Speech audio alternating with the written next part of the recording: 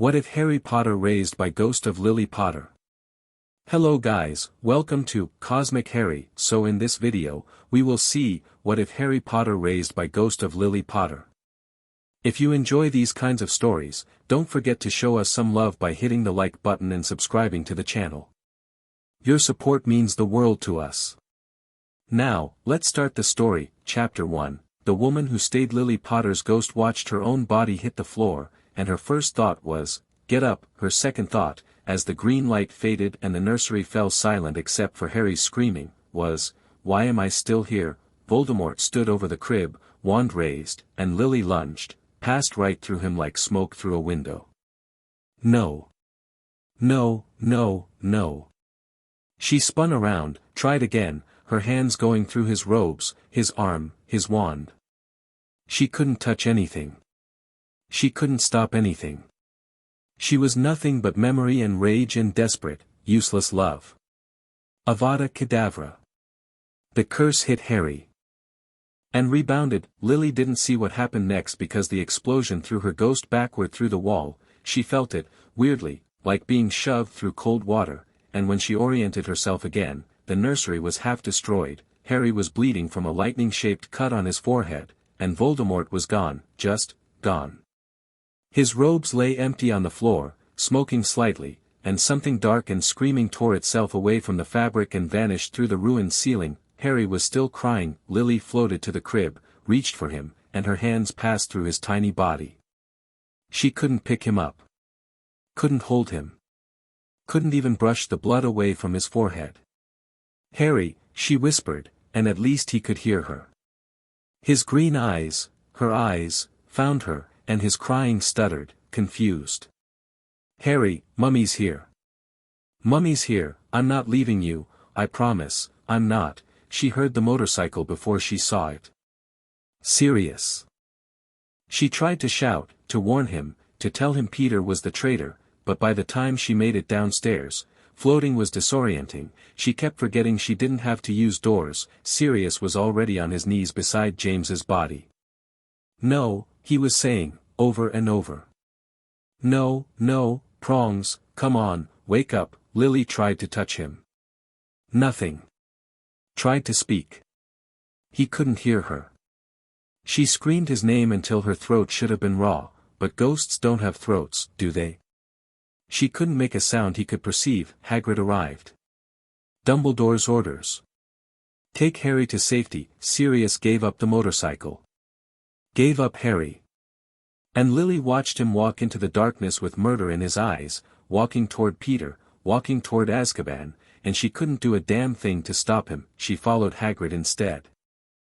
Stayed with Harry as the motorcycle flew through the cold October sky, as her son fell asleep against Hagrid's massive chest, as they landed on a quiet street in Surrey and Dumbledore himself emerged from the shadows. Lily listened to him talk. Blood wards. Protection. The Dursleys. No, she swooped down, tried to grab the letter from his hands, tried to snatch Harry from Hagrid's arms, tried everything. Nothing worked. She was invisible. Inaudible.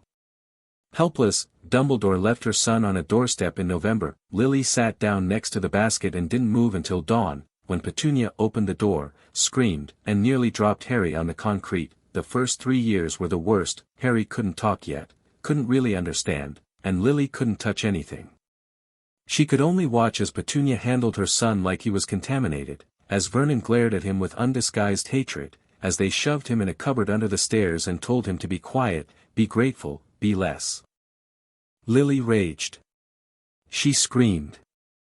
She threw herself against walls and doors and windows and nothing happened, nothing, until one night when Harry was 2 and crying in his cupboard and she couldn't take it anymore. She slammed her fist against the door and it rattled, actually rattled. She stared at her hand.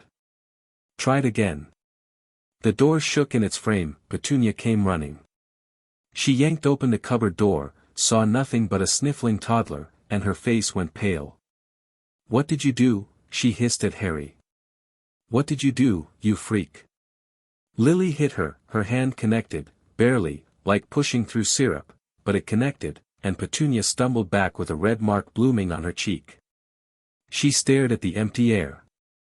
At Lily. Through Lily. Toonie, Lily said, and she saw her sister's eyes widen. Can you hear me? Petunia ran. Lily spent the next hour figuring out her limits. She couldn't manifest fully, couldn't make herself visible to anyone but Harry. But she could make sounds if she concentrated. Could move small objects if she really tried. And apparently, she could touch living people just enough to make them very, very uncomfortable. The next morning, Lily waited until Vernon left for work and Dudley was distracted by the television. Then she cornered Petunia in the kitchen. I know you can hear me. Petunia froze, spatula dripping egg onto the floor. I can't make you love him, Lily continued. I can't make you want him. But you're going to take care of him, Petunia. You're going to feed him properly, clothe him properly, never lock him in that cupboard again. You're going to treat him like a human being, not a burden. Because if you don't, Lily knocked a mug off the counter. It shattered on the tile. I will make your life a haunting you wouldn't believe. Petunia didn't turn around. Her voice was barely a whisper. You're dead. Yes. But I'm not gone. And I'm never leaving my son. For a long moment, neither of them moved. Then Petunia said, in a voice like broken glass, you were always the special one. Even dead, you're still. She stopped. Breathed. Fine. Fine. But he stays out of Dudley's way. He doesn't talk about any of your freakishness. And you, she finally turned, staring at a spot slightly to Lily's left. You stay away from me. Treat him well and you'll barely notice I'm here. Lily kept that promise. Mostly. She scared Petunia 3 more times over the next few years, once when Harry got sick and Petunia tried to ignore it, once when Vernon raised a hand to him, and once when they attempted to leave Harry with Mrs. Figg for 3 weeks while they went on vacation, but mostly, she focused on Harry. Harry's first word was, Mom. He was 18 months old, sitting on the floor of the cupboard. Petunia had moved him to the smallest bedroom after Lily's ultimatum, but old habits died hard and Harry liked the cupboard sometimes, liked the smallness of it, and Lily was telling him a story about his father, about the time James had accidentally turned his own hair bright pink for a week, and Harry looked right at her and said, Mom. Lily burst into tears. Ghost tears, apparently, were a thing. Yes, she said, floating down to his level. Yes, baby, I'm your mom. I'm right here. I'm always right here. Harry learned to talk early. Learned to read early too. Lily spent hours floating beside him with books from the Desley's meager collection, pointing at words, sounding them out, making a game of it. By the time he was 4, he was reading at a 2nd grade level. By 5, he'd figured out that other children couldn't see their mothers floating through walls. Why am I different? He asked one night, huddled under his covers while Lily perched at the foot of his bed. Because you're magical, sweetheart. Like me. Like your dad. Aunt Petunia says magic isn't real. Aunt Petunia is afraid of things she doesn't understand. But magic is very real, Harry.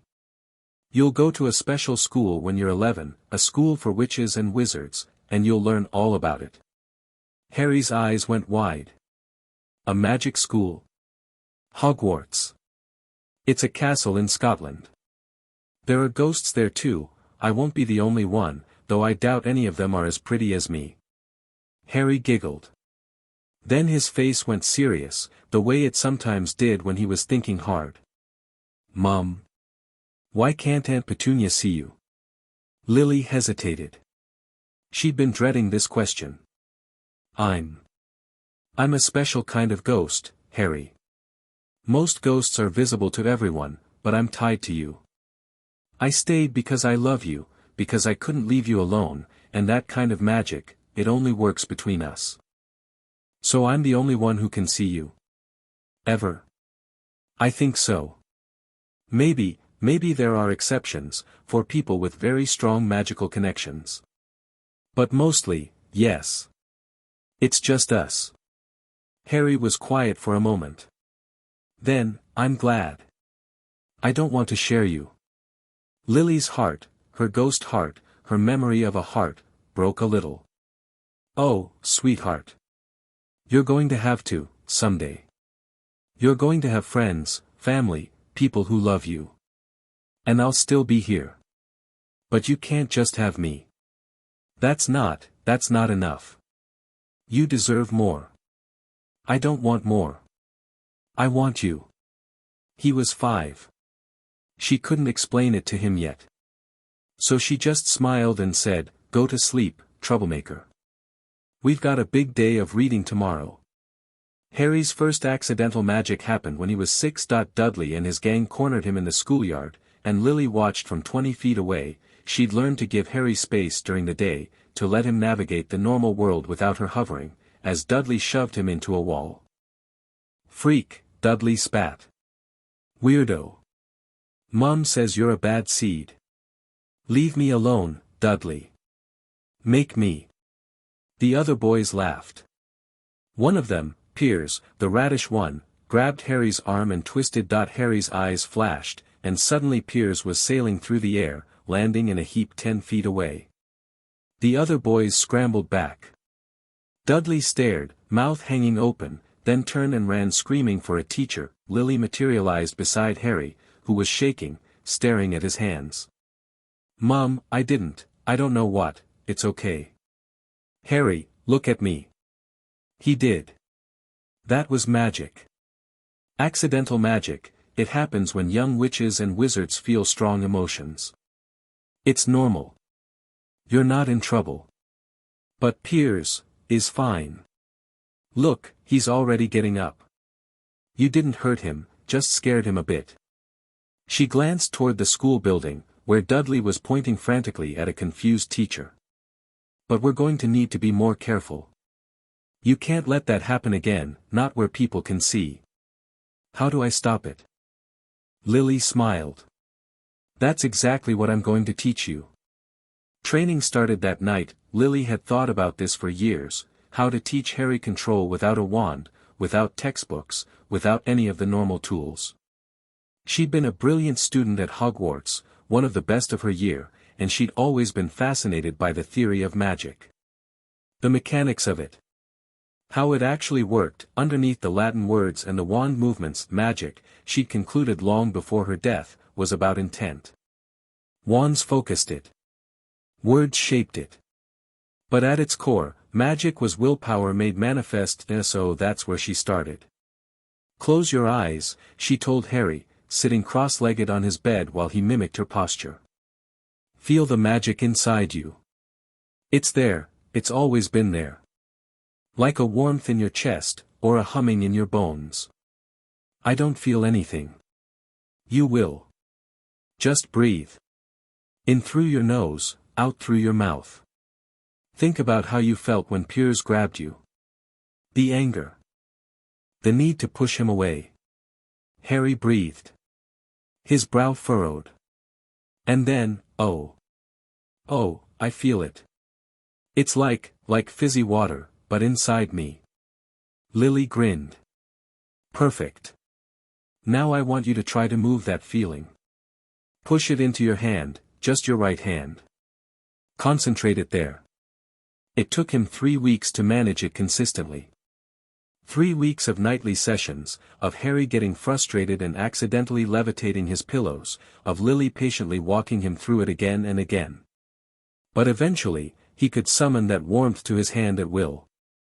"Now," Lily said, placing a feather on his bedsheet, she'd borrowed it from the garden, unable to carry it but able to nudge it along the ground, "I want you to lift this. Not by touching it. By pushing your magic at it and telling it to rise." Harry extended his hand. Squinted at the feather. "Up," he whispered. Nothing happened. "Don't just say it. Mean it. You have to believe it's going to happen. Magic is confidence, Harry. Doubt kills spells faster than anything." Harry tried again. And again. And on the 15th attempt, the feather twitched, shuddered, and floated 3 inches off the bedsheet. Harry's face split into a grin. Mom, I did it." "Shoo. You'll wake the Dursleys. But Lily was grinning too. I saw, sweetheart. I saw. That was brilliant. That was absolutely brilliant. Over the next 5 years, she taught him everything she could. It wasn't a normal magical education, she didn't have textbooks, didn't have a wand to demonstrate with, couldn't show him potion making or transfiguration in any practical sense. But she could explain theory. Could describe wand movements and have him mimic them with a stick from the garden. Could drill him on pronunciation, on the history of magic, on the political structures of the wizarding world, and she could teach him wandless magic. It was rare, wandless magic. Difficult. Most witches and wizards never mastered it because they never needed to. Wands were so much easier, so much more precise. But Harry didn't have a wand, and Lily was determined that he wouldn't be defenseless. By 7, he could levitate small objects reliably. By 8, he could summon them too, nothing big, just things like quills or socks, but it was still impressive. By 9, he managed his first lumos, a tiny ball of light hovering above his palm, no wand in sight. By 10, he could cast a silent, wandless shield charm strong enough to block Dudley's thrown rocks. Dudley had stopped trying to bully him by then. Something about Harry's quiet confidence, the way he smiled when cornered, unnerved all of Privet Drive's children, but it wasn't just magic that Lily taught him. She told him about his father. James Potter, the arrogant Torag who'd matured into the bravest man she'd ever known. His best friends, Sirius Black, innocent, she told Harry firmly, framed, will prove it someday, Remus Lupin, a werewolf and a better man than most humans, and Peter Pettigrew, the traitor, the rat, the one who gave them all up. She told him about Voldemort. Not the sanitized version, not the vague, bad wizard that Petunia had once muttered about, the real story. Tom Riddle, the half-blood who hated his heritage, who gathered followers with promises of pure-blood supremacy, who killed and tortured his way to power. Who came to Godric's Hollow on a prophecy's whisper and murdered James in the hallway and stood over Harry's crib with death in his eyes. He's not gone, Lily said, when Harry was 9 and old enough to understand. I saw something leave his body that night. Something dark. He's out there somewhere, Harry, and he'll come back eventually. You have to be ready. Harry didn't cry. Didn't rage. Just nodded, his jaw tight, and said, then I'll be ready. She told him about Hogwarts, too. The houses, Gryffindor's courage, Ravenclaw's wisdom, Hufflepuff's loyalty, Slytherin's ambition. The teachers, Dumbledore the headmaster, brilliant and manipulative in equal measure, McGonagall the strict but fair transfiguration professor, Flitwick the dueling champion turned charms teacher, Snape. Lily talked about Severus more than she'd intended to. We were friends, she said one night, when Harry asked about the potions professor who'd apparently known his mom. Best friends, for years. He was the first person who ever told me I was a witch. He lived near me, in Cokeworth. He saw me doing accidental magic and he explained everything. We went to Hogwarts together, and I thought. She trailed off. What happened? He fell in with bad people. Death Eaters, or people who would become Death Eaters. And there was an incident, in 5th year. He called me a slur. A terrible word for someone like me, Muggle-born. We stopped being friends after that. Did he become a Death Eater? Lily hesitated. This was the part she wasn't sure about. Severus had been at that rally, the one before she'd gone into hiding. She'd seen the mark on his arm. But Dumbledore trusted him, and Dumbledore didn't trust easily. I think he made bad choices and might be trying to make up for them now. I don't know. You'll have to make your own judgments about him, Harry. Just, be careful. He's complicated. He sounds like a git. Lily laughed despite herself. He was, a bit.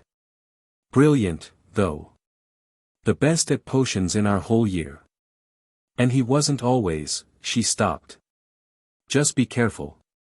Harry's 11th birthday came on a Thursday. Lily had been counting down the days for months.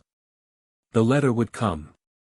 Hagrid might come, or maybe they'd send someone else, since Harry technically knew about magic already. Either way, she was ready. She was also terrified. Hogwarts meant other ghosts. Ghosts who might see her. Ghosts who might tell Dumbledore that Lily Potter's spirit had never moved on, had been haunting her son for a decade. And Dumbledore, Lily didn't trust Dumbledore. Not completely.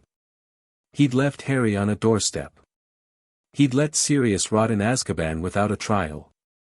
He played chess with people's lives, and Harry was a very important piece. She hadn't told Harry about the prophecy yet. That felt like too much, too soon. But she'd have to, eventually. Before he got to Hogwarts. Before Dumbledore could shape the narrative.at, an owl landed on the kitchen windowsill. Petunia shrieked. Vernon, purple-faced, tried to shoo it away. The owl ignored him completely, fluttered inside, and dropped an envelope on Harry's plate. Harry looked at Lily. Lily nodded that he opened it. Hogwarts School of Witchcraft and Wizardry Headmaster, Albus Dumbledore, Order of Merlin, First Class, Grand Source, CHF, Warlock, Supreme Mugwump, International Confede, of Wizards, Dear Mr. Potter, we are pleased to inform you that you have been accepted at Hogwarts School of Witchcraft and Wizardry. No, Vernon said, snatching the letter. Absolutely not. We swore when we took you in that we'd stamp out this nonsense. The letter burst into flames in his hand. Vernon yelped and dropped it. The flames vanished, leaving the parchment untouched. Harry picked it up calmly, folded it, and tucked it into his pocket. I'm going, he said.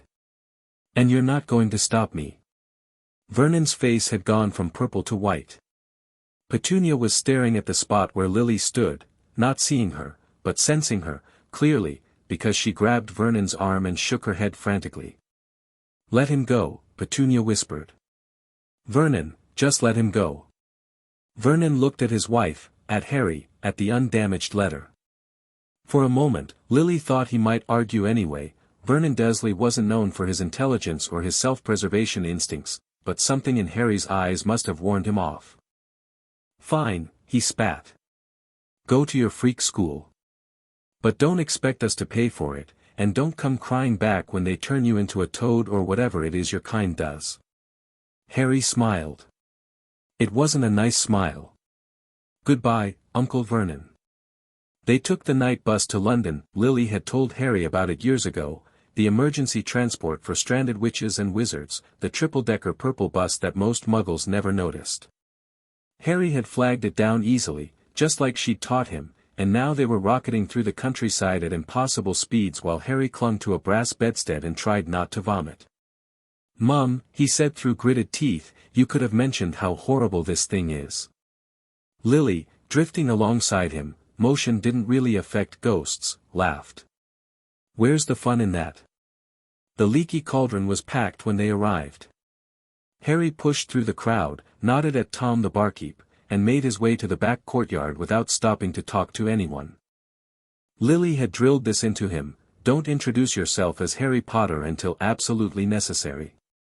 The scar on his forehead was hidden under his fringe, and he wanted to keep it that way. That he tapped the bricks in the correct sequence, and the wall melted away to reveal Diagon Alley. Harry stopped. Stared. Lily had described it to him 100 times.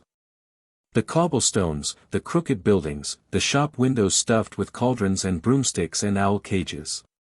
But descriptions couldn't capture the color of it, the noise, the overwhelming sense of magic pressing in from every direction. Welcome to the wizarding world, Lily said softly. Harry let out a breath. It's real. I mean, I knew it was real, but, yeah. I know. They went to Gringotts first. Lily coached Harry through the interaction with the goblins. Always be polite, always use their names if given, never comment on the gold or the security measures. Harry handled it perfectly, emerging from the cart ride with a pouch full of galleons and a slightly green complexion. Worse than the night bus, he muttered, and Lily laughed again. Then came shopping. Robes at Madame Malkin's, where Harry met a pointy-faced blonde boy who immediately started complaining about muggleborns. Harry smiled politely, said nothing, and filed the information away for later. Lily recognized the boy, Draco Malfoy, had to be, he looked exactly like Lucius, and made a mental note to tell Harry about the Malfoys later, books at Flourish and Blots, where Harry spent an hour browsing while Lily pointed out useful titles that weren't on the required list. A telescope and scales and files for potions. A cauldron, pewter standard size.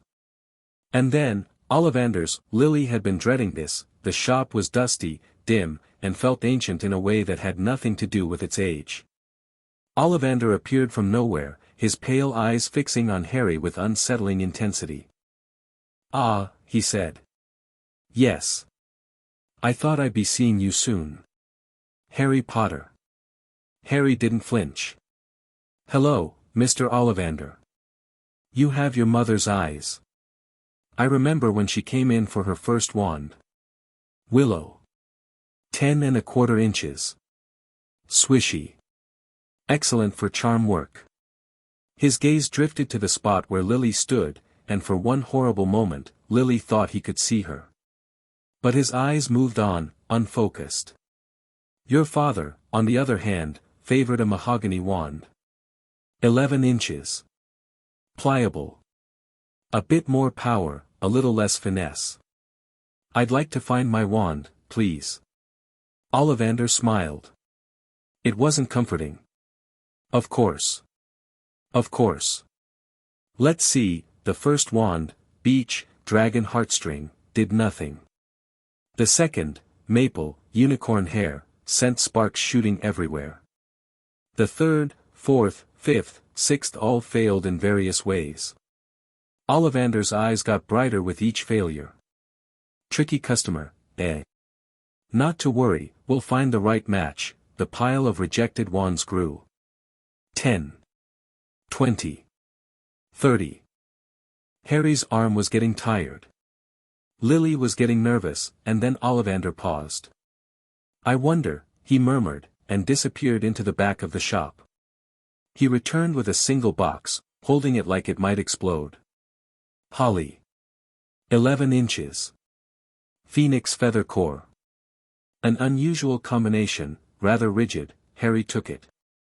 And the shop exploded with light, not dangerous light, warm light, golden, streaming from the wand's tip and swirling around Harry like a living thing. Lily felt it wash over her, felt it recognize her somehow, and for one impossible moment she thought she might become visible, might become real. The light faded. Harry stood holding the wand, breathing hard. "Curious," Ollivander said, and his voice had gone very quiet. "Very curious." "What's curious?" "I remember every wand I've ever sold, Mr. Potter. Every single one. The phoenix whose tail feather is in your wand gave another feather, just one other. It is very curious indeed that you should be destined for this wand when its brother, why, its brother gave you that scar." Harry's hand drifted to his forehead. "Voldemort's wand." Ollivander flinched at the name but nodded. "We do not speak of him, but yes. I think we must expect great things from you, Mr. Potter. After all, he who must not be named did great things." "Terrible, yes, but great." Harry paid for the wand and left without another word. Outside, he leaned against the wall and took a shaky breath. "Mum. I know. That can't be a coincidence." "No. It's not." Lily hesitated. "There was no good time for this, but, Harry, there's something I need to tell you. Something I should have told you a long time ago." He looked up at her. "Waiting. The night Voldemort came to our house, he wasn't just hunting us because we were in the Order. There was a prophecy. About a boy born at the end of July, born to parents who had defied Voldemort 3 times, who would have the power to defeat him. Voldemort believed that boy was you. That's why he came. That's why he tried to kill you." Harry was silent for a long moment. Then, "A prophecy. I don't know the exact wording, Dumbledore does, he's the one who heard it, but I know it exists. And I know Voldemort believed it enough to personally come to our house on Halloween. So this is all because of a prophecy. Dad died because, your dad died protecting us. I died protecting you. The prophecy was just the reason Voldemort came looking. It doesn't define you, Harry. You're not a weapon or a chosen one or any of that nonsense. You're my son. And you're going to decide your own fate. Harry looked at his new wand. But he'll come back. You said he'd come back. Yes. And when he does, he'll come for me. Yes. Then I'll be ready. Harry's jaw set, and for a moment he looked so much like James that Lily's heart ached. You've taught me for 10 years, Mom. You've taught me everything you know. And I'm going to learn more, at Hogwarts, in the library, from anyone who'll teach me. When he comes back, I'm going to be ready. Lily wanted to hug him. Wanted to wrap her arms around him and tell him he didn't have to be ready, that she'd protect him, that everything would be okay. But she couldn't touch him. And she couldn't protect him from everything. All she could do was prepare him.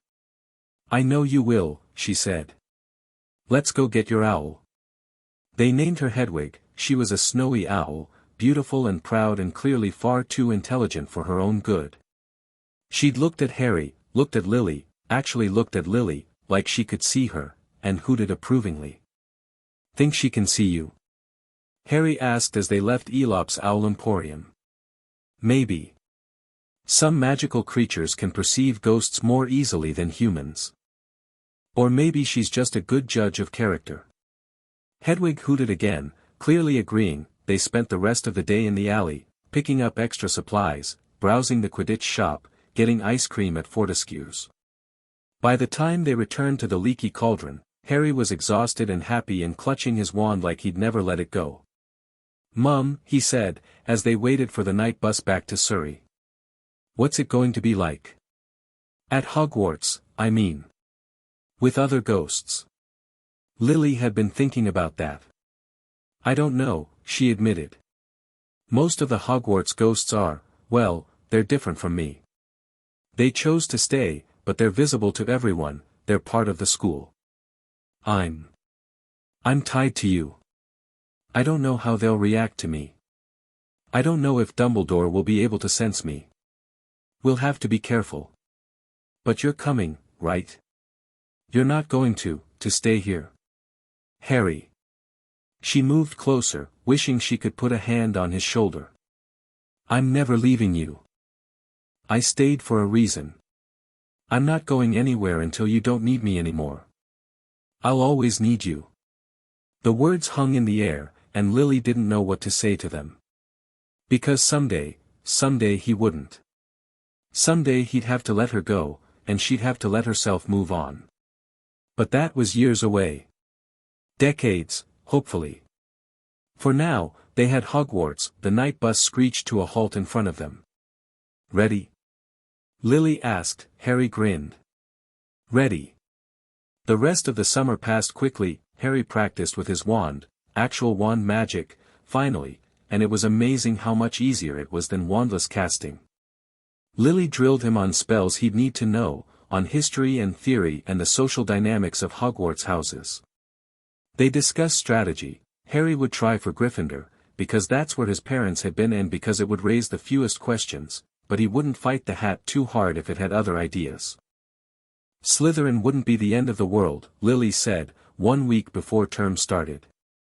Severus was Slytherin. Andromeda Black was Slytherin, and she turned out decent. But everyone will expect me to be Gryffindor. And people already have weird expectations about me because of the whole boy who lived thing. I don't want to make it worse. Exactly. Plus, Gryffindor Tower is in a part of the castle where I can move around more easily. The dungeons are complicated for ghosts. Harry nodded, filing this information away like he filed everything, quietly, efficiently, without fuss. He was so good at that, at absorbing and adapting. Lily was proud of him and terrified for him in equal measure. September 1st dawned bright and clear. Petunia drove them to King's Cross without a word, her knuckles white on the steering wheel. She didn't say goodbye when Harry got out of the car. Just drove away the moment his trunk was on the curb. Charming as always, Harry muttered. They found the barrier between platforms 9 and 10. Lily had described it to him. The trick was to walk straight at it, to trust that the magic would let you through, but knowing about it and doing it were different things. Harry stood there for a long moment, staring at the solid brick wall. "You can do this," Lily said. Harry squared his shoulders. "I know." He walked through the barrier and emerged onto platform 9 3/4. The Hogwarts Express was enormous, a scarlet steam engine gleaming under the morning sun, surrounded by hundreds of students and parents saying tearful goodbyes. Harry stood at the edge of the chaos, taking it in, and Lily saw the exact moment he started to feel overwhelmed. "One step at a time," she said. "Find a compartment. Get settled. You can deal with the rest later." He nodded and started toward the train. "Excuse me. Excuse me, are you Harry Potter?" Harry turned. A girl with bushy brown hair and slightly too large front teeth was staring at him with wide eyes. She was already wearing her Hogwarts robes, which seemed excessive given that they hadn't even left the station yet. "Yeah," Harry said cautiously. "Oh. I've read all about you, you know. You're in modern magical history and the rise and fall of the dark arts and great wizarding events of the 20th century. I'm Hermione Granger, by the way. Are you looking for a compartment? I've found one, but it's just me and a boy named Neville who keeps losing his toad. You could sit with us if you'd like." Harry blinked. Sure. That sounds nice." Hermione beamed and grabbed his arm. "Come on, then. The train leaves in 10 minutes. Lily watched her son be dragged away by the most aggressively friendly girl she'd ever seen and thought, "This is going to be interesting." The compartment was small but comfortable. Neville Longbottom, a round-faced boy with a nervous disposition, was indeed searching for a toad, crawling under seats and muttering apologies every few seconds. Hermione was talking a mile a minute about the books she'd read and the spells she practiced and how excited she was to learn everything. Harry sat by the window and let it wash over him. Lily noticed his tension. The slight rigidity in his shoulders, the way his eyes kept tracking to the door. He wasn't used to being around so many people his own age. The Dursleys had done their best to isolate him, and while Lily had taught him plenty, she couldn't exactly arrange playdates. "Anything off the trolley, dears?" A plump witch with a cart of sweets appeared in the doorway. Harry dug into his pocket and pulled out a handful of gold. "I'll take some of everything," he said. Neville's eyes went wide. Hermione looked torn between disapproval and curiosity. The trolley witch beamed and started piling treats onto Harry's seat. By the time she left, Harry had enough candy to feed a small army. He pushed the pile toward the center of the compartment. "Help yourselves. I've never had any of this stuff before." Neville reached for a chocolate frog with the look of a boy who'd been told Christmas came early. Hermione hesitated, then selected a packet of Bertie Bott's every flavor beans with the air of someone conducting a scientific experiment. Harry unwrapped a chocolate frog and bit into it. "Oh, that's brilliant. The cards are collectible," Hermione said, already opening her beans. "I've read about them. You get one with every frog."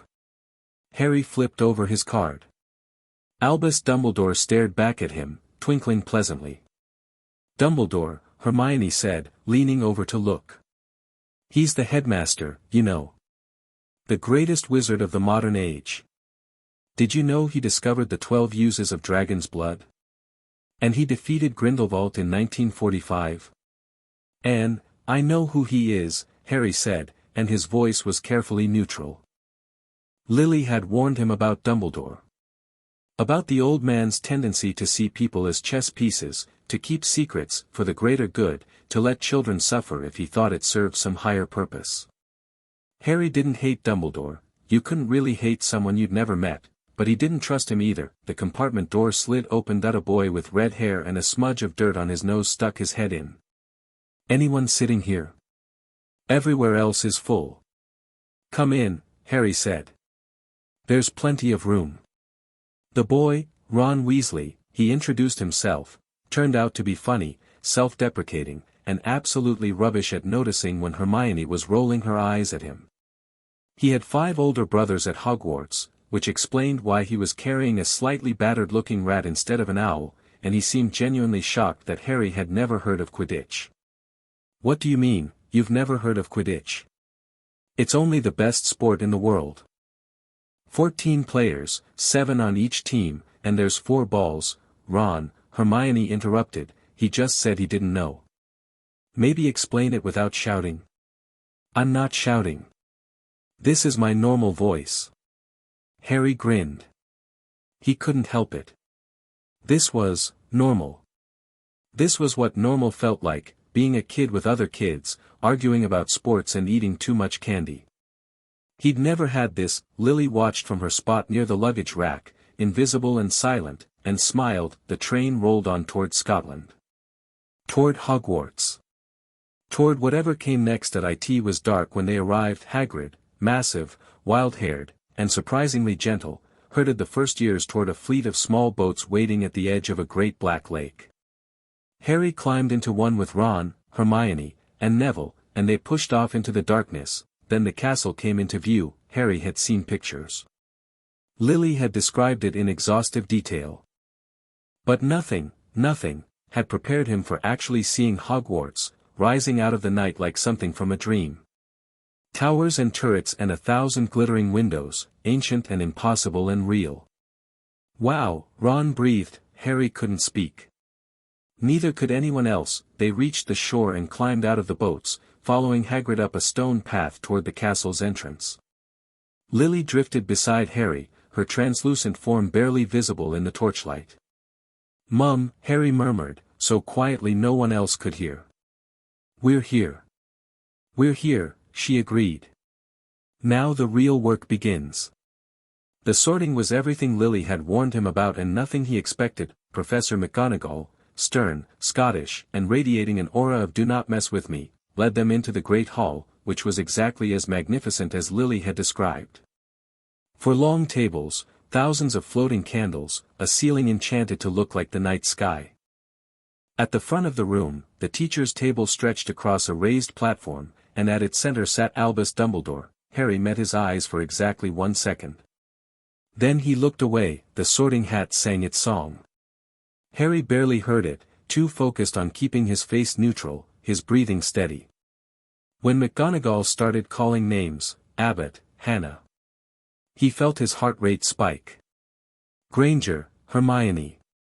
Hermione practically ran to the stool. The hat took nearly a minute before shouting, "Gryffindor," and she bounced over to the cheering table with obvious relief. Longbottom, Neville. Another Gryffindor. Neville looked shocked. Malfoy, Draco. The blonde boy from Madame Malkin swaggered up to the stool.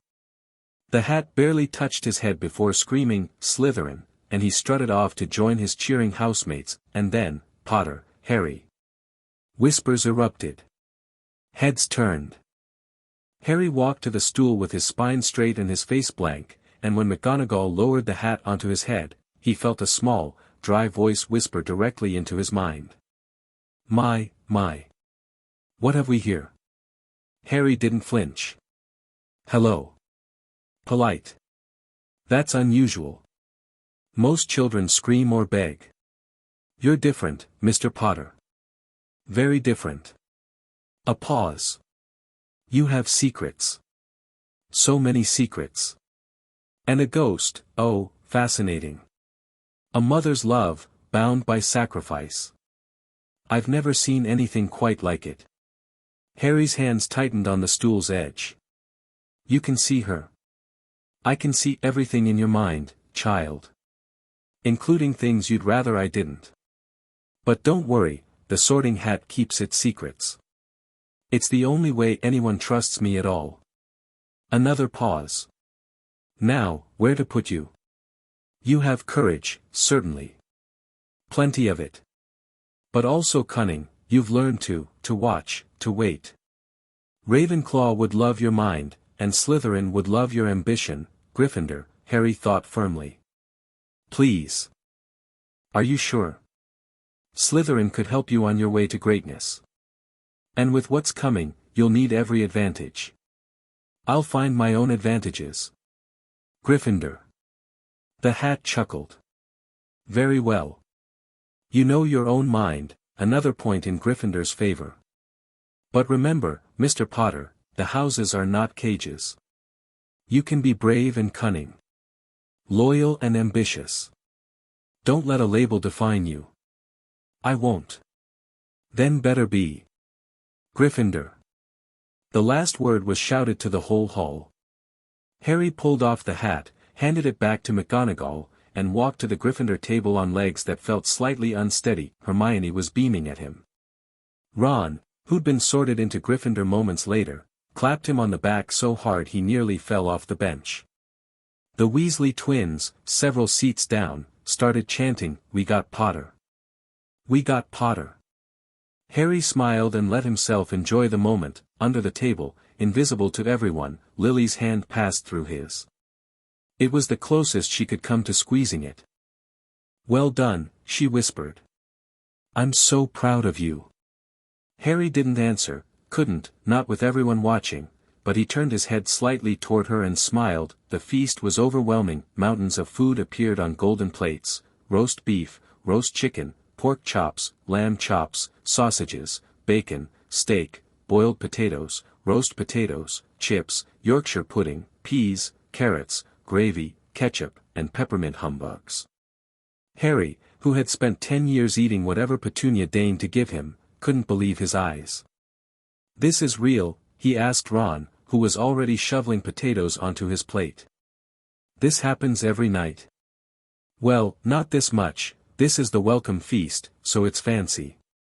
But yeah, the food's always good." Harry took a bit of everything. Then a bit more. Lily drifted through the table, literally through it, which was disconcerting, and examined the teacher's table with narrowed eyes.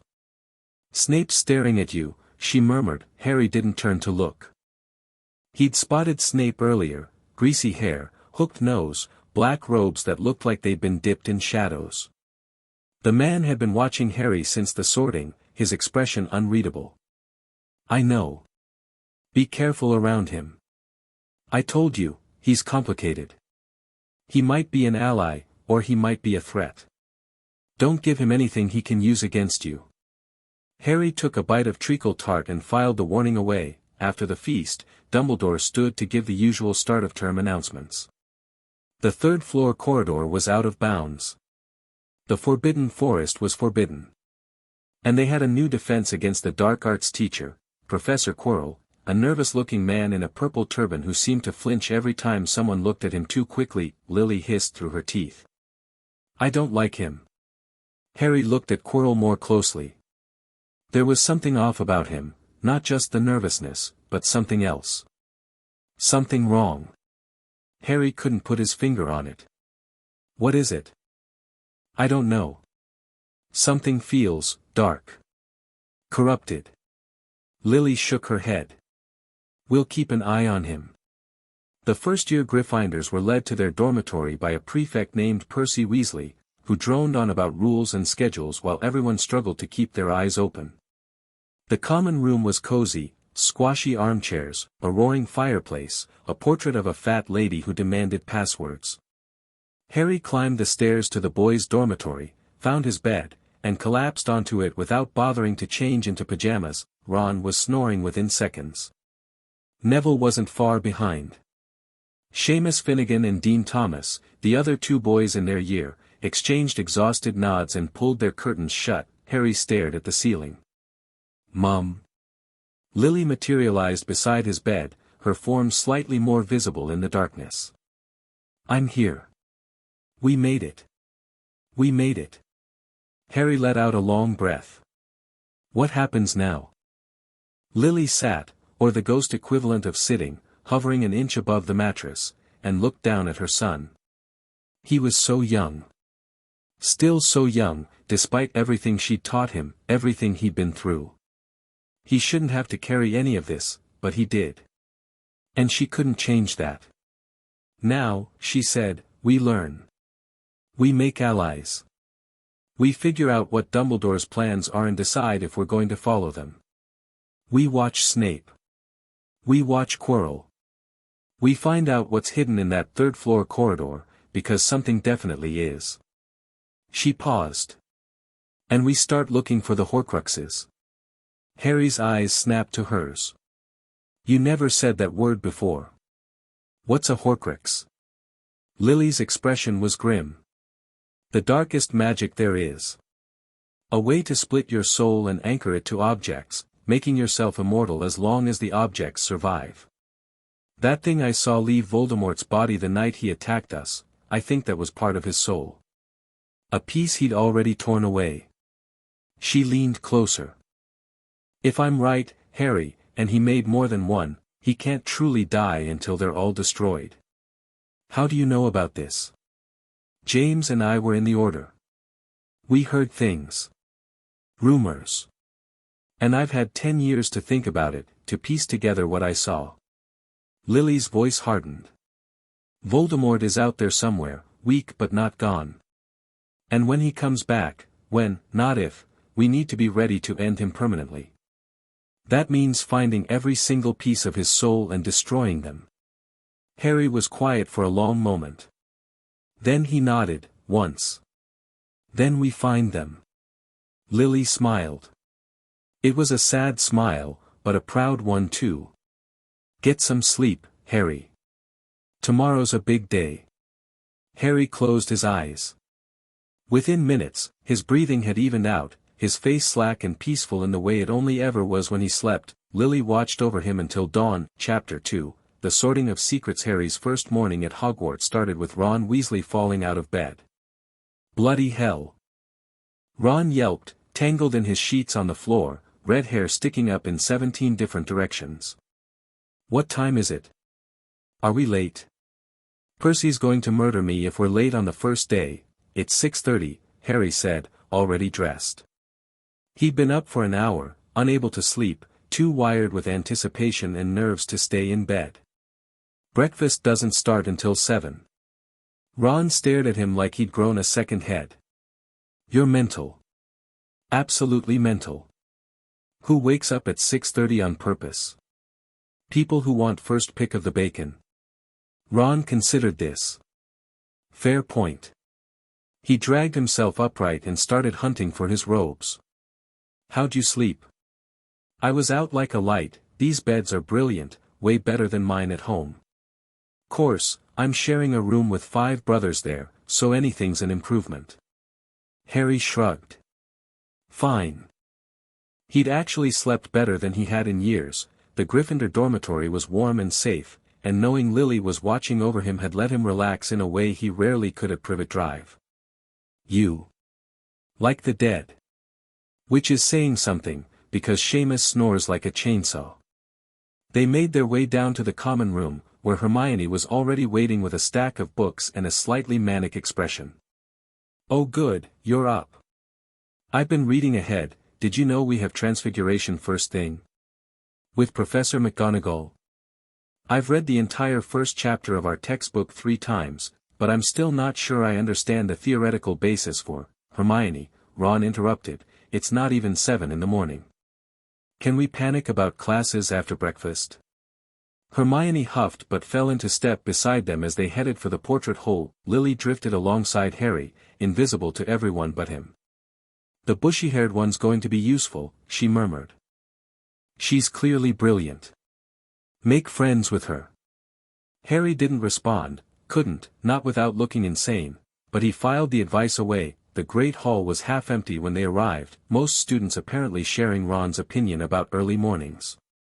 Harry loaded his plate with eggs, bacon, toast, and sausages, eating with the focused intensity of someone who'd spent years never quite getting enough food.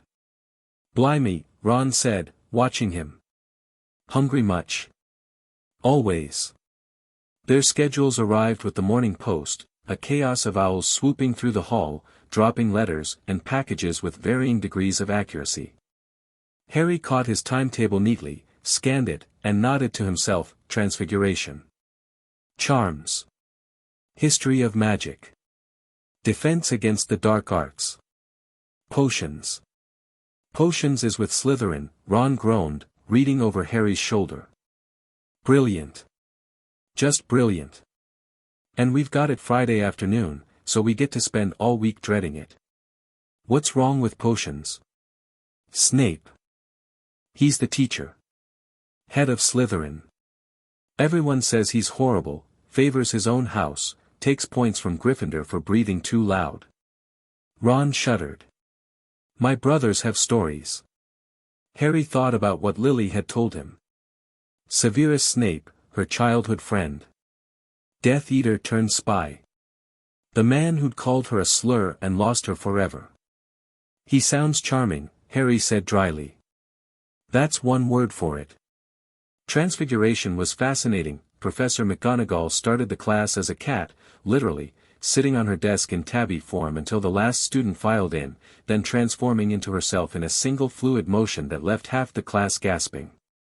Harry wasn't surprised. Lily had told him about animagi, about McGonagall's particular talent for the discipline, but he made sure to look impressed anyway. Transfiguration is some of the most complex and dangerous magic you will learn at Hogwarts, McGonagall said, surveying the room with sharp eyes. Anyone messing around in my class will leave and not come back. You have been warned. She set them to turning matches into needles. Simple enough, theoretically. Lily had walked Harry through the theory years ago, but actually doing it was another matter. The match required visualization, willpower, precise wand movements. Most of the class couldn't even get theirs to change color. Harry focused. Pictured the match in his mind, then pictured a needle, silver, pointed, thin. Pushed his magic through the wand, felt it flow into the wood, and whispered, Acus mutatio. The match shivered. Lengthened. Turned silver from tip to tail, perfectly pointed. McGonagall's eyebrows rose. She picked up the needle, examined it closely, and looked at Harry with an expression he couldn't quite read. 5 points to Gryffindor, she said. Well done, Mr. Potter. Have you practiced transfiguration before? Just the theory, Professor. My, he caught himself. I read ahead. Clearly. She handed him back the needle. Try it again. See if you can make it faster. Harry spent the rest of the class refining his technique while the other students struggled with their matches. By the end, Hermione had managed a partial transformation. Her match was silver but still wooden, and Neville had somehow set his on fire. Ron's match looked exactly the same as when he'd started. That was incredible, Hermione said as they left the classroom, practically vibrating with academic jealousy. How did you do that? I studied for weeks and I could barely manage anything, but you just, and on the first try, lucky, I guess. Luck doesn't explain perfect wand work. Have you been practicing at home? Is your family magical? The book said you grew up with muggles, but, Hermione. Harry kept his voice gentle but firm. I really did just read ahead. Some people are better at some kinds of magic than others, right? Maybe transfiguration's my thing. She didn't look convinced, but she dropped it. Lily, floating beside them, made a sound that might have been a laugh. Smooth. You're going to have to get better at lying if you want to keep this up. Harry ignored her. Charms was fun in a chaotic sort of way. Professor Flitwick was a tiny wizard who had to stand on a stack of books to see over his desk, but his enthusiasm was infectious. When he called Harry's name during roll, he squeaked and toppled off his book pile, which Ron found hilarious. They spent the class learning the wand movements for Wingardium Leviosa without actually casting. Flitwick wanted them to get the motion right before adding magic. Harry practiced dutifully, even though he'd been levitating objects without a wand since he was 6. History of magic was less fun. Professor Binns was a ghost, the only ghost professor at Hogwarts, according to Lily, and he was mind-numbingly boring. He droned on about goblin rebellions in a monotone that put half the class to sleep within 15 minutes. Harry, who'd heard all this from his mother years ago, used the time to study his other textbooks instead. He died in the staff room, Lily whispered, drifting through Binns's transparent form with a slight shudder. Sat too close to the fire, fell asleep, got up the next morning to teach and didn't realize he'd left his body behind. He's been here ever since. Harry muffled a snort. What? Ron asked, half asleep beside him. Nothing. Just, history. Defense against the dark arts should have been the most interesting class. It wasn't. Professor Quirrell was even worse than Harry had feared. He stuttered through his lectures, jumped at loud noises, and seemed genuinely terrified of his own subject matter. The classroom smelled strongly of garlic, supposedly to ward off a vampire Quirrell had encountered in Romania, and his purple turban gave off a faint, unpleasant odor that Harry couldn't identify, but the worst part was the feeling. Every time Quirrell looked at Harry, something cold crawled down his spine. Not fear, exactly, more like recognition. Like something inside Quirrell was paying very close attention. That turban, Lily said, circling the professor with narrowed eyes. There's something wrong with it. Some kind of concealment magic. I can't see through it, but I can feel it, dark. Corrupted. Like I said before. Harry watched Quirrell stutter through an explanation of defensive hexes and made a mental note to never turn his back on the man. After class, as the students filed out, Harry deliberately lagged behind. He wanted to get a closer look, see if he could figure out what was setting off his instincts. Mr. Potter," Quirrell said, noticing him. "Is there something I can help you with?" "Just wanted to say I'm looking forward to the class, Professor. Defense is what I'm most interested in." Quirrell smiled. It didn't reach his eyes. "How wonderful. Your mother was quite talented at defense, as I recall. A shame what happened to her." Harry went still. "You knew my mother?" "Only by reputation. She was a few years ahead of me at Hogwarts. Everyone knew Lily Evans." Quirrell's smile widened. Such a tragedy. Such a waste. The cold feeling intensified. Harry forced himself to nod politely and left. Outside the classroom, Lily was waiting. Her expression was thunderous. "He's lying," she said. "I never met anyone named Quirrell at Hogwarts. I would remember that stutter. And the way he talked about me, there was something cruel in it. Something knowing. You think he's connected to Voldemort? I think we need to find out what's under that turban."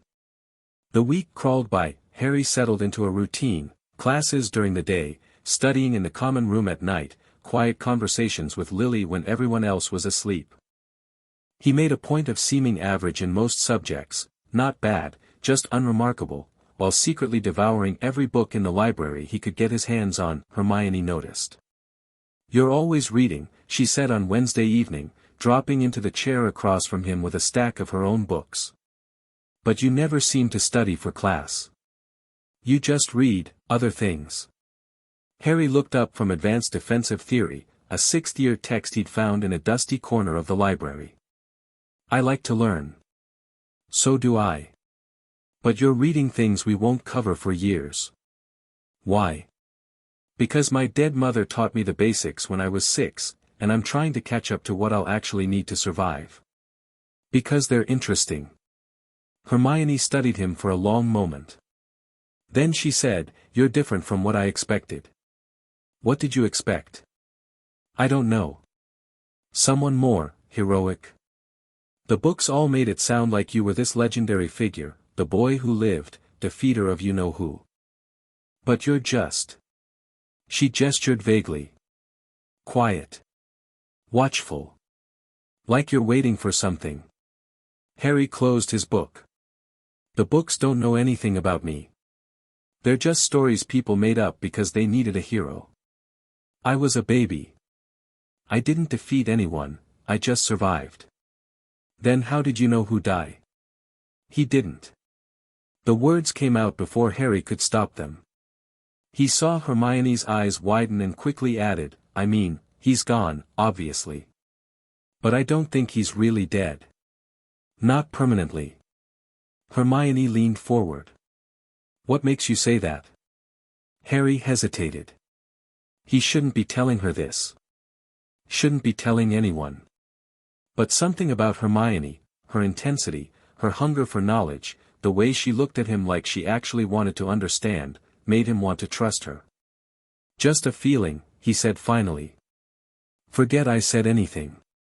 But Hermione was already pulling out a fresh sheet of parchment. No, this is interesting. If you know who isn't really dead, that would explain why the Ministry never found his body. I've read accounts of the war, and they always gloss over the details of his defeat. What if there's something they don't want people to know? Harry stared at her. You're not going to tell anyone I said that? Why would I? It's just a theory. She was already scribbling notes. But it's a good theory. Worth investigating. Lily, invisible beside Harry's chair, made an approving sound. I like her. She's going to figure you out eventually, you know. You might as well bring her in. Harry wasn't so sure about that. But he also wasn't entirely opposed. Friday arrived like a storm cloud on the horizon. Potions. With Snape. With the Slytherins, Harry had been dreading this all week, and based on the tension at the Gryffindor table during breakfast, he wasn't alone. Ron looked like he was heading to his own execution. Even Hermione seemed nervous, clutching her textbook like a shield. It'll be fine, Harry said, not really believing it. Easy for you to say, Ron muttered. You're good at everything. Snape's going to hate you anyway because you're famous, but at least you won't blow up your cauldron. They made their way to the dungeons in grim silence. The potions classroom was cold, dark, and lined with jars of things that floated in murky liquid. Harry chose a seat near the back and waited. Snape swept in like a bat. He didn't walk, he prowled, black robes billowing behind him, pale face carved from stone. He took roll call in a bored monotone, pausing only when he reached Harry's name. Ah, yes. Harry Potter. Our new celebrity. A few Slytherins snickered. Harry met Snape's eyes and said nothing. Snape's gaze sharpened. He stared at Harry for a long moment, longer than comfortable, longer than necessary, and something flickered across his face. Harry couldn't tell what it was. Then Snape looked away. Let's see if fame has taught you anything useful. Potter, what would I get if I added powdered root of asphodel to an infusion of wormwood? Hermione's hand shot up. Harry ignored her. The draught of living death, sir. A powerful sleeping potion. Snape's eyebrow twitched. Where would you look if I told you to find me a bezoar? The stomach of a goat. It's a stone that can cure most poisons. And what is the difference between monkshood and wolfsbane? They're the same plant. Also called aconite. Silence. The entire class was staring, even the Slytherins looked shocked. Snape's expression had gone completely blank. It seems, he said slowly, that fame has taught you something after all. Or perhaps you've simply read ahead. He paused. 5 points from Gryffindor for showing off. Ron made an outraged noise. Hermione looked murderous. Harry just nodded. Yes, sir. Snape stared at him for another long moment. Then he turned away. Well? Why aren't you all writing this down? The class scrambled for quills. Lily was furious. Harry could feel her anger radiating off her in waves. She'd moved to float directly behind Snape, her ghostly hands clenched into fists. That miserable, petty, spiteful, I can't believe I ever called him a friend. Taking points because you answered correctly? Because you were prepared? I should haunt him. I should make his life a waking nightmare. Harry kept his face neutral. Later, he thought. We'll talk about it later. The rest of the class was just as bad. Snape stalked between the tables, criticizing everyone's technique, everyone in Gryffindor, at least. The Slytherins could do no wrong. When Neville melted his cauldron and had to be taken to the hospital wing, Snape blamed Harry for not stopping him. Another 5 points from Gryffindor. For failing to assist a classmate. Harry bit his tongue so hard he tasted blood. After class, as the students filed out, Snape's voice cut through the noise. Potter. Stay behind. Ron shot Harry a sympathetic look. Hermione hovered uncertainly by the door until Harry nodded at her to go. Then it was just Harry, Snape, and Lily's invisible ghost. Snape waited until the room was empty. Then he walked to Harry's table and stood there, looking down at him with an expression Harry couldn't read.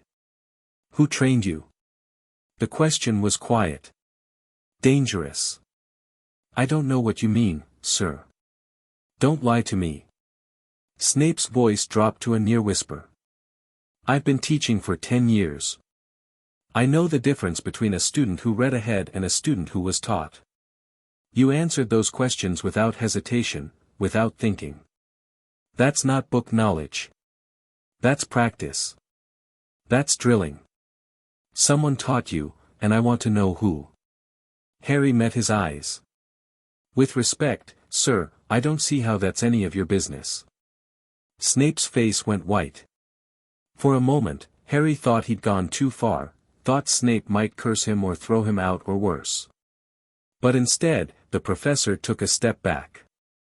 "You have your mother's eyes," he said, and his voice was strange. Hollow. "But you look like your father. Same arrogance. Same disregard for authority."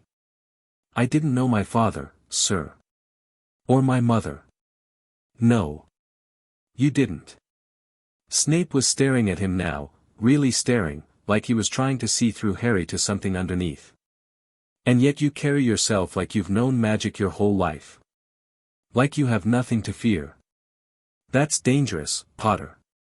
That kind of confidence gets people killed. Or keeps them alive." The words hung in the air. Snape's expression shifted, something that might have been surprise, or recognition, or both. "Get out," he said finally. "And Potter," Harry paused at the door. "Be careful who you trust. Hogwarts isn't as safe as it pretends to be." Harry nodded and left that eye in the corridor. Lily materialized beside him. Her face was pale, paler than usual, which was saying something for a ghost. "He knows something's off," she said. "He might not know what, but he knows." "Yeah." Harry started walking toward the common room. "What do we do about it?" Lily was quiet for a long moment. "Then, we might have to tell him. Eventually." Harry stopped. "You want to tell Snape you're haunting me?" "I don't want to. But think about it, Harry. He was a Death Eater. He's close to Dumbledore now, or at least, Dumbledore thinks he is. He might know things about Voldemort's plans, about Horcruxes, that we can't find anywhere else." She paused. "And he was my friend. Once. Before everything went wrong. He called you a slur. He chose the Death Eaters. I know. But people can change. And even if he can't change, he might still be useful." Lily sighed. "I'm not saying we trust him. I'm saying we consider him. Later. When we know more." Harry started walking again. "Fine. But not yet. Not until we know what we're dealing with." The weekend brought exploration. Harry had memorized the map of Hogwarts that Lily had drawn for him years ago, based on her memories of her own time at school, but the castle had changed since then. Staircases moved. Doors pretended to be walls. Entire corridors seemed to shift when no one was looking. That he spent Saturday morning mapping the changes, wandering through empty hallways with Lily floating beside him. They found secret passages, hidden rooms, a bathroom that made strange moaning sounds whenever anyone walked past. "That's Moaning Myrtle's bathroom," Lily said, steering Harry away from the door. "She's a ghost, died here about 50 years ago. Haunts the toilets and cries constantly. Annoying, but harmless. You knew her." "Of her. She was dead long before I came to Hogwarts, but everyone knew the story. A girl died in that bathroom, they never figured out how. The school covered it up." Harry filed that information away for later. On Sunday, he found the third-floor corridor. Dumbledore had warned them about it at the feast. Anyone who didn't want to die a painful death should stay away. Which meant, obviously, that there was something important hidden there. "This is a terrible idea," Lily said as Harry approached the locked door at the end of the corridor. "Probably. You could die." Dumbledore said, "Painful death, not certain death. There's a difference." "Harry, I'm just looking. I won't go in." He pulled out his wand and pointed it at the lock. Alohomora. The lock clicked. The door swung open, behind it was a room. And in the room was a dog. A massive, three-headed dog that filled the entire space, its 6 eyes fixed on Harry with murderous intent. It started to growl, a deep, rumbling sound that Harry felt in his bones, and he had just enough time to see that it was standing on a trapdoor before he slammed the door shut and ran. He didn't stop running until he reached the common room. "Three-headed dog," he panted, collapsing into a chair. "Giant. Three-headed. Dog." Lily was hovering beside him, looking shaken. "A Cerberus.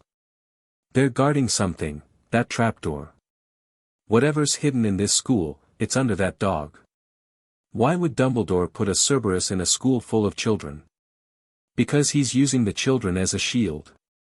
No one would expect him to something valuable here, surrounded by kids. It's the perfect cover. Lily's expression darkened. He's playing games again. Using people. Harry thought about this. About the three-headed dog, the trapdoor, the warning at the feast. About Quirrell and his dark turban, Snape and his suspicious questions, Dumbledore and his twinkling eyes. "We need to find out what's down there," he said. "I know. And we need to figure out who else is trying to get it." "I know." Lily paused. "But carefully, Harry. Whoever put that dog there doesn't want anyone going through that trapdoor.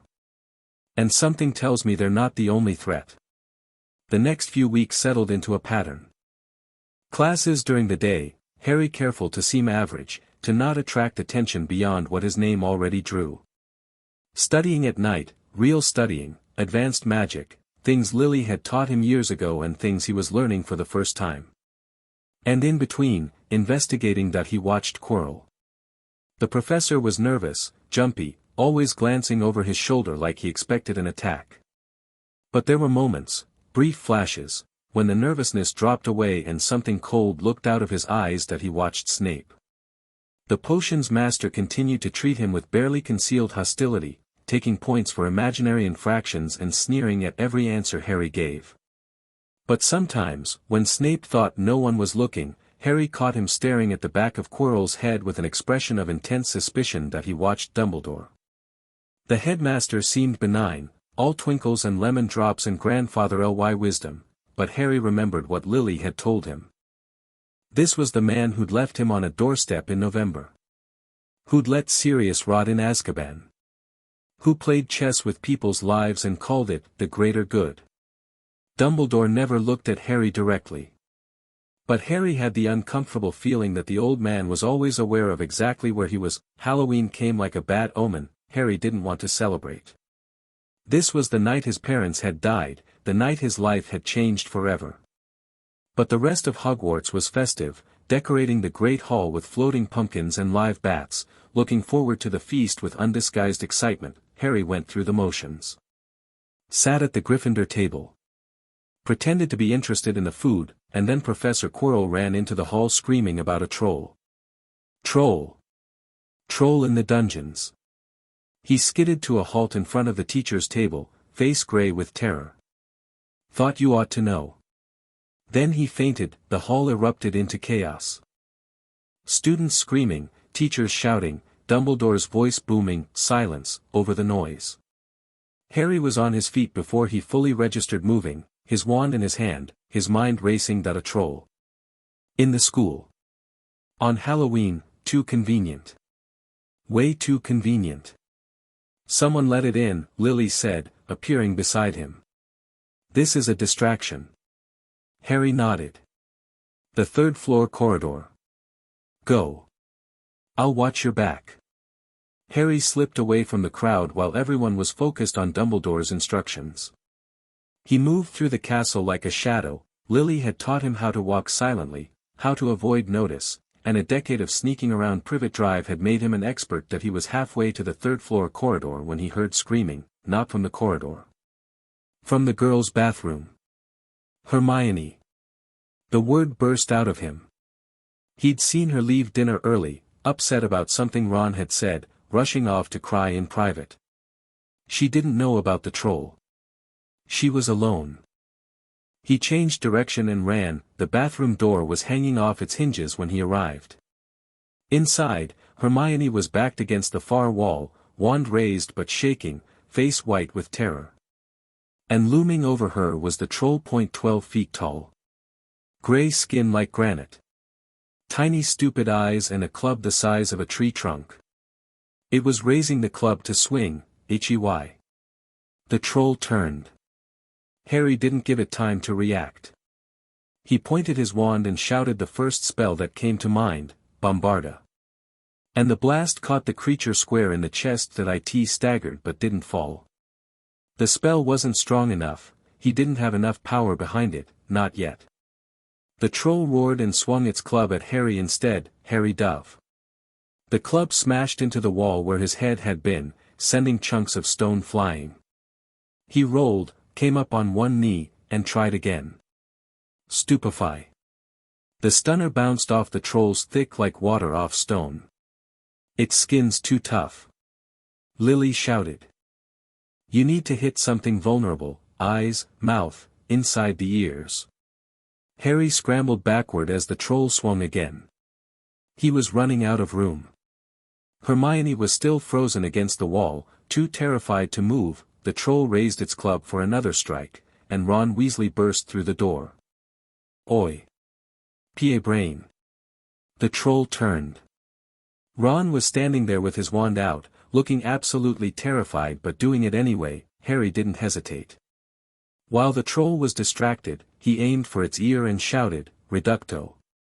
The spell was small, barely a whisper of destructive magic, but it hit the troll's eardrum dead on. The creature howled, dropped its club, and clutched the side of its head. Harry hit it again in the other ear. Then again, the troll swayed. Stumbled. And crashed to the ground with a boom that shook the entire bathroom. Silence. Then Hermione made a small, strangled sound and burst into tears. Ron crossed the room in 3 strides and grabbed Harry's arm. Mate! What the bloody hell was that? A troll. I know it was a troll. I mean, how did you just, Ron gestured incoherently at the unconscious creature. That was insane. That was the most insane thing I've ever seen. Harry was about to respond when footsteps thundered in the corridor. Professor McGonagall burst through the door, followed by Snape and Quirrell. McGonagall took one look at the scene, the destroyed bathroom, the unconscious troll, the 3 first-years standing over it, and went absolutely pale. What is the meaning of this? Harry opened his mouth, but Hermione beat him to it. It was my fault, Professor. Her voice was still shaky, but she met McGonagall's eyes steadily. I went looking for the troll because I thought I could handle it. I've read about them, you see. I was stupid and arrogant and Harry and Ron came to save me. McGonagall stared at her. Then at Harry. Then at Ron. And how exactly, she said slowly, did 3 first-year students manage to defeat a fully grown mountain troll? Teamwork? Ron offered weakly. Snape was staring at Harry with that look again, the one that said he knew something was off, knew Harry was more than he appeared. Quirrell was hovering near the door, clutching his turban and not quite meeting anyone's eyes. 5 points will be taken from Gryffindor, McGonagall said finally. For sheer, unmitigated foolishness. Her gaze softened slightly as it passed over Harry and Ron. And 5 points will be awarded to each of you. For dumb luck. She turned and swept out. Snape followed, still staring at Harry. Quirrell scurried after them. Harry, Ron, and Hermione looked at each other. Well, Hermione said shakily. That was, yeah, Ron agreed. It was. Harry said nothing. He was thinking about how Quirrell had been the one to announce the troll. Thinking about how convenient it was that everyone had been sent away from the third-floor corridor. Thinking about the flash of something that might have been disappointment in Snape's eyes. Harry? Hermione's voice broke through his thoughts. Are you okay? Fine. He forced a smile. Just thinking. About what? Harry looked at them, Ron, who'd charged a troll to help a classmate he didn't even like that much, Hermione, who'd lied to a teacher to protect them. They'd proven themselves tonight. Maybe it was time to start trusting someone. About who let that troll into the castle, he said. And why? Things changed after the troll. Ron and Hermione became his friends, real friends, not just classmates. They sat together at meals, studied together in the library, spent weekends exploring the castle. Hermione stopped being suspicious of Harry's advanced knowledge and started treating it as a resource to be exploited. Ron stopped being intimidated by Harry's fame and started treating him like a normal person. It was nice. It was more than nice, it was something Harry had never really had before.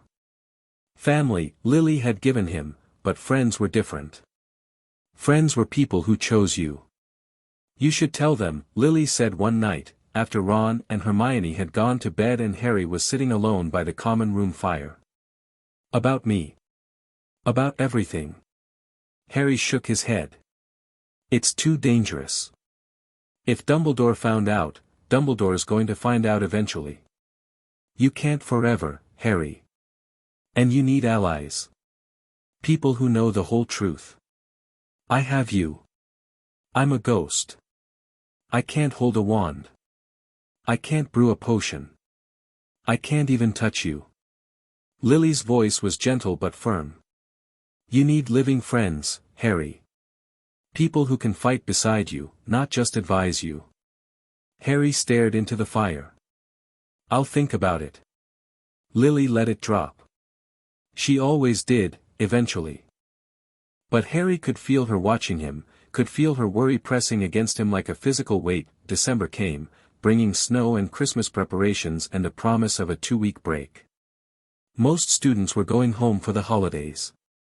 Ron had invited Harry to the Burrow, his family's home, but Harry had declined. I want to stay at Hogwarts, he'd said.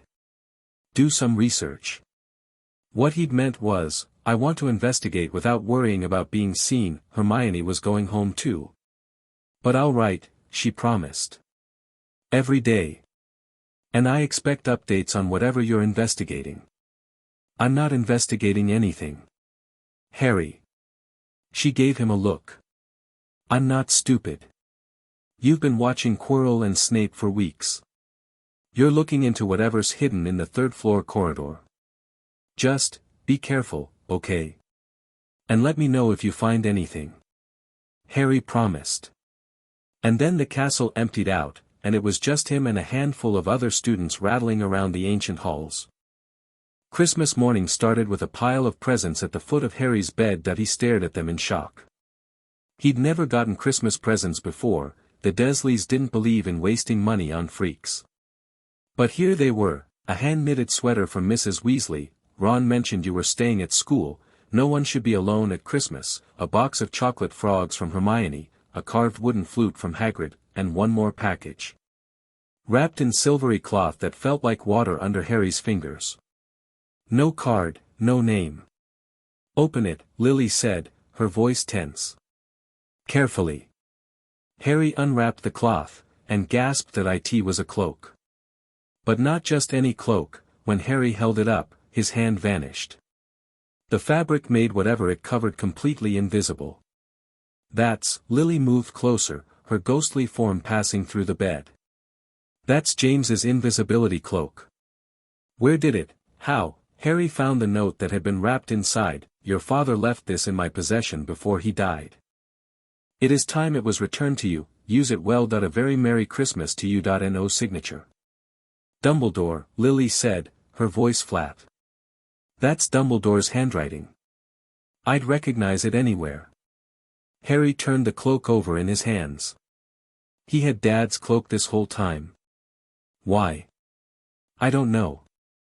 James loved that cloak, it was a family heirloom, passed down for generations. He would never have given it up willingly. And for Dumbledore to keep it for 10 years, then return it now. Lily shook her head. He wants you to have it. Which means he wants you to use it. Which means there's something he wants you to find. Or he's testing me. Seeing what I'll do with it. Maybe both. Harry draped the cloak over his shoulders and watched his body disappear. Only his head remained, floating apparently unsupported in the middle of the dormitory. This is brilliant, he said. This is dangerous, Lily countered. Dumbledore didn't give you this out of the goodness of his heart. He's manipulating you, Harry. He's always manipulating everyone. I know. Harry pulled the cloak off and folded it carefully. But that doesn't mean we can't use it. If he wants me to explore, then I'll explore. And maybe I'll find something he didn't expect me to find. That night, Harry explored. The invisibility cloak worked perfectly. He slipped through the castle like a ghost, unseen and unheard. He checked the third-floor corridor first, but the door was warded now, locked with something stronger than Alohomora. He'd need to find another way in. He wandered through empty classrooms, abandoned storage rooms, dusty corners of the castle that hadn't been touched in decades. He found a room full of broken furniture, a closet containing nothing but a single left shoe, a hallway that didn't appear on any map, and then he found the mirror. It stood in an unused classroom, tall and ornate, with a strange inscription carved across the top, Eris stra eru oit ube kafru oit on wosi. Harry stepped in front of it, and froze. His mother was standing beside him, not ghost Lily, transparent and untouchable. Real Lily. Solid Lily. She was smiling at him, her hand on his shoulder, and beside her was a man who could only be James Potter, messy black hair, glasses, the same face Harry saw in the mirror every day, and behind them were more people. Grandparents, maybe. Aunts, uncles, cousins. An entire family, stretching back into the mirror's depths. Harry. Real Lily, ghost Lily, spoke from beside him, invisible in the cloak's reflection. What do you see? My family, Harry whispered. You, real you. Dad. Everyone. Lily moved around to look at the mirror. Her ghostly form cast no reflection. The mirror of Erist, she said softly. I've heard of it. It shows your heart's deepest desire. The thing you want most in the world. Harry couldn't look away. Mirror Lily was waving at him now, her eyes bright with love. Mirror James had his arm around her, grinning. It's not real, Lily said, and her voice cracked. Harry, it's not real. It's just a reflection of what you want. You can't, I know. But Harry didn't move. Couldn't move. This was what he'd wanted his entire life. A family. A real family. Parents who loved him, who could touch him, who weren't dead. Harry. Lily's voice was urgent now. You have to leave. This mirror, it's dangerous. People have wasted away in front of it, trapped by their own desires. You can't let it, I know. Harry tore his eyes away. It felt like ripping off a bandage. I know. I'm going. He turned his back on the mirror and walked out of the room. He didn't go back. The rest of the holiday passed in a blur. Harry threw himself into research, spending hours in the library looking up everything he could find on Cerberus, trapdoors, and magical protections. He searched for information on Quirrell's background, finding only that the professor had taken a year-long sabbatical to gain practical experience before returning to Hogwarts. He looked into Snape's history too, confirming what Lily had told him, Death Eater turned spy, Dumbledore's man, teaching potions despite wanting the defense position, and he found one more thing. A small article, buried in an old of the Daily Prophet, Nicholas Flamel, renowned alchemist, celebrates 665th birthday. Flamel, Harry muttered, showing the article to Lily. He's ancient. How is he still alive? Lily's eyes went wide. The Philosopher's Stone. Harry, Nicholas Flamel created the Philosopher's Stone. It turns metal into gold and produces the elixir of life. If someone's stolen it, or if someone's trying to steal it, that's what's under the trapdoor. Has to be. Dumbledore's protecting it. But who's trying to steal it? Harry thought about Quirrell's dark aura. About Snape's suspicious behavior. About the troll that had been released as a distraction on Halloween. Maybe both of them, he said. Or maybe one of them is trying to steal it and the other is trying to stop them. We need more information. We need to get past that Cerberus. Lily was quiet for a moment. Then, there might be a way. I've been thinking, I can't pass through magical barriers, but I might be able to pass through physical ones. If the protections under the trapdoor are aimed at living intruders, you could scout ahead. Maybe. It's risky, I don't know what's down there, and I can't exactly fight my way out if something goes wrong. But it might be our best option. Harry nodded slowly. We'll try it. After the term starts, when we know more, when we have a better plan. The term started, and everything changed. Harry had been watching Quirrell for months, but now his surveillance intensified. He noticed things he'd missed before, the way Quirrell's stutter disappeared when he thought no one was listening. The way he lingered near the third-floor corridor, testing the wards. The way Snape watched him with barely concealed hostility. And then, one night in late January, Harry followed Quirrell under the invisibility cloak, and found Snape waiting for him in an empty classroom. Don't know why you wanted to meet here of all places, Severus. Because I don't want anyone to overhear. Snape's voice was cold. I know what you're after, Quirrell. I know what you're trying to do. I don't know what you're talking about, drop the act. You forget, I've seen dark magic before. I know what it looks like. And I know what's hiding under that ridiculous turban. Silence. Harry pressed himself against the wall, barely breathing. When Quirrell spoke again, his stutter was gone. You're cleverer than you look, Severus. But cleverness won't save you. Not from him. I'm not afraid of you. You should be. You should be very afraid. A pause. But I won't kill you. Not yet. You might still be useful. And he has plans for Severus Snape. Plans that don't involve you dying in a dusty classroom. Footsteps. Harry ducked back as Quirrell swept past, moving faster than he should have been able to, his robes billowing like wings. Snape stayed in the classroom for a long moment before following. Harry didn't move until both of them were gone. Snape knows, he whispered to Lily, who had been watching from the ceiling. He knows Quirrell is after the stone. He knows there's something dark about him. He might be trying to protect it, Lily said slowly. Or he might be trying to get it for himself. We still don't know whose side he's really on. I think he's protecting it. The way he talked to Quirrell, he was threatening him. Warning him off. Maybe. Or maybe it's all an act. Severus always was a good actor. Harry thought about this. Then, I need to talk to him. What? Snape. I need to confront him. Find out what he knows, what he's planning. Harry met his mother's eyes. And maybe I need to tell him about you. Lily went very still. Harry, you said we might have to. You said he might be useful. Well, I think this is the time. He already suspects something's different about me. If I tell him the truth, maybe he'll trust me enough to tell me what he knows. Or maybe he'll go straight to Dumbledore. Then we'll deal with that. But I don't think he will. He hates Dumbledore's games as much as we do. I can see it in the way he looks at the old man. He might keep our secret, if only to spite Dumbledore. Lily was quiet for a long moment. Then she sighed. You're right.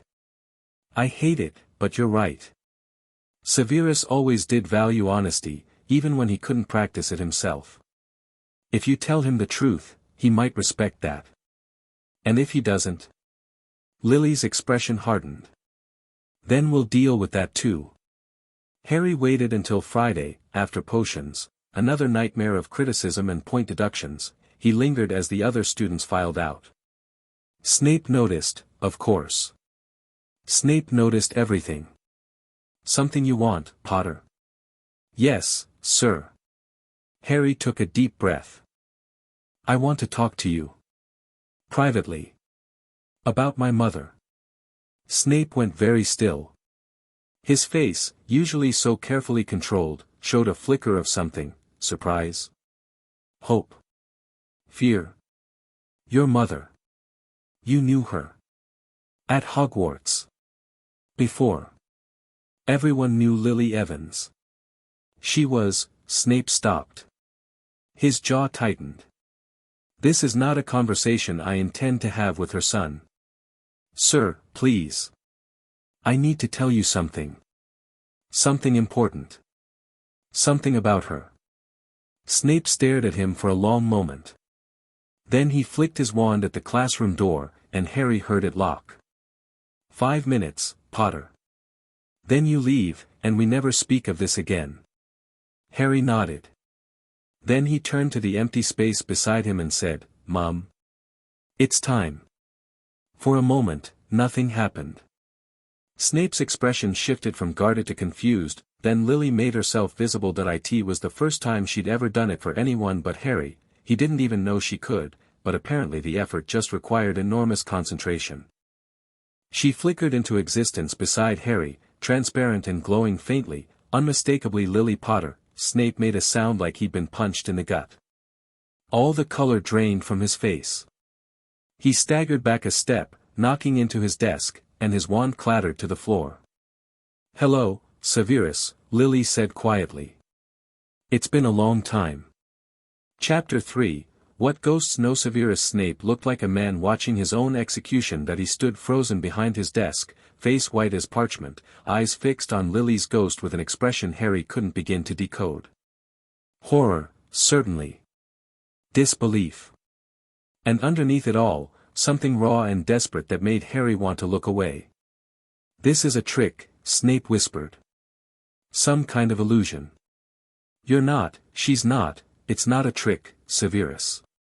Lily's voice was gentle but firm. It's me. I've been here the whole time. Since the night I died.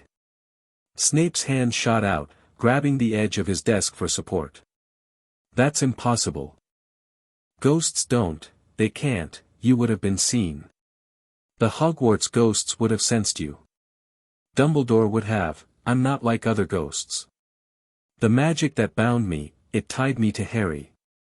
Only Harry could see me, until now. I'm choosing to show myself to you. Why? The word came out like a curse. Lily glanced at Harry, then back at Snape. Because my son needs allies. Because you're protecting something in this castle that dark forces want. And because despite everything that happened between us, I think you might still be someone worth trusting. Snape laughed.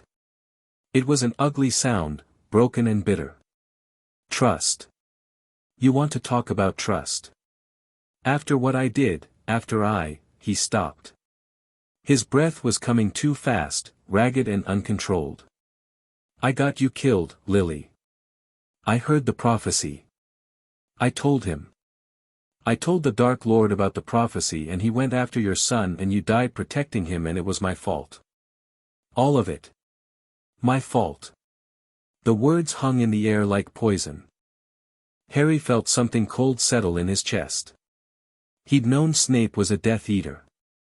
Known he'd switched sides at some point. But this, you told Voldemort about the prophecy? Harry's voice was very quiet. Snape flinched at the name but didn't look away from Lily's ghost. I didn't know it meant you. I didn't know he would. I tried to stop him. I went to Dumbledore, I begged him to protect you, I offered him everything, Severus. Lily cut him off. Her voice was still gentle, but there was steel underneath. I know. I've had 10 years to piece together what happened. I know you went to Dumbledore. I know you switched sides. I know you've been protecting Harry ever since, in your own twisted, bitter way. Protecting him? Snape's voice cracked. I've done nothing but torment the boy. I look at him and I see James, arrogant, entitled, everything I hated, and I can't, you see what you want to see. Lily moved closer, her ghostly form drifting through the desk between them. You see James because it's easier than seeing me. Easier than remembering what you lost. Snape turned away. His shoulders were shaking. Harry watched this unfold with a strange sense of detachment. This man had set everything in motion. Had told Voldemort about the prophecy. Had gotten his parents killed. By all rights, Harry should hate him, but looking at Snape now, broken, grieving, destroyed by guilt, Harry couldn't find the hatred. Only a cold, distant pity. Professor Snape. Harry kept his voice neutral. We need your help. Snape laughed again, that same bitter sound. My help? After what I just told you, you want my help? You made a mistake. A terrible mistake. And you've spent the last decade trying to make up for it. Harry paused. That doesn't make us friends. It doesn't make us allies. But it makes you useful. And right now, I need useful more than I need justice. Snape turned back. His face was still pale, but something had shifted in his expression, a flicker of surprise, maybe respect. You're not what I expected, he said slowly. Potter's son, raised by Muggles, famous for something you can't even remember. I expected an arrogant child. A miniature James, riding on his father's legacy. I'm not my father. And I wasn't raised by Muggles. Harry gestured at Lily's ghost. I was raised by her. Snape's eyes moved to Lily. Lingered there. How? Lily explained. The sacrifice. The binding. The years of teaching Harry magic in secret, preparing him for the war she knew was coming. She told him about the Dursleys, about Petunia's fear, about Harry's wandless training. When she finished, Snape was silent for a long moment. Wandless magic, he said finally. At 11 years old. I've never heard of such a thing. I had a good teacher. Snape's mouth twisted into something that might have been a smile if it weren't so painful. You always were brilliant, Lily. Even now, even dead, you're still outpacing the rest of us. This isn't about me, Severus. This is about Harry. About what's hidden in this school. About what Quirrell is really after. Snape's expression sharpened. You know about Quirrell. We've been watching him for months. There's something dark attached to him, something hiding under that turban. And he's not acting alone. No. Snape's voice went flat. He's not. Tell us. Snape hesitated. Harry could see him weighing options, calculating risks. Then he sighed. The Dark Lord isn't dead. I've known that since the night he fell, I felt it, through the mark.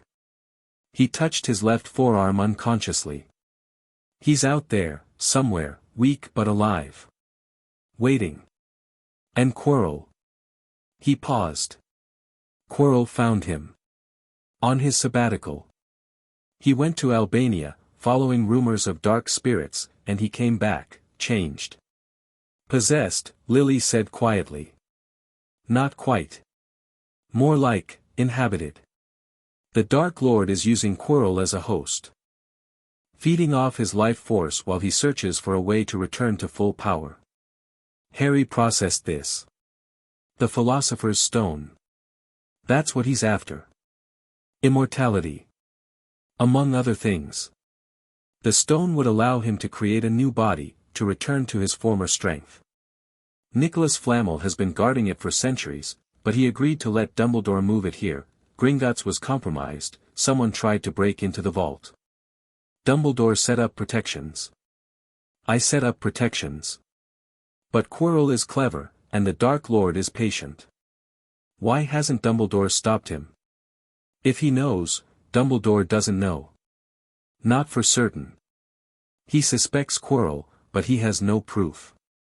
And he's playing his own game, testing the boy, watching to see what he'll do. Snape's lip curled. The great Albus Dumbledore, always 10 moves ahead. Always willing to sacrifice a pawn for his grand strategy. I'm not a pawn, Harry said. No. You're not. Snape studied him with new eyes. You're something else entirely. Something Dumbledore didn't anticipate.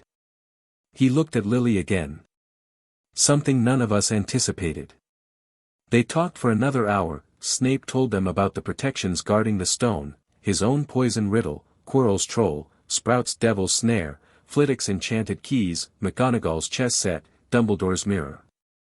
7 layers of defense, each designed to stop a different type of threat. The mirror, Harry said. The mirror of Erist. I found it over Christmas. Snape nodded slowly. Dumbledore's final protection. The stone is inside the mirror, but you can only retrieve it if you want to find it but not use it. Anyone who looks in the mirror wanting to use the stone for themselves will only see themselves using it. They'll never be able to actually take it. That's, actually clever. Dumbledore has his moments. The words were grudging but genuine. Lily had been quiet for a while, processing everything. Now she spoke up. Severus, what do you know about Horcruxes? The temperature in the room seemed to drop. Snape's face went carefully blank. Where did you hear that word? I figured it out. The night Voldemort attacked us, I saw something leave his body when the curse rebounded. Something dark, screaming, torn loose. If he'd made Horcruxes, then killing his body wouldn't be enough. Snape's voice was barely above a whisper. I've suspected for years. The Dark Lord was too confident, too unconcerned about death. He must have found a way to anchor his soul. Do you know how many? Or what they might be? No. That's knowledge he kept to himself, even his most trusted servants weren't told. Snape paused. But there might be someone who knows more. Horace Slughorn. He was a professor here, years ago. He taught the Dark Lord when he was a student. If anyone knows about the Horcruxes, it would be him. Harry filed the name away. Where is he now? Retired. Hiding. He's been running from the Death Eaters for years. He knows something dangerous, and he's afraid of what will happen if anyone finds out. Snape's expression twisted. Dumbledore's been trying to convince him to come back to Hogwarts. To teach. Slughorn always did love collecting talented students. We need to find him. That's beyond your reach right now. Focus on what's in front of you, Quirrell, the stone, surviving your first year. Slughorn can wait. Harry wanted to argue but knew Snape was right. One crisis at a time. The stone, he said. How do we stop Quirrell from getting it? Snape considered this. You don't. Dumbledore has set his trap, and he's waiting for Quirrell to spring it. Interfering now would only alert the Dark Lord that we're aware of his plans. So we just wait. Let him try to steal it. We watch. We prepare. And when the moment comes, we make sure you're ready. Snape's dark eyes bore into Harry's. Because you are going to face him, Potter. Not today, not tomorrow, but soon. The prophecy marked you, you're the only one who can truly defeat him. And when that day comes, you'll need every advantage you can get. Harry thought about this. Then he nodded. One more thing, he said. Dumbledore can't know about my mother. About any of this. Snape's expression flickered. He'll find out eventually. Dumbledore always finds out. Then make sure it's not from you. I don't trust him, Professor. Not with this. Not with her. For a long moment, Snape said nothing. Then, slowly, he inclined his head. I've kept secrets from Dumbledore before. I can keep one more. His gaze moved to Lily's ghost. For her sake. Not yours. I'll take it. Things changed after that conversation. Snape was still harsh in class, he had to be, to maintain his cover, but there was something different underneath. A grudging respect, maybe. Or at least a decrease in active hostility. He stopped calling on Harry to humiliate him. Stopped taking points for imaginary infractions.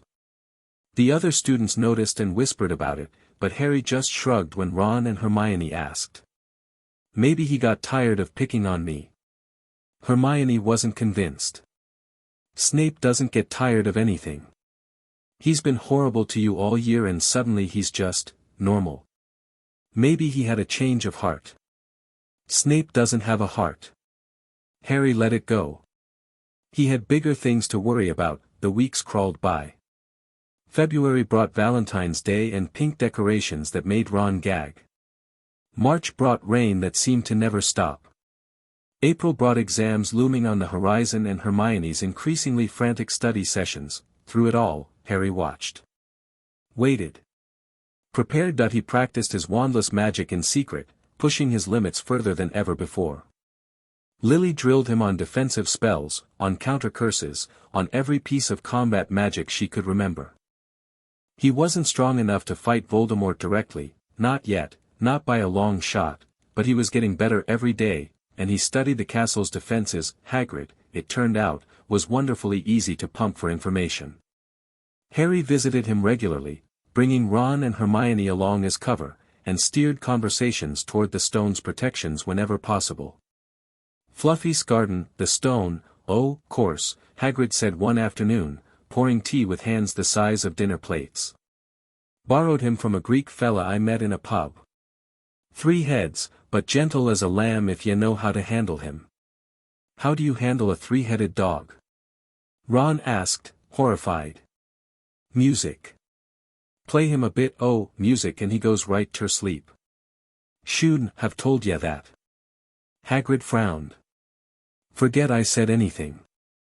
Harry filed the information away. Another visit revealed details about Devil's Snare. Nasty plant, that.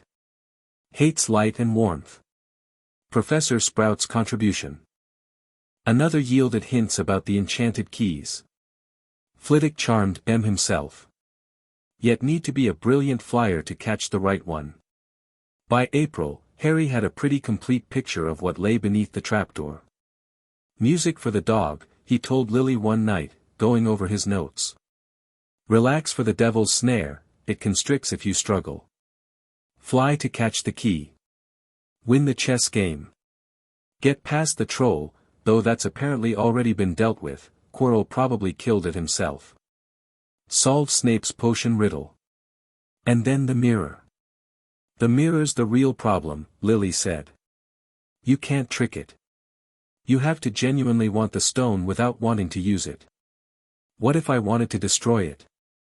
That might work. Or it might not. The mirror reads intention, not outcome. Wanting to destroy it is still wanting it. Harry rubbed his eyes. We need a better plan than, hope the mirror cooperates. We need to not be the ones going through the trapdoor at all. Let Dumbledore's trap work. Let him deal with Quirrell. And if it doesn't work? If Quirrell gets the stone and Voldemort comes back to full power? Lily was quiet. She didn't have an answer for that. May arrived with sunshine and the oppressive weight of final exams. Hermione had gone into full panic mode, creating color-coded study schedules and quizzing anyone who held still long enough. Ron complained constantly but absorbed more than he let on. Harry studied enough to maintain his carefully cultivated image of slightly above average, while spending his free time on more important research. It was during one of these research sessions that he found it. He was in the library, tucked away in a corner with a book on ancient magical, when a name jumped off the page, Rowena Ravenclaw's diadem, lost for centuries, the passage read. Said to enhance the wisdom of whoever wears it. Last known location, Albania, Albania. Where Voldemort had been hiding. Where Quirrell had found him. Harry's mind raced. Voldemort would want to use significant magical objects for his Horcruxes, objects with history, with power. Slytherin's heir would want things connected to the founders. And if the diadem was in Albania, he pulled out parchment and started making notes, objects connected to the founders. Slytherin, probably something from Salazar himself. The man had been a parselmouth, obsessed with blood purity. The Chamber of Secrets might hold something, Gryffindor. The sword was at Hogwarts, in Dumbledore's office. Had Voldemort ever had access to it? Unlikely. Hufflepuff, there had been a cup, Helga Hufflepuff's cup. Harry vaguely remembered reading about it somewhere. It had been passed down through the Smith family for generations, then disappeared, Ravenclaw. The diadem. Lost in Albania. 4 founders. Potentially 4 Horcruxes, but Snape had said Voldemort was patient, careful. He would want more than 4 anchors. What else? What other objects would be significant enough? Harry thought about what he knew of Voldemort. Tom Riddle, the half-blood who'd hated his heritage. He would want objects that connected him to power, to greatness. Objects that proved he was special. The diary, the thought came out of nowhere. Lucius Malfoy had a diary. Harry had overheard someone mention it once, a dark artifact from the war. If Voldemort had given his followers Horcruxes to protect, he needed more information. Needed to talk to people who'd known Voldemort, who'd seen him collect things. Slughorn was the obvious choice, but Slughorn was in hiding. Who else? Harry's quill stopped moving. Dumbledore. Dumbledore had fought Voldemort for years. If anyone knew what objects he might have turned into Horcruxes, it would be Dumbledore, but going to Dumbledore meant revealing what he knew. Meant trusting the old man with information he might use against Harry later. Meant becoming a piece on Dumbledore's chessboard. No. Not yet. There had to be another way. The breakthrough came from an unexpected source. Nearly headless Nick, the Gryffindor ghost, had been largely useless for information, too concerned with his own death day parties and neck-related woes to pay attention to anything else. But he knew the other Hogwarts ghosts, and the other ghosts knew things. The Grey Lady, Nick said, when Harry asked about Ravenclaw's diadem. Helena Ravenclaw. She's been haunting Hogwarts since the beginning, really. If anyone knows about the diadem, it would be her. Helena Ravenclaw. Rowena's daughter. The same. Though she doesn't like to talk about it. Sensitive subject, you understand. The diadem was, there was some unpleasantness. Harry thanked him and went hunting for the Grey Lady. That he found her drifting through the Ravenclaw common room, invisible under his cloak, having sweet-talked his way past the Eagle Knocker with a riddle about the nature of wisdom. She was beautiful in a tragic sort of way, translucent and ethereal, with an expression of permanent melancholy. Harry revealed himself. Helena Ravenclaw. She startled, then composed herself. And who might you be, to creep about under invisibility cloaks asking questions of ghosts? Harry Potter. I need to ask you about your mother's diadem. The Grey Lady's expression flickered. The diadem is lost. It has been lost for nearly 1,000 years. I know where it is. Or where it was. Harry took a breath. Albania. You hid it there, didn't you? After you stole it. Silence. The Grey Lady's form seemed to waver, becoming more transparent. How do you know that? I've been researching. Putting pieces together. The diadem disappeared when you did.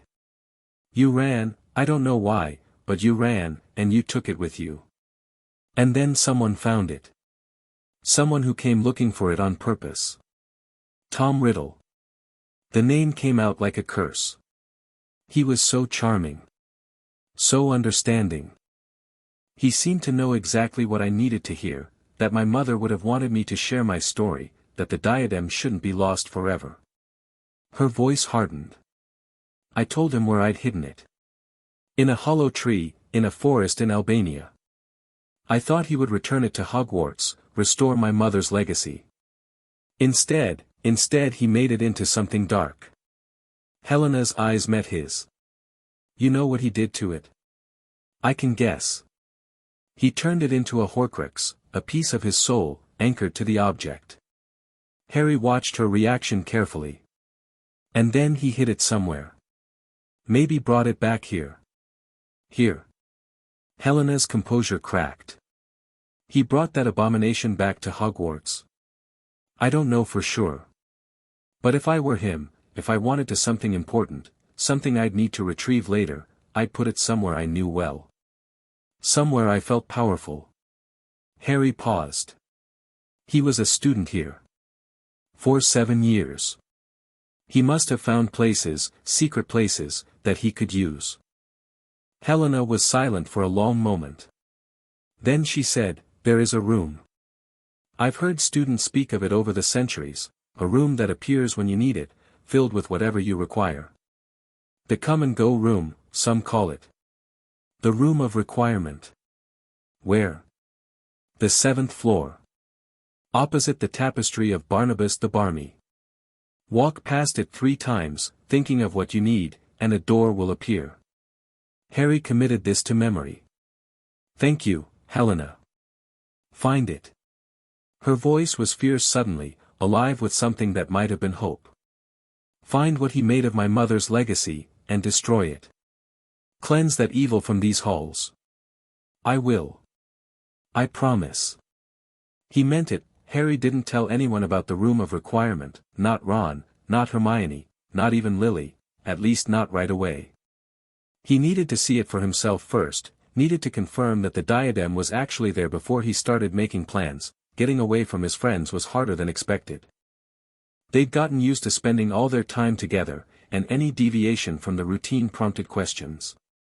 But Harry managed it eventually, claiming he needed a quiet place to study and slipping away under the cloak. The 7th floor corridor was empty when he arrived.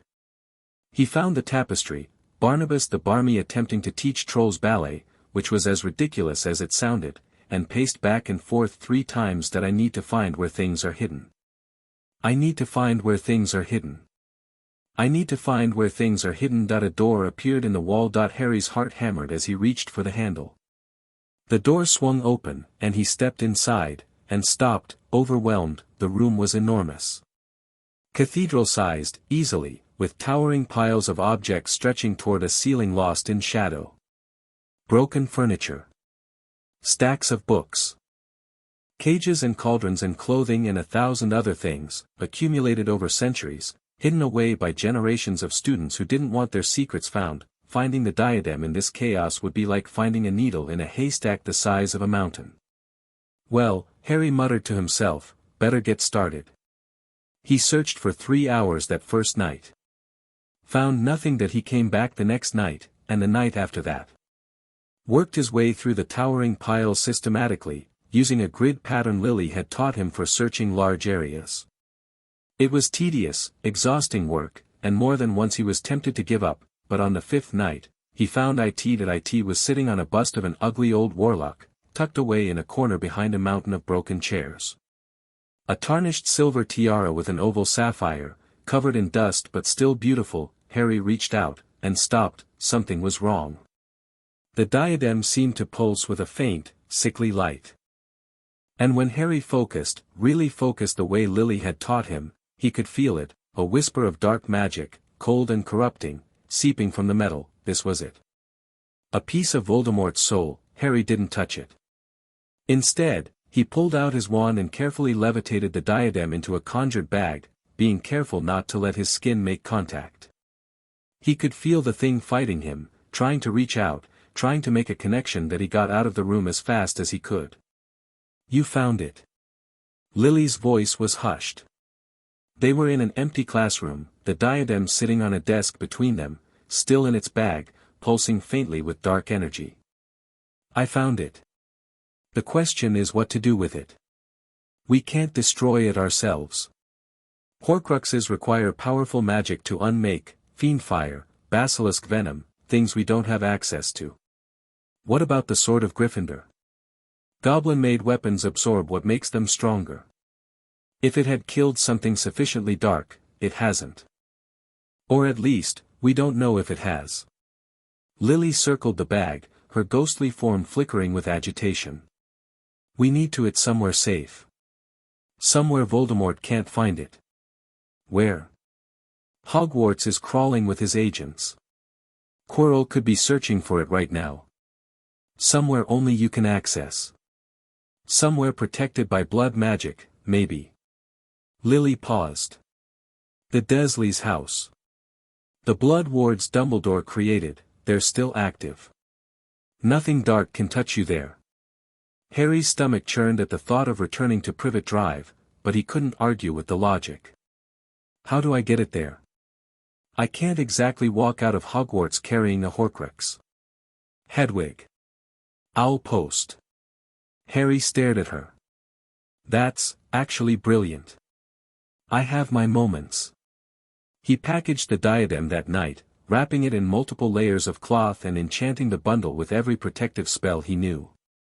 Hedwig accepted the package without complaint, though she gave him a look that suggested she knew exactly how dangerous her cargo was. Take this to the cupboard under the stairs at number 4 Privet Drive, Harry told her. Don't let anyone see you. Don't let anyone touch it. Hedwig hooted once and flew off into the night. One Horcrux secured. Who knew how many left to find? June arrived with the force of an avalanche, exams consumed everything. Hermione had reached a state of near-constant hysteria, surrounded by towering stacks of notes and muttering about memory charms in her sleep. Ron had given up entirely and was trying to absorb knowledge through osmosis by sleeping on his textbooks. Harry went through the motions, passing each exam with carefully calibrated scores that wouldn't attract attention, and beneath it all, tension hummed like a plucked wire. Quirrell was getting desperate. Harry could see it in the way he moved, the way his eyes darted toward the third-floor corridor, the way his stutter worsened under stress. Something was changing. The endgame was approaching. Snape confirmed it during one of their clandestine meetings. Dumbledore is leaving tonight. Some urgent business with the Ministry, probably manufactured. The moment he's gone, Quirrell will make his move. And we're supposed to just let him? We're supposed to be ready. Snape's dark eyes glittered. I'll be watching. The moment he goes for the trapdoor, I'll follow. If something goes wrong, if Dumbledore's protections fail, then I'll be there too. No. You'll stay in your dormitory like a good little Gryffindor and let the adults handle it. That's not going to happen. Snape's jaw tightened. Potter, that thing in Quirrell's head killed my parents. It's going to keep killing until someone stops it. I'm not going to in my room while other people fight my battles. This isn't your battle. Not yet. Then when? When I'm older. Stronger. I've been preparing for this my entire life. Mum's been preparing me. I'm not helpless, Professor. I'm not the scared little orphan Dumbledore thinks I am. Snape was quiet for a long moment. Then he sighed.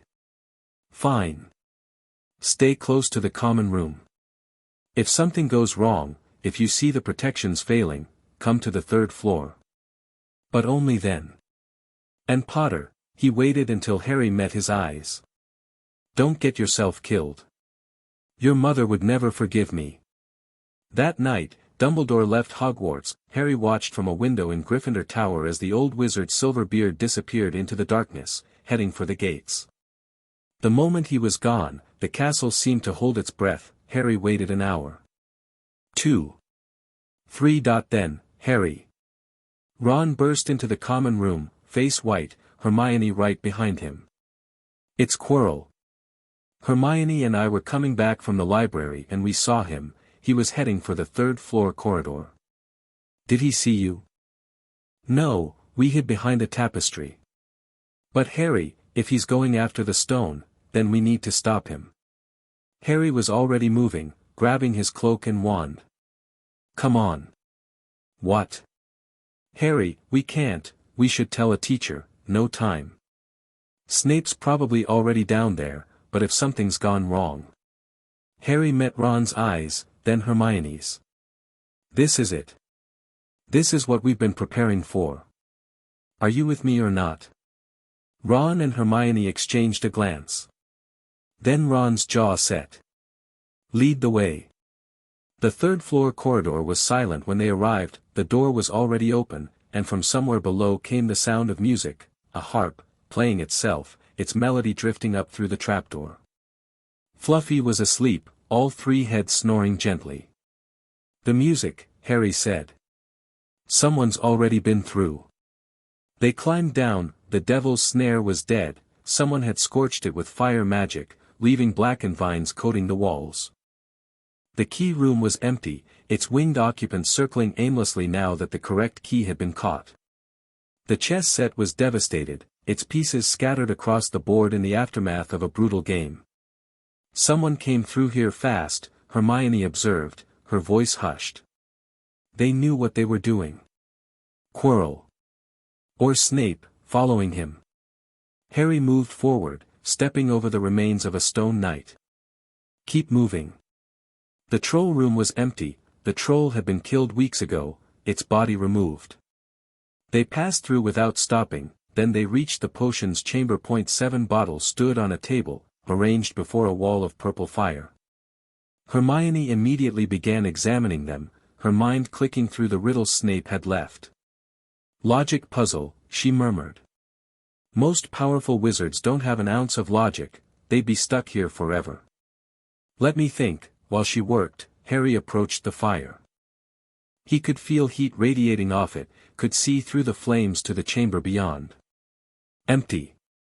Whoever had gone through was already facing the final protection, the mirror. Got it. Hermione held up a small bottle. This one will get you through the black fire to the next chamber.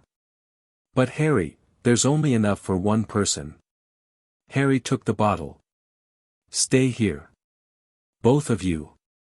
If I'm not back in 15 minutes, send word to Dumbledore somehow. Harry, I mean it. Whatever happens in there, whatever you hear, don't come after me. If I fail, you'll be all that's left. He didn't give them time to argue. He drank the potion, ice flooding his veins, and stepped through the flames. The chamber beyond was smaller than he'd expected, torches flickered on the walls, casting dancing shadows across the stone floor. And in the center of the room stood the mirror of Ariste, its surface gleaming in the firelight. In front of the mirror stood Professor Quirrell. Stutter. No nervous twitching. Just cold, predatory stillness as he turned to face Harry. Potter. I wondered if you'd come. Where's Snape?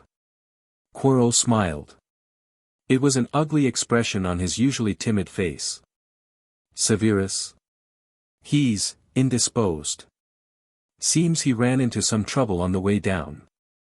Nothing fatal, the Dark Lord has plans for him, but he won't be interrupting us. Harry's wand was in his hand before he'd consciously decided to draw it. Step away from the mirror. Or what? You'll curse me? Quirrell laughed. You're a first year, Potter. Talented, yes, I've heard the whispers, but still just a child. You don't have the power to stop me. Let him try. The voice came from nowhere and everywhere. High, cold, terrible. Harry felt it like ice water poured down his spine. Quirrell reached up and began unwrapping his turban. Harry wanted to look away. Wanted to run. But he forced himself to watch as the purple fabric fell away, revealing what lay beneath. A face. On the back of Quirrell's head. Pale, snake-like, with slits for nostrils and red eyes that gleamed in the torchlight, Voldemort. Harry Potter, the face whispered. We meet again. You killed my parents. Yes. A regrettable necessity. Your mother was impressive. She didn't have to die, you know. I gave her the choice. Step aside, let me have the boy, and she could have lived. But she chose to be a hero. The red eyes narrowed. Just like you're choosing now. I'm not here to be a hero. I'm here to stop you. How noble. How very Gryffindor. Voldemort's lipless mouth twisted into something like a smile. But you're too late, boy. The stone is in this mirror, I can feel it, just beyond my grasp. And once I have it, I will rise again.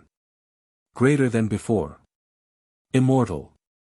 Unstoppable. You're already immortal, Harry said.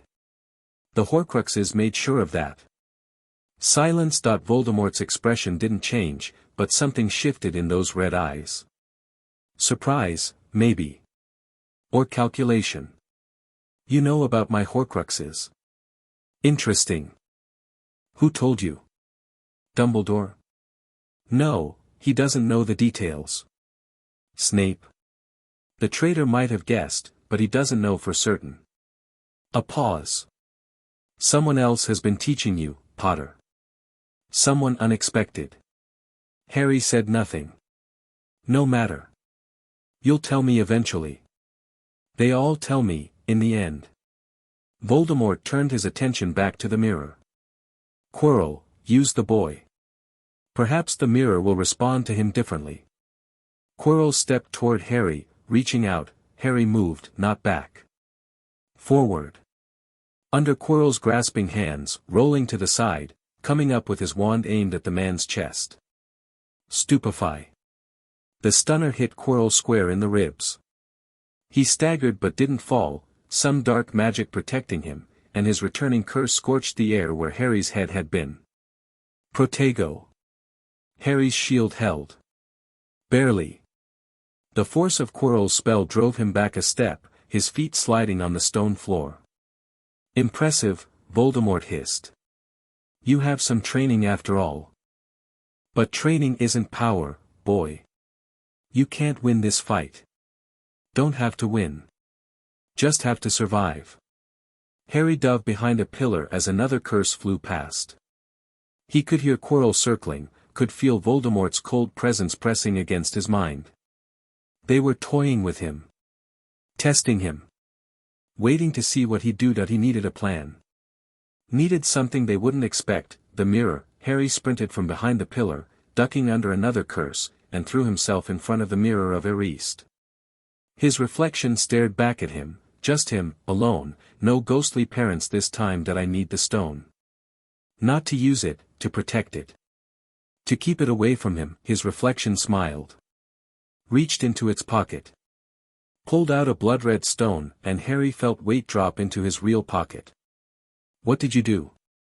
Voldemort's shriek was inhuman, furious. The stone, I can feel it, you have it. Quirrell was on him in an instant, hands closing around Harry's throat, and then Quirrell screamed. His hands. Where they touched Harry's skin, they were burning, blistering, cracking, turning to ash. Quirrell jerked back, staring at his ruined fingers in horror. Kill him. Voldemort commanded. Destroy him. But Quirrell couldn't. Every time he tried to grab Harry, his flesh burned. Harry reached up, grabbed Quirrell's face with both hands, and held on. The man's screams were terrible. His skin crackled and split, revealing bone and darkness underneath. Voldemort's face was shrieking too, a wordless howl of rage and pain, and Harry could feel something tearing, something breaking loose. Then darkness. Harry woke in the hospital wing, white ceiling. White sheets. The smell of potions and clean linen. And at the foot of his bed, sitting in a chair that looked far too small for him, was Albus Dumbledore. Good afternoon, Harry. Harry's throat was raw. His whole body ached. But his mind was clear, and the first thing he did was reach for his pocket, empty. The stone is safe, Dumbledore said, as if reading his thoughts. It has been destroyed. Nicholas and I agreed that it was for the best. Destroyed? But, his immortality, Nicholas has enough elixir stored to set his affairs in order. And then he and Perenelle will die. To the well-organized mind, death is but the next great adventure. Dumbledore's eyes twinkled. I expect they're rather looking forward to it, after 600 years. Harry let this sink in. What about Quirrell? Voldemort? Professor Quirrell did not survive. The protection your mother left in your blood, the power of her sacrifice, proved too strong for him. As for Voldemort. Dumbledore paused. He fled. Back to Albania, most likely, to lick his wounds and plot his return. This was a setback for him, Harry. A significant one. But he is not gone. I know. Dumbledore studied him for a long moment. You know a great deal, it seems. More than a first-year student should. More than I anticipated. Harry met the old man's eyes. I had a good teacher. Indeed. Dumbledore's expression was unreadable. I confess, Harry, that you are not what I expected. I placed you with the Dursleys believing you would grow up humble, grounded, free from the burden of fame. Instead, you arrive at Hogwarts already trained, already suspicious, already asking questions that I had hoped to answer in my own time. Sorry to disappoint. On the contrary. I am intrigued. Dumbledore leaned forward slightly. There are things I plan to tell you, Harry. Important things about your past, your parents, your destiny. But I wonder now if perhaps you already know some of them. Harry said nothing. Careful. Cautious. Those are Slytherin traits, you know. Dumbledore smiled gently. Very well. Keep your secrets for now. But know this, we are on the same side, Harry. Whatever you may think of my methods, whatever mistakes I may have made, my goal has always been to protect you and prepare you for what's coming. What's coming? War. Eventually. Voldemort will return, in a year, or 10, or 20, and when he does, you will be at the center of the conflict. The prophecy ensures it. Dumbledore's expression grew serious. I would prefer to prepare you properly. To give you the knowledge and training you need, rather than letting you stumble upon it piece by piece. But that requires trust. On both sides. I don't trust you. The words hung in the air. Dumbledore didn't flinch. No. I don't suppose you do. And perhaps you're right not to, I've given you little reason. He stood, his joints creaking. But consider this, Harry, secrets are like horcruxes. They divide us, weaken us, make us vulnerable to those who would exploit our divisions. Whatever you're hiding, whatever source of knowledge you found, I hope you'll share it with me eventually. Not because I demand it, but because together, we are stronger than apart. He moved toward the door, then paused. Your friends are outside. Mr. Weasley and Miss Granger have been most insistent about seeing you. I believe Mr. Weasley threatened to set the Weasley twins on me if I didn't allow a visit. A faint smile. I'll send them in. Then he was gone. Harry lay in the hospital bed, staring at the ceiling. His body ached. His mind raced. And in the corner of the room, invisible to everyone but him, Lily Potter's ghost watched over her son. That was close, she said quietly. Too close. What did it feel like? Touching him? Harry thought about it. The burning. The screaming. The sense of something fundamental recoiling from contact. Like he was poison, he said finally. And I was the cure. Lily was quiet for a moment. Then, the protection I gave you. The blood magic. I didn't know it would work like that it would actually burn him to touch you. Lucky for me it did. Lucky. She drifted closer, her ghostly form barely visible in the afternoon light. You almost died, Harry. That's not luck. That's a warning. I know. Harry closed his eyes. But I got the stone. I kept it out of his hands. And I learned something, about myself, about what I can do. He opened his eyes and met his mother's gaze. The next time we fight, I'll be ready. Will you? He's going to come back stronger. He's going to want revenge. Let him come. Harry's voice was calm. Certain.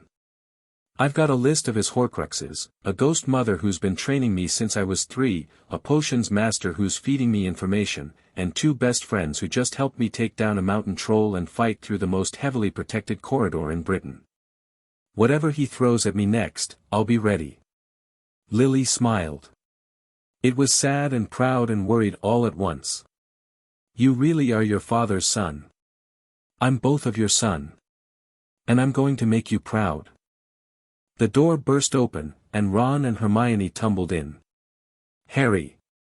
Hermione threw herself at his bed, nearly landing on his legs. We were so worried, we heard explosions, and then the flames went out and we ran in and you were unconscious and Quirrell was dead, Ron finished, looking slightly green. Mate, there was practically nothing left of him. Just robes and bones and stuff. He shuddered. What happened in there? Harry looked at his friends. At Hermione's tear-streaked face, at Ron's barely concealed terror, at the way they'd both come after him despite the danger. Sit down, he said. I'll tell you everything. He didn't tell them everything, not about Lily, not yet. That secret was too big, too important, too dangerous to share in a hospital wing where anyone might overhear. But he told them about Voldemort possessing Quirrell, about the protection his mother's sacrifice had left, about the stone being destroyed, and he told them about the Horcruxes. He split his soul. Hermione looked horrified. That's the darkest magic I've ever heard of. How do you even do something like that? Murder. You have to kill someone to tear off a piece of your soul. Harry kept his voice steady. Voldemort's done it multiple times. That's why he couldn't really die when the curse rebounded, pieces of him were still anchored to the world. Bloody hell. Ron had gone very pale. So we have to find these things and destroy them. How many are there? I don't know for certain. But I found one. Harry hesitated. Ravenclaw's diadem. It was hidden here at Hogwarts. I sent it to a safe location over the holidays. You found a piece of you-know-whose soul and you didn't tell us? Hermione's voice rose. I didn't know what it was at first. And then things moved so fast with Quirrell. Harry shook his head. I should have told you. I'm sorry. Ron and Hermione exchanged a look. Then Ron sighed. Mate, if you're going to drag us into a war against the darkest wizard in history, you've got to keep us in the loop. We're your friends. We're not going to run away just because things get scary. He's right, Hermione added. We've already faced a troll and a three-headed dog and, whatever just happened with Quirrell. A few soul fragments aren't going to scare us off. Harry felt something loosen in his chest. You're sure? This is going to get worse before it gets better. Voldemort's out there, planning his return. And he's going to come after me, which means he'll come after anyone close to me. Then we'll be ready, Ron said firmly. Together. Hermione nodded. Together. Harry looked at them, really looked, seeing not just the children they were but the people they could become. Warriors. Allies. Friends. Together, he agreed. The end of term came quickly. Harry spent the last week in the hospital wing, recovering from magical exhaustion and what Madame Pomfrey called acute dark magic exposure. Dumbledore visited twice more, asking carefully phrased questions that Harry deflected with equal care. Snape visited once, looking haggard and worried, and confirmed that he'd been ambushed on the way to the third floor. Quirrell hit me with a full body bind from behind. Cowardly, but effective. He sneered at the memory. By the time I broke free, you'd already finished things. Sorry I didn't save any for you. Don't apologize. You did what needed to be done. Snape's expression softened slightly. Your mother would be proud.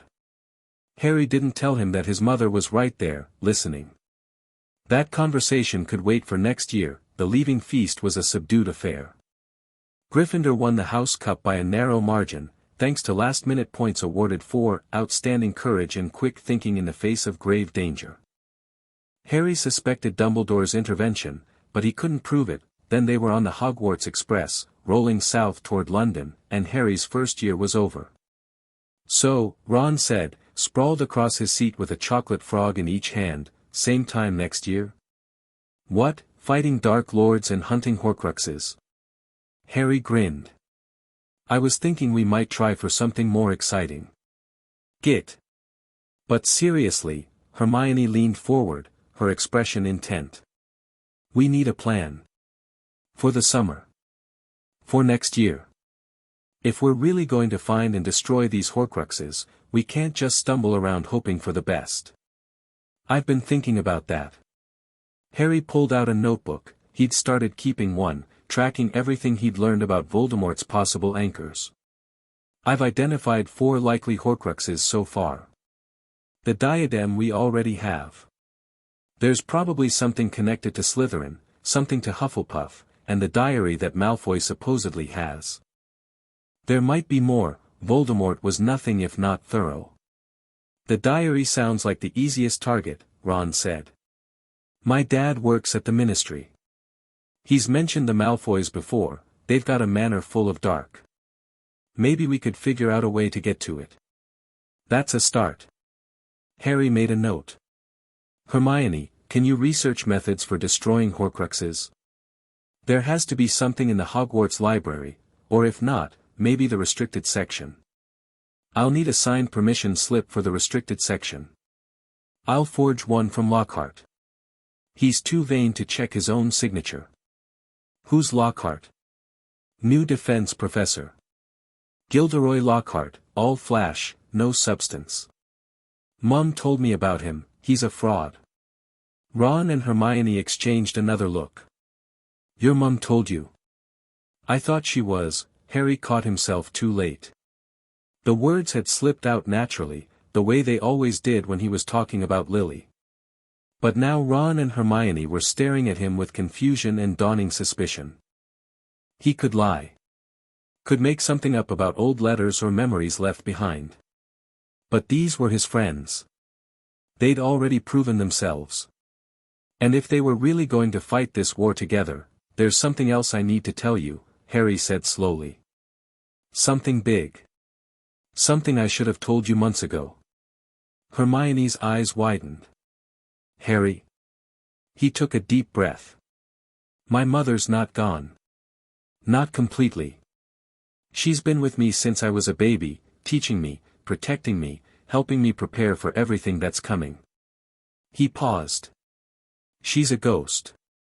And she's here right now. Silence, then Ron said, very carefully, Mate, are you feeling all right? Did Quirrell hit you in the head? I'm serious. Mum, show yourself. Please. For a moment, nothing happened. Then Lily flickered into visibility beside Harry, her ghostly form glowing faintly in the afternoon light streaming through the window. Ron screamed. Hermione didn't scream, but she did jump so hard she nearly hit the ceiling. Her eyes were huge, her mouth hanging open, her brilliant mind apparently short-circuited by the impossible thing in front of her. Hello, Lily said, her voice echoing slightly. I'm Lily Potter. It's nice to finally meet you properly. Ron made a sound like a deflating balloon. But ghosts can't, Hermione sputtered, her hands waving frantically. This violates at least 17 known principles of spectral magic. Ghosts are tied to locations, not people. You can't just, I know, Lily said gently. I'm not supposed to be possible. But here I am. The compartment descended into chaos. Ron wanted to know if Lily could walk through walls, yes, and spy on the Slytherin common room, theoretically. Hermione wanted a detailed explanation of the magical mechanics involved, complicated. Both of them had 1,000 questions, and Lily answered them with the patience of someone who'd been waiting years for this conversation. Harry sat back and watched, a smile tugging at his lips. This was his family now. His mother. His friends. His allies in the war to come. Voldemort didn't stand a chance. The Hogwarts Express pulled into King's Cross as the sun was setting. Harry said goodbye to Ron and Hermione on the platform, promising to write over the summer. Ron's family surrounded him immediately, a sea of red hair and loud voices, while Hermione's parents hovered nervously at the edge of the magical crowd. Write to me, Hermione said, squeezing Harry's hand. About everything. I want to know what you're planning. I will. And be careful. If you know who's really still out there, I know. You too. She nodded and hurried off toward her parents. Ron gave Harry a final wave before being swallowed by Weasleys. And then Harry was alone on the platform, invisible ghost mother beside him, facing the prospect of returning to Privet Drive. Ready? Lily asked. Harry shouldered his trunk. Ready. It had been one hell of a year. And next year would be even worse. He could feel it in his bones, the gathering storm that was still years away from breaking, but for now, he had a Horcrux to secure, a summer to train, and a world to prepare for war. Voldemort was out there somewhere, weak and furious and plotting revenge. Let him plot. Let him scheme. Let him think he still had the upper hand. Harry Potter was just getting started. Chapter 4, The Trapdoor War. Harry spent exactly 3 days at Privet Drive before everything went sideways. The Dursleys had gotten worse over the year, or maybe Harry had just forgotten how bad they were. Vernon's face turned purple the moment Harry walked through the door. Petunia started stress cleaning like her life depended on it, and Dudley spent every meal staring at Harry like he expected to be turned into a pig at any moment. No funny business, Vernon had growled that first night, jabbing a meaty finger at Harry's chest. No owls. No magic. No freakishness of any kind. You're going to stay in your room, keep quiet, and pretend you don't exist. Understood? Harry had smiled pleasantly and said nothing. That night, he'd retrieved the diadem from where Hedwig had hidden it, still wrapped in its protective cloth, still pulsing with that faint dark energy. He'd tucked it under a loose floorboard in his room, added every protective ward he knew, and tried not to think about the piece of Voldemort's soul sitting 3 feet from where he slept. We need to destroy it, Lily said, drifting through the wall from the hallway. The longer we keep it, the more dangerous it becomes. Horcruxes have a way of influencing the people around them. I know. But how? We don't have basilisk venom. We don't have fiend fire. The Sword of Gryffindor is locked in Dumbledore's office. There might be another way. Goblin-forged weapons absorb what makes them stronger. You were right about that. But they're not the only things that can destroy Horcruxes. Extremely powerful destructive magic can do it too. Or. Lily hesitated. The killing curse. Aimed at the soul fragment, not the container. Harry stared at her. You want me to cast the killing curse? I want you to have options. The killing curse requires genuine intent to kill. It won't work if you're casting it reluctantly. But if you could summon that intent against a piece of Voldemort's soul, Mom, I'm 11. I know. I know. She sighed, her ghostly form flickering with frustration. Forget I mentioned it. We'll find another way. Harry didn't forget. But he filed it away for later, along with all the other terrible things he might have to do before this war was over. On the 3rd day, a house elf appeared in his bedroom. Harry was sitting at his desk, writing a letter to Hermione, when there was a loud crack and a small creature materialized on his bed. Big tennis ball eyes. Bat-like ears. Wearing what looked like a filthy pillowcase. Harry Potter, the creature squeaked. Such an honor it is. Harry's wand was in his hand before he'd consciously decided to draw it. Who are you? How did you get in here? Dobby, sir. Dobby the house elf.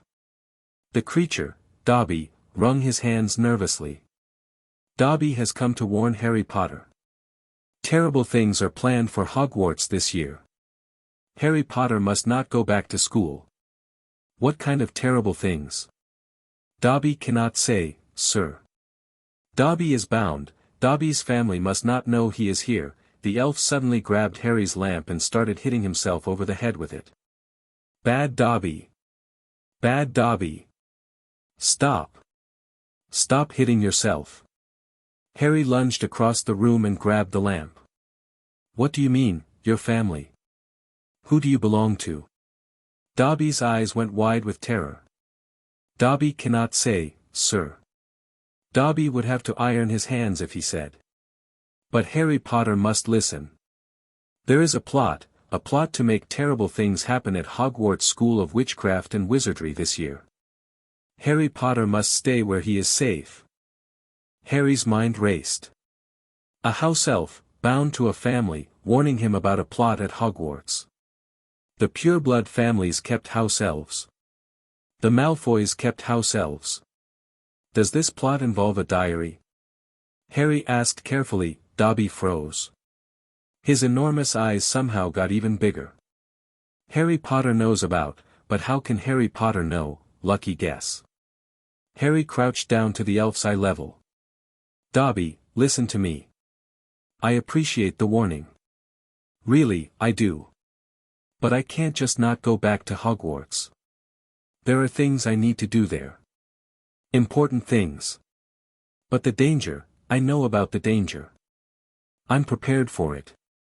Harry met the elf's eyes steadily. And I'm going to stop whatever's being planned. I promise. Dobby stared at him for a long moment. Then, to Harry's horror, the elf burst into tears. Harry Potter is so brave. So noble. Dobby has heard of Harry Potter's greatness, but never did Dobby dream that Harry Potter would be so, he dissolved into sobs. Dobby. Dobby, please, you need to be quiet or my relatives will, boy. Vernon's bellow shook the house. Heavy footsteps thundered up the stairs. Dobby vanished with another crack just as the door burst open. Vernon stood in the doorway, face purple, eyes bulging. What was that noise? Who were you talking to? No one. I was reading aloud. Reading aloud? At this hour? Vernon's eyes swept the room suspiciously. I won't have it. I won't have you disturbing this household with your weirdness. From now on, you stay in this room. No coming out except for meals. No noise. No anything. Understood? Perfectly. Vernon glared at him for another long moment, then stomped back downstairs. Lily materialized beside Harry, her expression troubled. That elf. He mentioned a diary. I noticed. The Malfoys. It has to be. Lucius Malfoy has the diary, and he's planning something at Hogwarts. Lily's form flickered with agitation. We need to get that diary before whatever he's planning goes into effect. We need to get to the Malfoy's house. That's impossible. The manor is warded against intruders, even I couldn't get through, and I'm a ghost. Harry thought about this. What if we didn't need to break in? What if we could get Malfoy to bring the diary to us? How? I don't know yet. But school starts in 2 months. That's 2 months to figure something out. The summer crawled by. Harry spent most of it locked in his room, which suited him fine. He had books to read, spells to practice, plans to make. Lily drilled him on advanced defensive magic, on curse breaking, on the theory behind dark and how to neutralize them, and he wrote letters. Lots of letters. To Hermione, outlining what he'd learned about Horcruxes and asking her to research methods of destruction. To Ron, requesting any information his father might have about the Malfoys and their. To Snape, in carefully coded language, asking about the diary and whether he knew anything about its origins. The responses trickled in over the following weeks. Hermione had found references to Horcruxes in the Hogwarts library, not many, since the subject was heavily restricted, but enough to confirm what Harry already knew. Basilisk venom was the most reliable method of destruction. Fiend fire worked too, but was almost impossible to control. And there were rumors of other methods, obscure, dangerous, largely theoretical. Ron's information was more immediately useful. His father had raided Malfoy Manor twice in the past decade, looking for dark. Both times, Lucius had been tipped off in advance and hidden everything incriminating. But Arthur Weasley was convinced the manor was full of dark objects, and he was planning another raid soon. Snape's response was the most interesting. The diary you mentioned is indeed what you suspect. The Dark Lord created it during his school years, one of his earliest experiments with soul magic. It is designed to possess the reader, feeding off their life force while gradually taking control. If Malfoy intends to introduce it to Hogwarts, the results could be catastrophic that I have warned Dumbledore, in vague terms. He is aware that something may be planned but does not know the specifics. I suggest you remain vigilant and prepared to act quickly when the term begins. Destroy the diary if you get the chance. Do not attempt to study it or learn from it. The soul fragment within is insidious and will try to corrupt you. Harry read the letter 3 times, memorizing every word, then burned it. We need to intercept the diary before it reaches its target, he told Lily that night. If Malfoy gives it to a student, then that student becomes a weapon. A puppet. Lily's expression was grim. The Chamber of Secrets. That's what this is about, isn't it? The diary is connected to Slytherin's monster. The Chamber of Secrets is real. I always thought it was just a legend. A story Slytherin purists told to scare Muggleborns. But if Voldemort made a Horcrux during his school years, and if that Horcrux is connected to Slytherin? She trailed off, thinking. He opened the chamber. When he was a student. That's what the diary is for, to open it again. Harry felt a chill run down his spine. What's in the chamber? I don't know. The legends say a monster, something that only Slytherin's heir can control. Something that kills. Lily met his eyes. We have to stop this, Harry. Whatever it takes. We will. 2 weeks before term started, everything changed. Harry woke to the sound of his window being forced open. He had his wand in his hand and a curse on his lips before he registered what he was seeing, a flying car, hovering outside his second-story window, with Ron Weasley's grinning face in the driver's seat. All right, Harry. Ron. What the, how, no time to explain. Pack your things. We're getting you out of here. Harry didn't need to be told twice. He threw his belongings into his trunk, grabbed Hedwig's cage, and climbed out the window into the flying Ford Anglia. The Weasley twins, Fred and George, were in the back seat, looking enormously pleased with themselves. Heard you were locked up, Fred said cheerfully. Couldn't let our favorite seeker rot away in Muggle prison, George added. How did you know I was locked up? You stopped answering letters. Hermione got worried, wrote to Ron, Ron told us. Fred shrugged. Simple really. The car rose into the night sky, leaving Privet Drive, and the Dursleys, far behind. Harry leaned back in his seat and let out a breath he hadn't realized he'd been holding. Thanks. Really. Don't mention it. Ron grinned at him in the rearview mirror. Mum's going to kill us when we get home, but it'll be worth it. The burrow was chaos. Harry had never seen anything like it. The house looked like it had been built by someone who'd heard descriptions of architecture but never actually seen a building, floors stacked at odd angles, rooms added wherever there was space, the whole structure held together by magic and stubbornness, and it was full of Weasleys. Misses.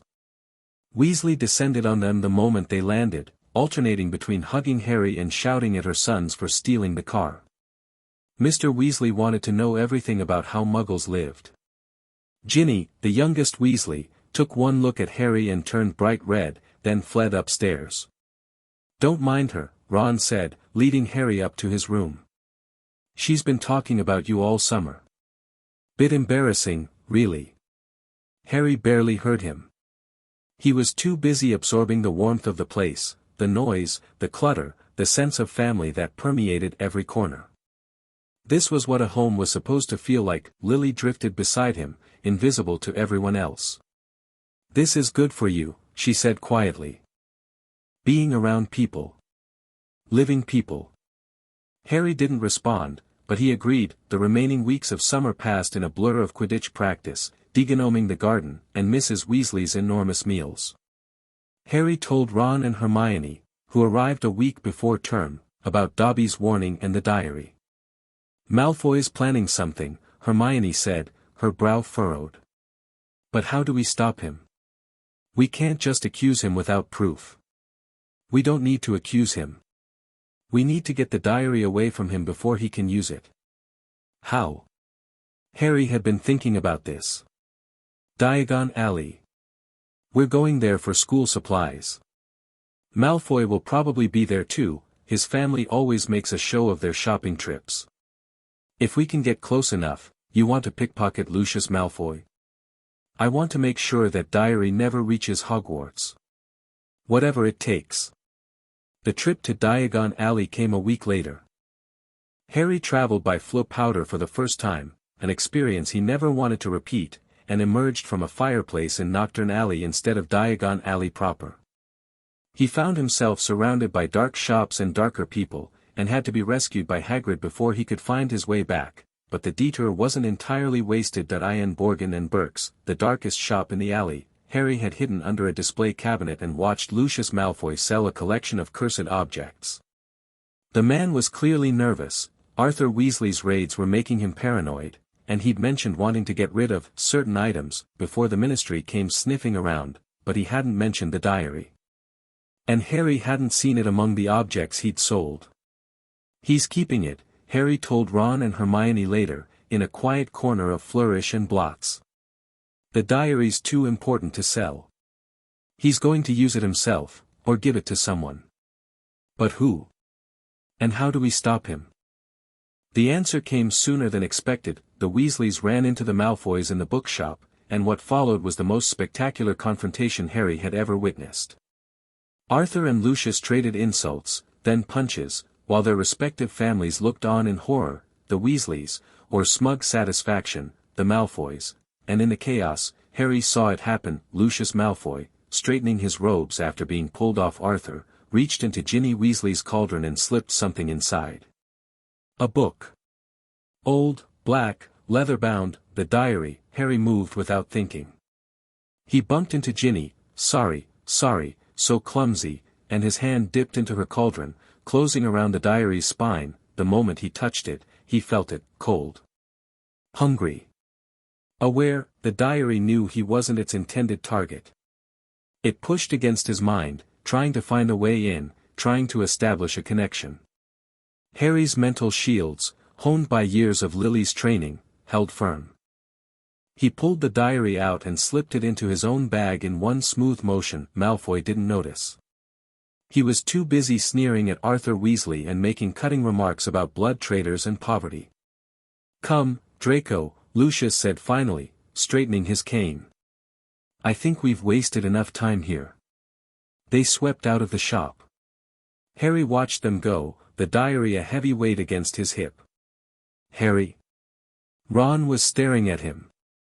You all right? You look pale. Fine. Just, let's get out of here.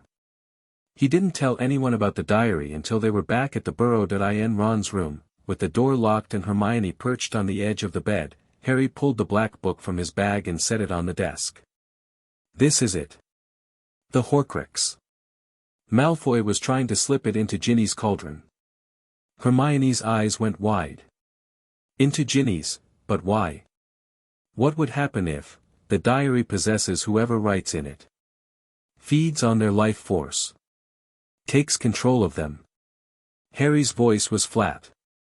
If Ginny had started writing in this thing, she'd have become Voldemort's puppet. She'd have opened the Chamber of Secrets and released whatever monster is inside. Ron had gone very pale. My sister. He was going to use my sister. Yes. I'm going to kill him. Later. First, we need to destroy this thing. Hermione was examining the diary without touching it, her face set in concentration. It's warm. I can feel it from here, like it's alive. And there's something. She shuddered. It's trying to talk to me. In my head. Don't listen. Don't engage with it at all. Harry pulled the diary back toward himself. This is a piece of Voldemort's soul. It's manipulative, persuasive, and absolutely evil. We need to destroy it now, before it has a chance to affect any of us. How? We still don't have basilisk venom or fiendfire or any of the other, we have something else. Harry looked at Lily, who had materialized in the corner of the room. Mom. You mentioned the killing curse. Ron and Hermione exchanged startled looks. They still weren't entirely used to Harry's ghost mother, even after he'd explained everything during the train ride home last year. Lily's expression was troubled. "Harry, I said that was an option, not a recommendation. The killing curse requires genuine intent to kill. If you can't summon that intent, I can." Harry met her eyes steadily. "For a piece of Voldemort's soul? After everything he's done, everything he's going to do?" "Yeah, Mum. I can summon the intent." "Harry." Hermione's voice was small. "The killing curse is an unforgivable. If you cast it, if anyone finds out, no one's going to find out.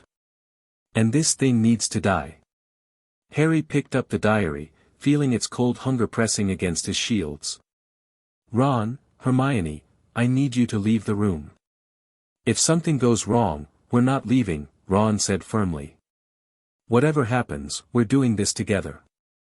Hermione nodded, her jaw set.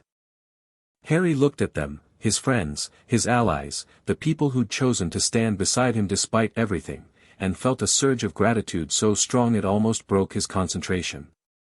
"Okay. Together."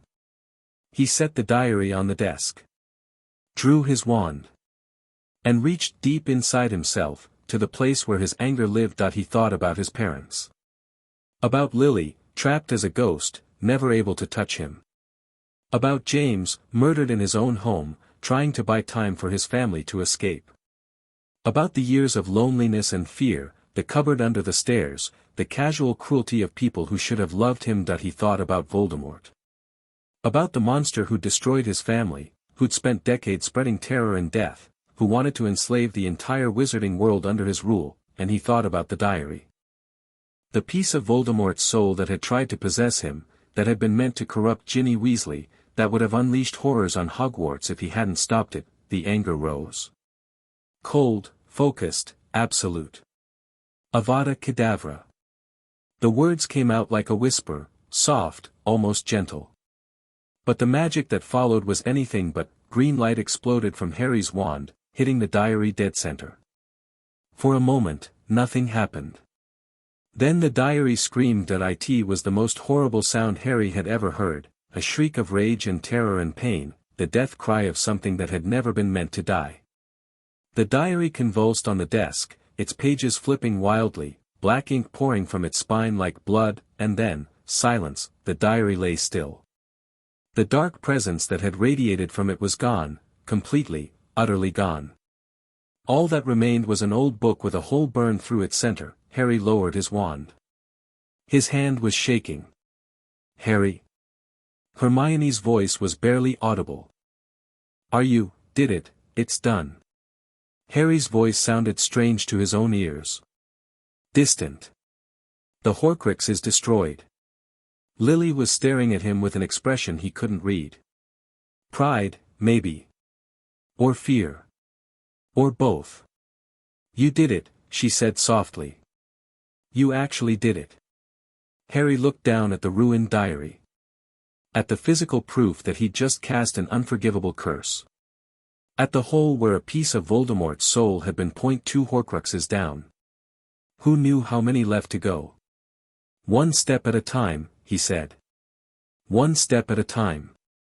The rest of the summer passed without incident. Harry didn't tell anyone else about the killing curse, not the Weasley parents, not Snape, not anyone. Ron and Hermione knew, and that was enough. They'd agreed to keep it secret, understanding that the knowledge could destroy Harry's future if it ever got out. The diary was buried in the Weasleys' garden, deep enough that no one would ever find it. Harry had wanted to burn it, but Hermione had pointed out that the magical signature might be detected. Better to let it rot in the earth, forgotten and harmless. And then, before Harry knew it, September 1st arrived and they were back on the Hogwarts Express. "Second year," Ron said, settling into their compartment with a sigh. "Think it'll be quieter than last year?" "Definitely not," Hermione said. "Harry's just destroyed a Horcrux and we still have the diadem to deal with. Plus there's a new defense professor, Gilderoy Lockhart, if you can believe it, and who knows what else might happen." "Lockhart?" Ron groaned. "Mum loves him. She's got all his books." The man's a complete fraud, though, my dad says so. Harry was only half listening. He was watching the countryside roll past, thinking about the year ahead. The Chamber of Secrets wouldn't open now. Without the diary, there was no way for Voldemort to control anyone from a distance, no way to unleash Slytherin's monster. That crisis had been averted before it even began, but there were still Horcruxes out there. Still enemies to fight. Still a war to prepare for, and somewhere, probably in Albania, Voldemort himself was plotting his return. Harry? Hermione's voice cut through his thoughts. You okay? Yeah. He turned from the window and managed a smile. Just thinking about everything we still have to do. We'll handle it, Ron said confidently. We handled a troll, a three-headed dog, a Dark Lord possessing a teacher, and a bloody Horcrux. Second year's going to be a piece of cake. Harry laughed despite himself. Famous last words. Hogwarts hadn't changed. The castle rose out of the night like a dream, its towers and turrets silhouetted against the stars. Harry felt something loosen in his chest as the carriages approached the gates. Home. He was home. The start of term feast was the usual chaos, Sorting Hat singing its song, first years looking terrified, Dumbledore giving his cryptic announcements. This year, the announcements included a warning about the Forbidden Forest, standard, a reminder about banned items, extensive, and an introduction of the new defense against the dark arts professor. Gilderoy Lockhart stood up and beamed at the assembled students. Harry had met the man briefly in Flourish and Blots, and his impression hadn't improved. Lockhart was all teeth and styled hair in self-congratulation, dressed in robes of eye-searing turquoise and clearly convinced that he was the most important person in the room. I can't believe Dumbledore hired him, Hermione muttered, sounding personally betrayed. I used to think his books were impressive, but after what you told me about him being a fraud, Dumbledore probably couldn't find anyone else, Harry said. The defense position is supposedly cursed. No one lasts more than a year. Maybe Lockhart will get eaten by something, Ron said hopefully. The feast ended, the students dispersed to their dormitories, and Harry settled into his familiar bed in Gryffindor Tower. Lily materialized beside him as the other boys fell asleep. The diary's destroyed, she said quietly. The chamber won't open. You've changed the future, Harry. Changed it how much, though? Voldemort's still out there. The other Horcruxes still exist. Sirius is still in Azkaban. One crisis at a time. Lily's ghostly hand passed through his hair, the closest she could come to ruffling it. You've done well. Better than I could have hoped. But you need to rest now. Tomorrow, the real work begins. Harry closed his eyes. Tomorrow. The real work begins. The first week of term was surprisingly normal. Classes resumed their usual rhythm, Transfiguration with McGonagall, Charms with Flitwick, Potions with Snape. The only disruption was defense against the dark arts, which was exactly as terrible as Harry had expected. Lockhart spent the first lesson talking about himself. And the second lesson. And the third. When he finally got around to actual defense instruction, it was to release a cage full of Cornish pixies into the classroom and then flee when he couldn't control them.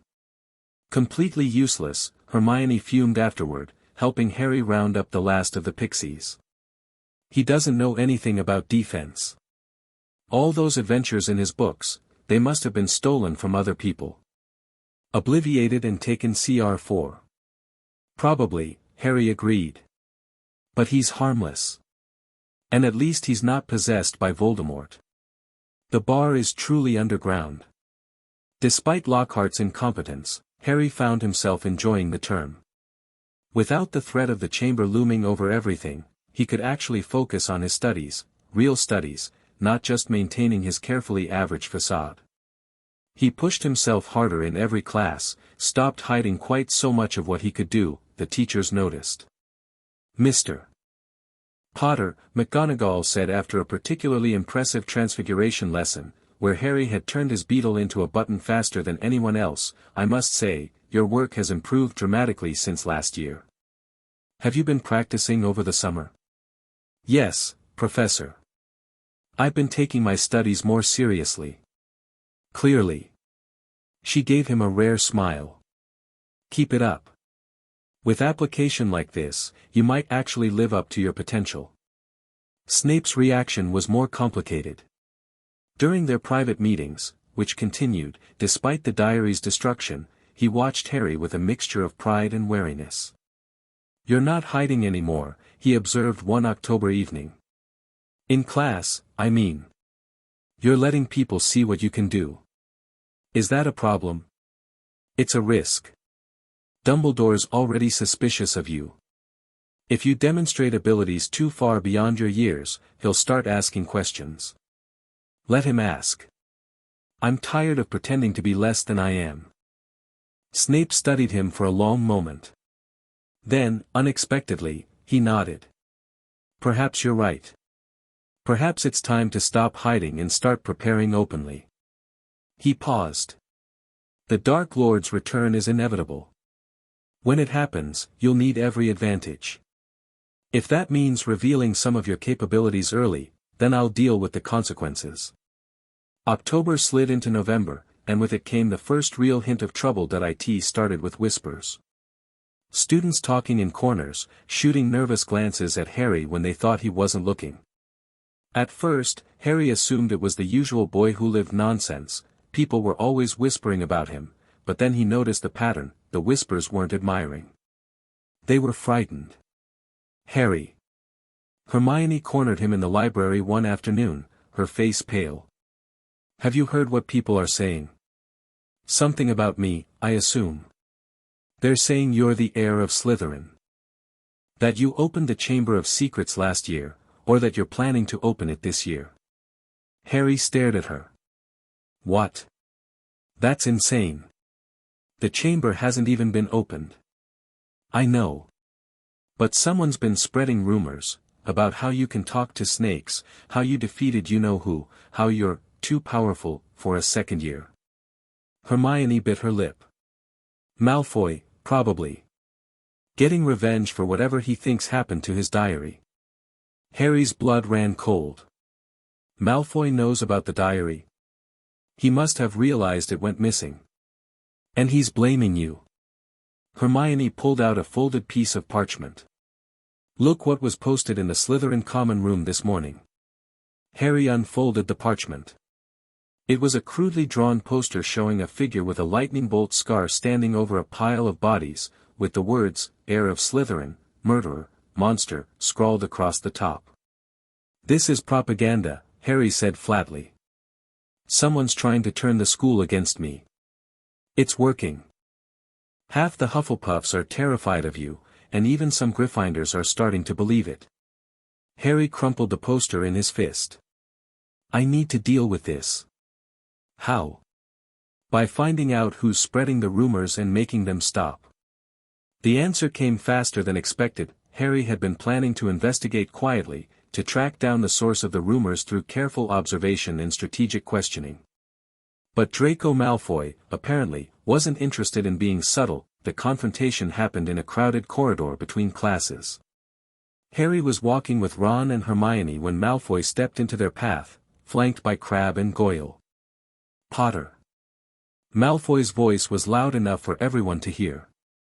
"Heard you've been playing with dark. Dangerous business, that. People might start thinking you're not as heroic as you pretend to be."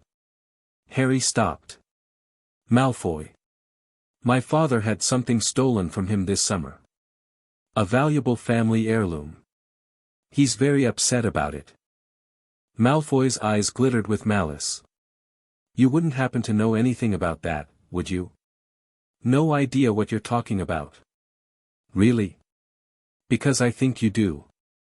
I think you stole something that didn't belong to you. And I think," Malfoy stepped closer, lowering his voice, "you might have done something very dark with it. Something that only an heir of Slytherin could do." The corridor had gone silent. Dozens of students were watching, whispering, staring at Harry with a mixture of curiosity and fear. Harry met Malfoy's eyes. "If your father lost something, maybe he should take better care of his possessions. Especially possessions that might be dangerous." Malfoy's face flushed. Is that a threat? It's a fact. Dark have a way of destroying the people who use them. Harry smiled pleasantly. You might want to remember that. He stepped around Malfoy and kept walking. Ron and Hermione fell into step beside him, both looking slightly shell-shocked. Harry, Hermione whispered once they were out of earshot, that was necessary. Harry's voice was calm, but his heart was pounding. Malfoy wanted a confrontation. I gave him one. Now everyone knows I'm not afraid of him, and he knows I know about the diary. He's going to retaliate. Probably. But what can he do? Tell everyone his father tried to unleash a Horcrux on the school. Tell Dumbledore that Harry Potter destroyed a piece of the Dark Lord's soul. Harry shook his head. Malfoy's trapped. He can spread rumors, but he can't prove anything. And if he pushes too hard, he'll expose his own family's crimes. Ron was grinning. Mate, that was brilliant. Did you see his face when you mentioned Dark? I thought he was going to wet himself. Let's hope he's smart enough to back off. We've got enough enemies without adding the Malfoys to the list. Malfoy didn't back off, the rumors intensified over the following weeks. Someone was spreading stories about Harry, not just the heir of Slytherin nonsense, but darker things. Whispers about how he'd killed Quirrell with his bare hands. Claims that he practiced dark magic in secret. Suggestions that the boy who lived was actually the next Dark Lord in training. Harry ignored most of it. He had more important things to worry about than schoolyard gossip, but then Mrs. Norris was attacked. That IT happened the night before Halloween. Harry was in the library, researching possible methods for destroying the diadem, when the screaming started. He ran toward the sound, everyone did, and found a crowd gathered in a second-floor corridor. Filch's cat hung from a torch bracket, stiff and unmoving. And on the wall, written in something that looked horribly like blood, were the words, "The Chamber of Secrets has been opened. Enemies of the heir, beware." Harry's blood went cold. This wasn't possible. The diary was destroyed. The chamber couldn't be opened without it. Unless, Harry. Lily materialized beside him, her ghostly form flickering with agitation. This is wrong. Something's wrong. I know. The diary's gone. This shouldn't be happening. Unless there's another way to open the chamber. Another artifact. Another heir. Harry stared at the message on the wall, his mind racing. The diary had been Voldemort's tool for opening the chamber. But what if it wasn't the only tool? What if Voldemort had created a backup plan, something else that could unleash Slytherin's monster, or what if someone else was doing this entirely? Potter! Filch's shriek cut through the crowd. The caretaker shoved his way toward Harry, his face twisted with rage and grief. You did this. You killed her. I'll kill you, that's enough, Argus. Dumbledore's voice was calm but firm. The headmaster had arrived, flanked by McGonagall and Snape. Mrs. Norris is not dead. She has been petrified. Petrified? Filch's voice cracked. How? That is what we must determine.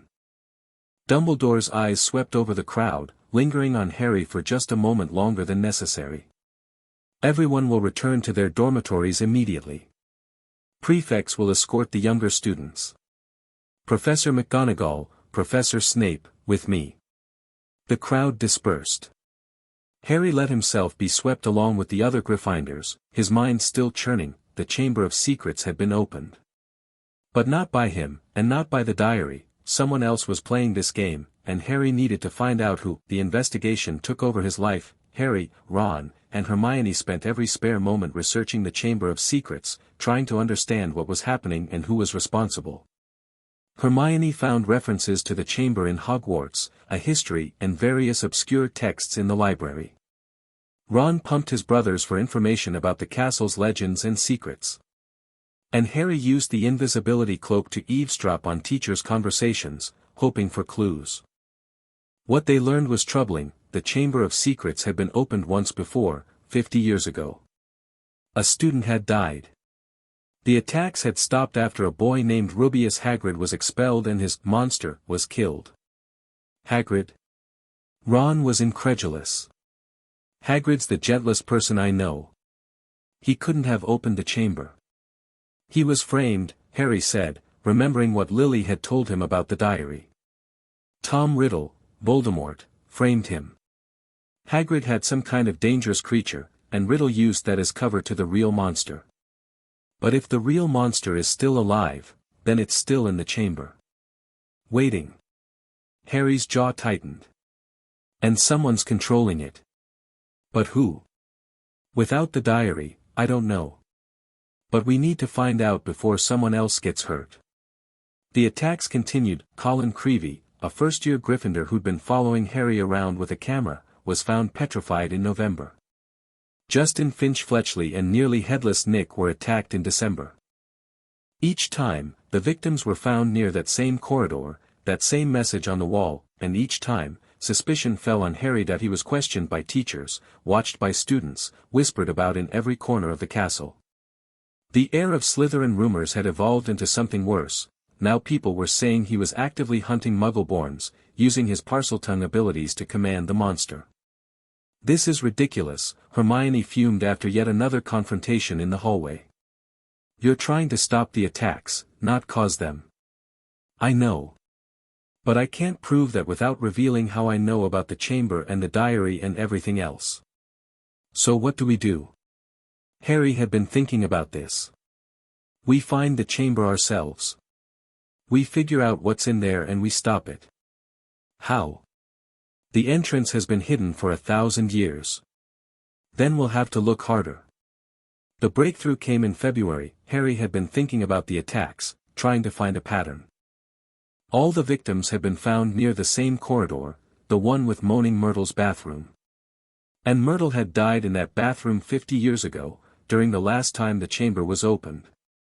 Myrtle might know something, he told Ron and Hermione. She was there when it happened. She was the student who died, Hermione said slowly. Of course. The monster killed her.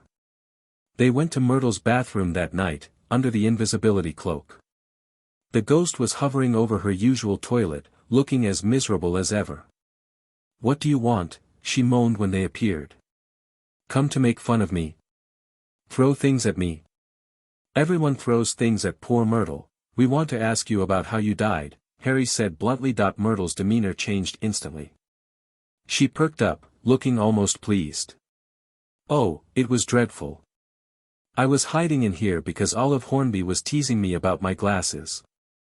I was crying, and then I heard a boy's voice, a boy's voice. Where? Over there. Myrtle pointed at a sink against the far wall. I came out to tell him to go away, and then, I died. Just like that. What killed you? I don't know. I just remember seeing a pair of great big yellow eyes, and then, whoosh, I was floating. She drifted dramatically. It was all very traumatic. Yellow eyes. Harry's mind raced. Harry. Lily had materialized beside him, her expression urgent.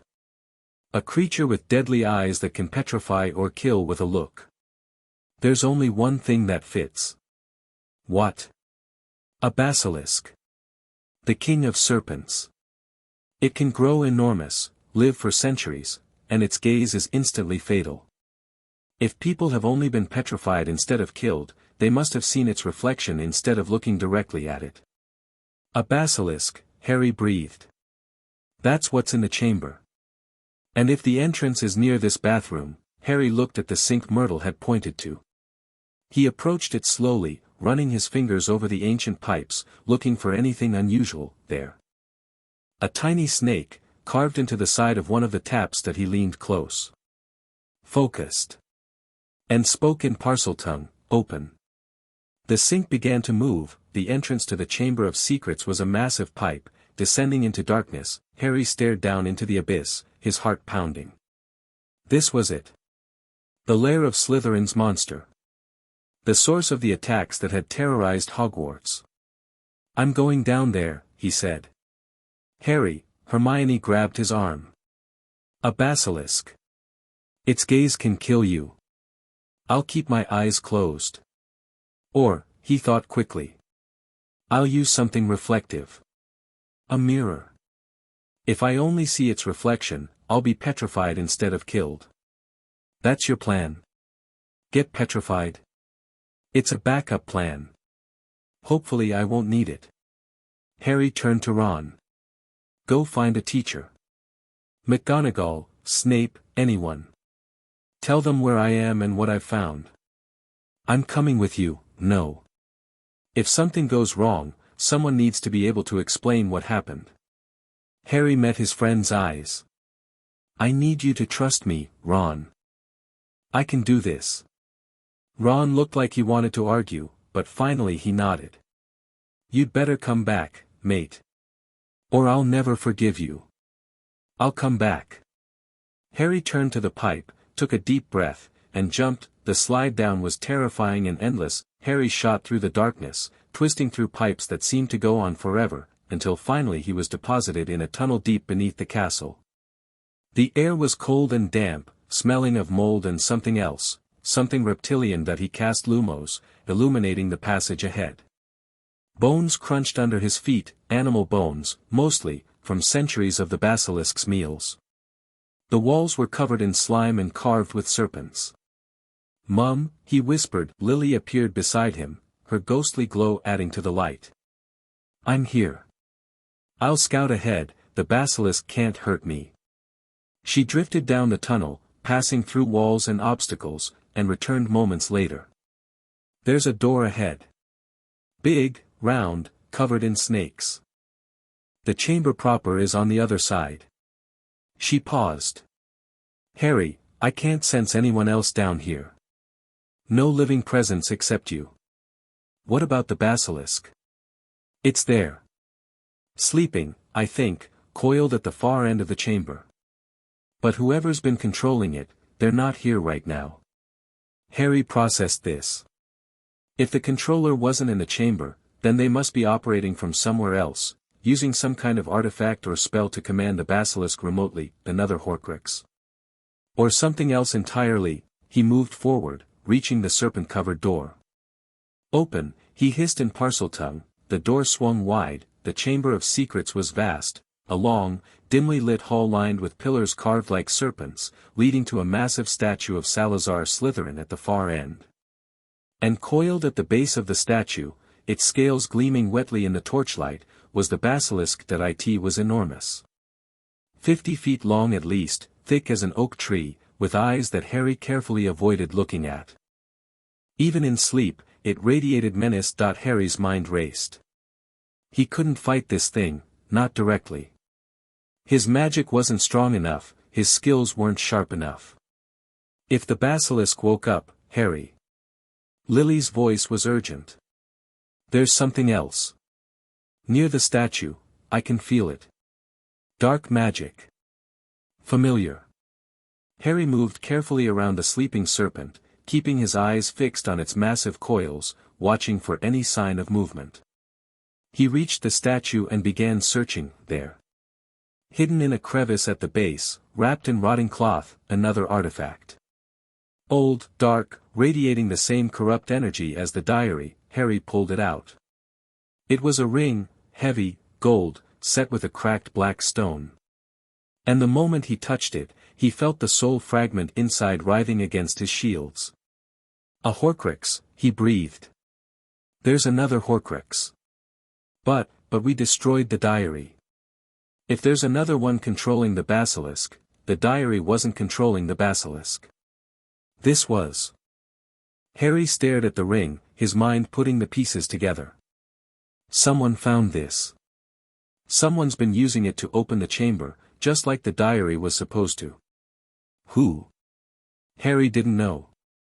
But he was going to find out. He wrapped the ring carefully, binding it with protective spells, and tucked it into his bag. Then he turned to leave, and the basilisk's eyes opened. Harry moved on instinct. He threw himself sideways, squeezing his eyes shut, as the basilisk's massive head swung toward him. He felt the rush of air as its jaws snapped closed where he'd been standing. Harry! Lily screamed that he couldn't see. Couldn't open his eyes. Could only listen to the basilisk's hissing, feel the vibrations of its massive body moving through the stone floor. "Stop," he commanded in Parseltongue. "I order you to stop." The basilisk hesitated. Harry felt its confusion. It was receiving conflicting commands, torn between whoever had been controlling it and this new speaker. "I am the heir of Slytherin," Harry lied desperately. "You will obey me." A moment of stillness. Then the basilisk's voice, ancient, cold, hungry, answered him. "You are not my master. You carry my master's soul, but you are not him. The Horcrux in his bag." The basilisk could sense it. "I am your new master," Harry pressed. "The old master is gone. Dead. You serve me now. Prove it. Show me your eyes, heir. Let me see if you speak truth." A trap. If Harry opened his eyes, he'd die, but if he didn't, the basilisk would attack, think. There had to be another way. Some weakness, some trick, the ring. The Horcrux, Harry pulled it out, holding it up in the direction of the basilisk's voice. "I have your master's soul. See. I command him. I command you." The basilisk hissed, a sound that might have been laughter. "Clever. Very clever. But a piece of soul is not a master. It is only, Bombarda Maxima." The spell came from nowhere, slamming into the basilisk's flank with explosive force. The creature screamed, an ear-splitting shriek of pain and rage, and Harry heard it thrashing, stone shattering under its massive weight. "Harry! Run!" Snape's voice. Harry's eyes snapped open without thinking, and he found himself staring at the ceiling, looking anywhere but at the basilisk's eyes. Snape was there, robes billowing, wand blazing with spell after spell. McGonagall was beside him, and behind them, Dumbledore, the headmaster, stood at the chamber's entrance, his expression terrible and calm. He raised his wand, and when he spoke, his voice echoed through the vast space like thunder. "Enough." The word carried power. Ancient power, deep and overwhelming. The basilisk froze, its thrashing stopped, its eyes, its deadly, murderous eyes, fixed on Dumbledore, and Dumbledore met its gaze. For a moment, nothing happened. Then the basilisk screamed again, a different scream this time, one of terror and submission, and collapsed, unconscious or dead, at the feet of Slytherin's statue. Silence fell. Harry stared at Dumbledore, at the old man who had just survived a basilisk's gaze through sheer force of will. "Mr. Potter," Dumbledore said mildly. "I believe you have some explaining to do." The explanation took 3 hours. Harry told them most of the truth. About the diary and what it was. About finding the ring in the chamber. About the voice he'd heard, the Parseltongue he'd used to open the entrance. He left out some things, his mother's ghost, the killing curse, the full extent of his knowledge, but he gave them enough. Dumbledore listened without interrupting. When Harry finished, the headmaster was silent for a long moment. "The ring," he said finally. "May I see it?" Harry handed it over. Dumbledore examined it carefully, his expression growing more troubled by the second. "The Gaunt family ring. I thought this lost, destroyed with the Gaunts themselves." He looked at Harry with new eyes. "You recognize this as a Horcrux?" "I've been researching them. After last year, after Quirrell, I wanted to understand how Voldemort survived." "And you concluded that he had made Horcruxes?" "Yes." "How many?" Harry hesitated. "I don't know exactly.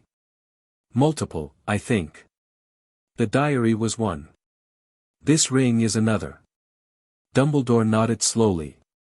"You are correct. I have suspected for some time that Tom created more than one Horcrux. His fear of death was too great for a single anchor.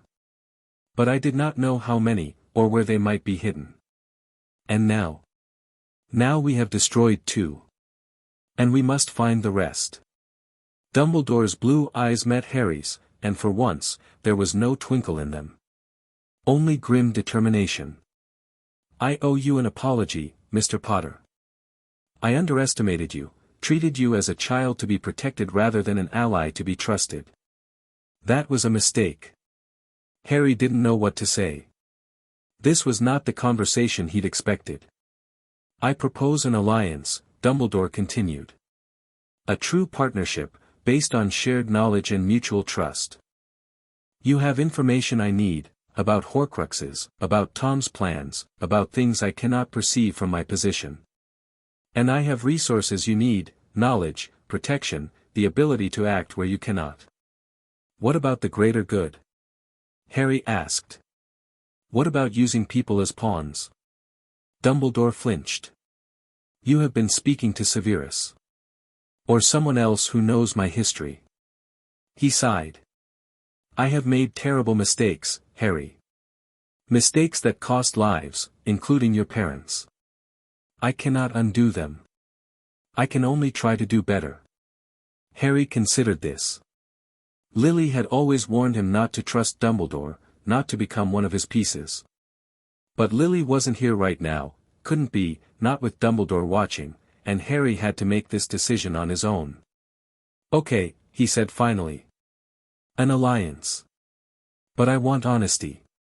Complete honesty. No more secrets, no more manipulation. If you're going to treat me as a partner, then treat me as a partner. Dumbledore smiled. It was a small smile, tired and genuine. You have my word. The rest of the year passed in a blur. The basilisk was destroyed, properly, this time, and its venom was harvested for future use. The ring Horcrux was obliterated by a fang dipped in the creature's blood. The Chamber of Secrets was sealed, hopefully forever, and the school learned that Harry Potter had found the chamber, faced the monster, and helped destroy a piece of the Dark Lord's soul. His reputation shifted overnight. No longer the suspicious heir of Slytherin, he was now the hero who had ended the threat, who had ventured into darkness and emerged victorious. Students who had feared him now wanted to shake his hand. Teachers who had watched him with suspicion now nodded with respect. Harry found the whole thing exhausting. Fame is a fickle thing, Dumbledore observed during one of their new regular meetings. The same people who reviled you yesterday will worship you tomorrow. And the reverse is also true. I don't want to be worshipped. No. You want to be left alone to do what needs to be done. Dumbledore smiled. A reasonable desire. And one I share. They spent the spring planning. Dumbledore shared what he knew about Voldemort's history, his obsessions, his likely hiding places. Harry shared what Lily had told him, carefully attributed to research and deduction, about the possible Horcruxes. By the end of term, they had a list. Slytherin's locket. Probably hidden in a cave Voldemort had visited as a child. Hufflepuff's cup. Likely in Bellatrix Lestrange's vault at Gringotts, something of Ravenclaw's. Possibly the diadem Harry had already secured, and something else. Something Dumbledore suspected but couldn't confirm. Tom was obsessed with the number 7, Dumbledore explained. The most powerful magical number. If he made 6 Horcruxes, plus himself, that would be 7 soul fragments. But I wonder if he made more, if his paranoia drove him to create additional anchors. We'll find them, Harry said. All of them. Yes. We will. The train ride home was quieter than Harry expected. Ron and Hermione were there, of course, they'd been with him through everything, knew almost all his secrets. But there was a weight to the silence, a sense of endings and beginnings. Next year, Ron said finally. What do you think it'll bring? More trouble, probably, Hermione said. There's still Sirius Black in Azkaban. Harry, you said he was innocent, right? We should try to prove that. And there's the Triwizard Tournament coming up. The what? The Triwizard Tournament. It's a competition between the 3 major wizarding schools, Hogwarts, Beauxbatons, and Durmstrang. It's been cancelled for centuries, but there are rumors they're bringing it back. Harry filed this away. Competitions. Visiting schools. New variables. Whatever comes, he said, we'll handle it. Together. Together, Ron and Hermione echoed. The train rolled on toward London. Toward summer.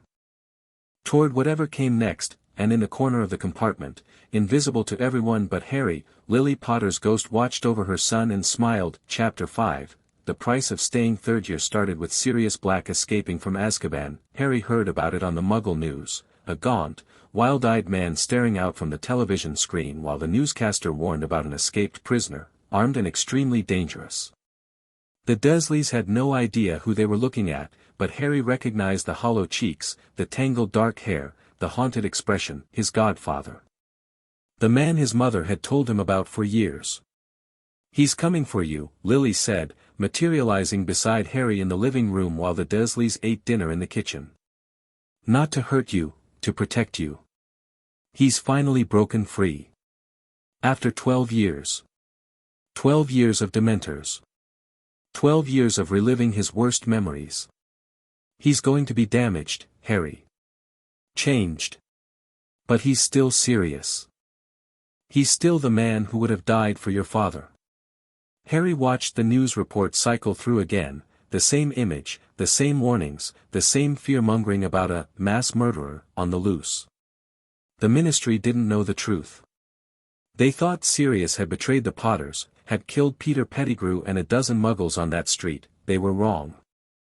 And this year, Harry was going to prove it. The journey to Hogwarts was interrupted by Dementors. Harry had read about them. Lily had described the creatures in detail, their cloaks and their coldness and their terrible ability to drain happiness from the air.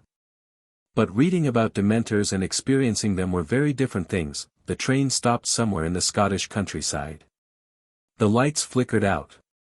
And then the cold came, a deep, pervasive chill that had nothing to do with temperature and everything to do with despair. Harry felt it immediately. A weight pressing down on his chest. A fog creeping into his thoughts. And underneath it all, a sound, a woman screaming, begging, pleading for mercy, his mother's voice. The night she died. Not Harry, please not Harry, stand aside, you silly girl, not Harry, please no, take me, kill me instead. Harry's vision went white. He felt himself falling, felt the cold closing in, felt the Dementor's presence looming over him like death itself, and then warmth. Blazing, brilliant warmth, driving back the darkness that he opened his eyes to find a man standing over him, shabby robes, graying hair, scars crisscrossing his face. The man's wand was raised, and from its tip poured silver light that coalesced into a shape, a creature, something four-legged and fierce that drove the Dementor out of the compartment. Here. The man pressed chocolate into Harry's shaking hands. Eat this. It'll help. Harry ate. The warmth spread through him, pushing back the lingering chill. I'm Professor Lupin, the man said. The new defense against the dark arts teacher. Lupin. Remus Lupin. His father's friend, the werewolf, the last of the marauders besides Sirius and the rat. Harry looked at the man with new eyes. Thank you, Professor. Lupin smiled. It was a tired smile, worn around the edges, but genuine. You're welcome, Harry. Your mother was a friend of mine, once. I'm glad I could help her son. The Dementor incident set the tone for the year. Hogwarts was crawling with the creatures, supposedly searching for Sirius Black, but in practice terrorizing the students and making everyone miserable. Harry felt their presence more keenly than most, his connection to trauma drawing them to him like moths to flame that he asked Lupin to teach him the Patronus charm. It's advanced magic, Lupin warned during their first private lesson. Most adult wizards struggle with it. Are you sure you want to try? I'm sure. I can't keep fainting every time a Dementor comes near me. If Black is really coming to Hogwarts, I need to be able to defend myself. Lupin studied him for a long moment. Then he nodded. Very well. The Patronus charm requires a happy memory, the happiest you can summon. You focus on that memory, let it fill you completely, and then channel it through the incantation, Expecto Patronum. Harry thought about happiness. About the moments in his life when he'd felt truly, completely content, the Weasleys' kitchen, surrounded by warmth and laughter and the smell of Mrs. Weasley's cooking. Ron and Hermione on the train, promising to face whatever came together. Lily's ghost, glowing faintly in the darkness of his room, telling him stories about his father. He raised his wand. Expecto Patronum. A wisp of silver emerged, thin, weak, barely visible. Not enough to stop a Dementor, but something. Good, Lupin said, genuine surprise in his voice. Very good, for a first attempt. Most students can't produce anything at all on their first try. Harry tried again. And again. And again. By the end of the lesson, his silver wisp had thickened into a proper mist, capable of pushing back a Boggart Dementor at least briefly. You have a gift for this, Lupin said, watching Harry with an expression that might have been pride. Your mother was the same way, she could master spells in half the time it took anyone else. You have her talent. Did you know her well? My mother? Lupin's face softened. Yes. We were friends, not as close as James and Sirius and Peter, but friends. She was kind to me when others weren't. When they found out about my condition, most people wanted nothing to do with me. But Lily never cared about that. What was she like? Really like, I mean. Not the legend, not the sacrifice, just her. Lupin was quiet for a moment. Then he said, she was fierce. Fiery. She had a temper that could strip paint off walls and a heart big enough to forgive almost anything. She was brilliant at charms, terrible at Quidditch, and she laughed like music when she was happy. He paused. She loved your father more than I've ever seen anyone love anything. And she loved you more than that. Harry felt something tighten in his chest. Thank you. For telling me. Of course. The search for Peter Pettigrew became Harry's obsession. That he knew the rat was at Hogwarts. Ron's pet Scabbers, the rat that had been in the Weasley family for 12 years, was actually Peter Pettigrew in animagus form. Lily had told him years ago, had described Peter's transformation and his betrayal and his cowardly escape, but proving it was another matter. We need to catch him in human form, Harry told Ron and Hermione during one of their planning sessions. Force him to transform and then hold him there until we can get a teacher to verify his identity. How do we force an animagus to transform? Hermione asked. There's a spell, the Animagus Revealio. It forces any animagus in range to reveal their true form.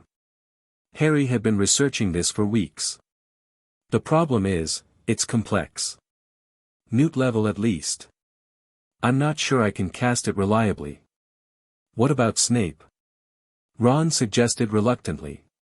He knows about, well, everything. Maybe he could help.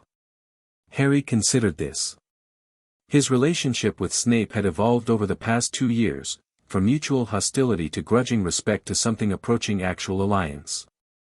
Snape knew about Lily's ghost now, knew about Harry's true capabilities. He might be willing to help. I'll ask him. Snape agreed to help, though not without complaint.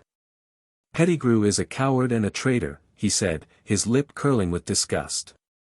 If he's truly been hiding as a rat this entire time, it would be satisfying to expose him. Can you cast the Animagus Revealio? Of course. The question is timing. We need to catch the rat in a situation where he can't escape, and we need witnesses who can verify his identity. Preferably someone from the Ministry. What about during Hogsmeade weekend? Ron always brings Scabbers when he goes to the village. Snape considered this. That could work. I'll arrange for Aurors to be nearby, investigating reports of black sightings. When we reveal Pettigrew, they'll be able to make an arrest. And Sirius? If we prove Pettigrew is alive, then Black's conviction becomes questionable at best. The Ministry will have to reopen the case. Snape's expression was unreadable. I am not doing this for Black's sake. I'm doing it because Pettigrew deserves to rot in Azkaban for what he did to your mother. I know. Thank you. The plan came together over the following weeks, Harry worked with Snape in secret, perfecting their timing, arranging for the Auror presence, preparing for every contingency. Lily helped where she could, scouting locations and watching for any sign that Pettigrew suspected what was coming. "He's nervous," she reported one evening. "I've been watching him. When Ron's asleep, Pettigrew moves around, checks the windows, sniffs the air. He knows something's wrong, but he doesn't know what. Can he sense you?" "I don't think so. But he's paranoid. 12 years of hiding will do that to a person." Lily's expression hardened. "Good. Let him be afraid. Let him wonder when the other shoe is going to drop." The Hogsmeade weekend arrived on a cold November morning. Harry, Ron, and Hermione walked down to the village together, Scabbers tucked into Ron's pocket as always. The rat was twitching more than usual, its beady eyes darting around nervously. "He knows," Harry murmured to Hermione. "Look at him. We can't let him escape." "He won't. Snape's waiting at the 3 broomsticks. The Aurors are positioned around the village. The moment we reveal him," a scream cut through the air. Harry spun around. Students were running, pointing at something in the distance. And there, silhouetted against the grey sky, was a massive black dog. No. Not a dog, Sirius. Everything happened at once. Sirius charged toward them, his canine form powerful and fast despite years of malnourishment. Students scattered, screaming. Aurors appeared from nowhere, wands raised, shouting curses that Sirius dodged with desperate agility, and Peter Pettigrew, sensing his chance, leaped from Ron's pocket and ran. No. Harry sprinted after the rat, his wand already in his hand. Stupefy. The spell missed, splashing against the cobblestones. Pettigrew was small and fast, zigzagging through the chaos, heading for the edge of the village. Harry pushed himself harder. He couldn't let Pettigrew escape, couldn't let 12 more years pass with Sirius rotting in Azkaban.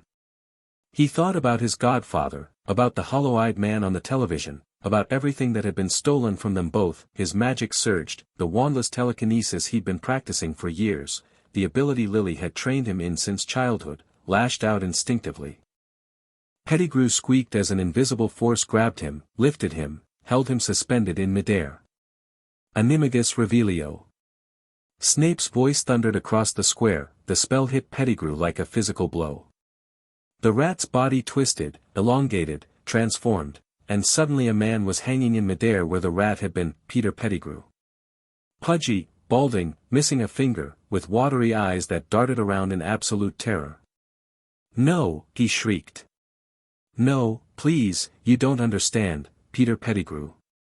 An Auror stepped forward, her face pale with shock. "Reported dead 12 years ago. Wanted for the murder of 13 muggles. I didn't, it wasn't me, it was Sirius, he was the secret keeper, liar." Sirius had transformed back to human form, held at one point by 3 Aurors but still straining toward Pettigrew with murder in his eyes. "You were the secret keeper. We switched at the last minute. I thought it was clever, no one would suspect weak little Peter, and you betrayed them. You told him where to find them. Sirius, please, what was I supposed to do? The Dark Lord, he has weapons you can't imagine, you sold your friends to Voldemort." The name fell like a bomb. Half the crowd flinched. The Aurors exchanged uncertain looks. "Arrest them both," the lead Auror said finally. "We'll sort this out at the Ministry. I have a better idea." Snape stepped forward, a small vial in his hand. "Veritaserum. 3 drops, and Pettigrew will tell us the truth about what happened that night. If Black is innocent, the Ministry can release him immediately. If he's guilty..." Snape's eyes met Sirius's. "Then justice will be served." The lead Auror hesitated, then nodded. "Do it." The interrogation happened right there in Hogsmeade Square, with half the village watching. 3 drops of Veritaserum on Pettigrew's tongue, and the truth came pouring out. The switch in Secret Keepers. The betrayal. The framing of Sirius. The 12 years of hiding, of cowardice, of letting an innocent man rot in prison. By the end, half the crowd was in tears.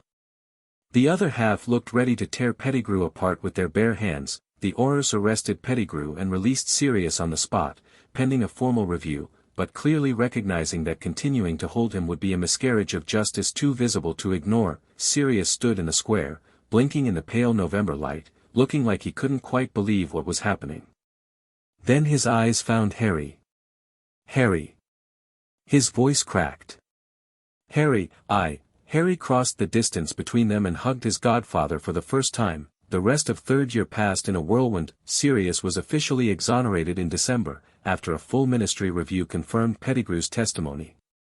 He was released from protective custody, given back his family fortune, and offered a formal apology from the Minister of Magic himself. He refused the apology.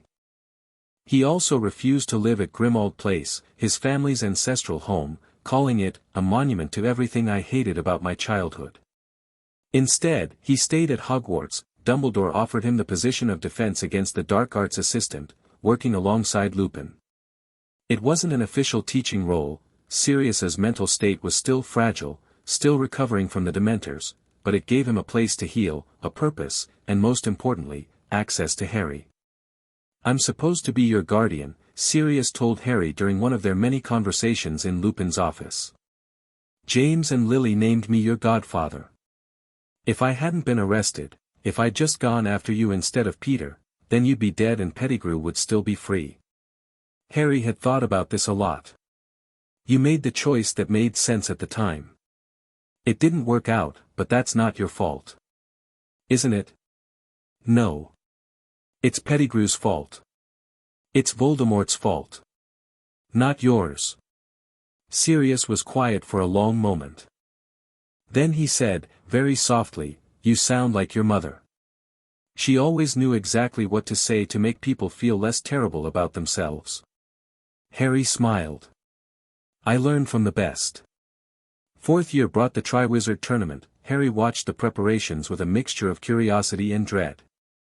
The tournament was supposed to be exciting, 3 schools competing, eternal glory for the winner, centuries of tradition, but he couldn't shake the feeling that something was wrong. "Someone's going to try to enter you," Lily said the night before the Goblet of Fire was unveiled. "I'm certain of it. The tournament is too high profile, too dangerous. It's the perfect opportunity for Voldemort's agents to make a move." "How?" "Dumbledore's putting an age line around the goblet. No one under 17 can enter. There are ways around age lines. Confundus charms on the goblet itself. Having an adult enter your name. Your enemies are creative, Harry. Don't underestimate them." Harry didn't. He told Dumbledore about his concerns, told Snape, told Sirius and Lupin. They all agreed to be vigilant. They all promised to watch for any sign of interference. It wasn't enough. On the night the champions were selected, the Goblet of Fire spat out 4 names instead of 3. Fleur Delacour for Beauxbatons, Victor Crumb for Durmstrang, Cedric Diggory for Hogwarts, and Harry Potter. The chaos that followed was spectacular. Accusations flew from every direction. Beauxbatons and Durmstrang claimed Hogwarts was cheating. The ministry officials demanded explanations. The Hogwarts students, most of them, anyway, turned on Harry with remarkable speed, convinced he'd somehow manipulated the goblet for his own glory. Harry stood in the center of the storm and felt something cold settle in his chest. "I didn't enter my name," he said, for what felt like the 100th time. "Someone else did this." "Then who?" Bagman, the tournament organizer, looked desperate. "The goblet's magic is ancient, unbreakable. No one could have. Someone did. And I intend to find out who." The investigation led nowhere. Whoever had entered Harry's name had covered their tracks perfectly. The goblet showed no signs of tampering. The age line had been bypassed by means no one could identify. And the magical contract that bound all champions to compete was absolute. Harry couldn't withdraw even if he wanted to. "You'll have to participate," Dumbledore said grimly, during an emergency meeting in his office. "The tournament's magic is binding.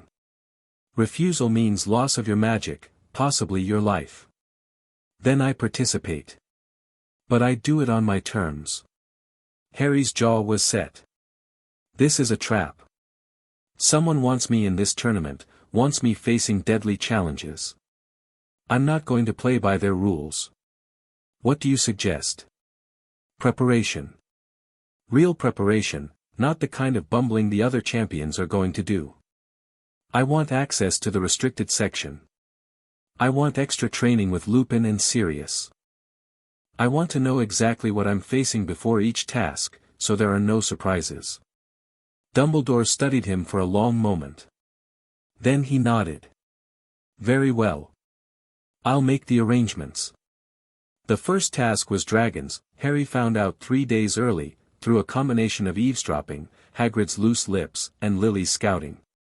For dragons, one for each champion, with a golden egg hidden among their real eggs. The goal was to retrieve the egg without getting roasted alive.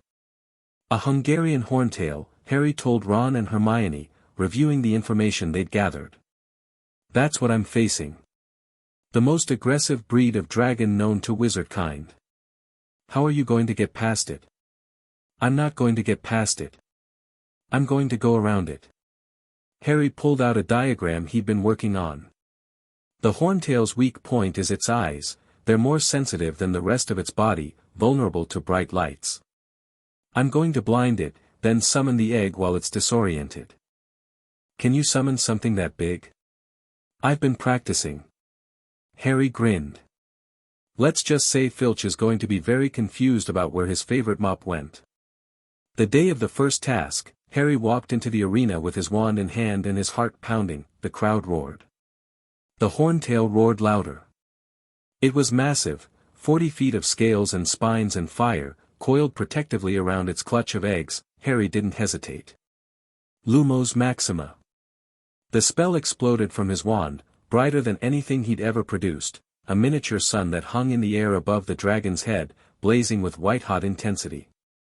The horntail screamed, recoiling, its eyes squeezed shut against the glare. Accio Golden Egg. The egg shot toward him like a golden bullet.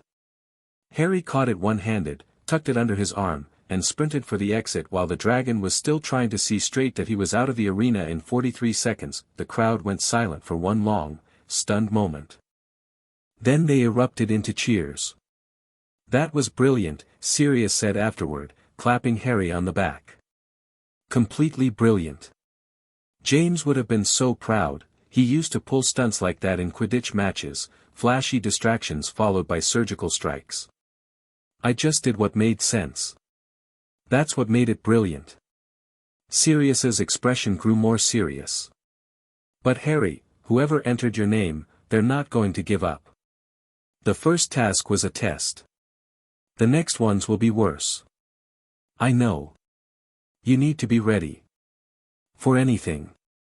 I will be.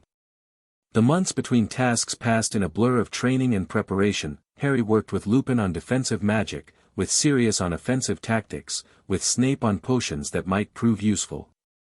He researched past tournaments, looking for patterns, trying to predict what the next challenges might involve, and he kept investigating. Someone had entered his name in the goblet. Someone wanted him competing, wanted him in danger. The obvious suspect was Voldemort, or one of his agents, but that didn't explain how they'd gotten access to the goblet in the first place. It had to be someone at Hogwarts, Harry told Lily during one of their late-night conversations. Someone with access to the goblet before it was sealed. The teachers? A student? A teacher, probably. A student would have been caught by the age line, unless they had help. What about Karkaroff? He's a former Death Eater, and he's been acting strange all year.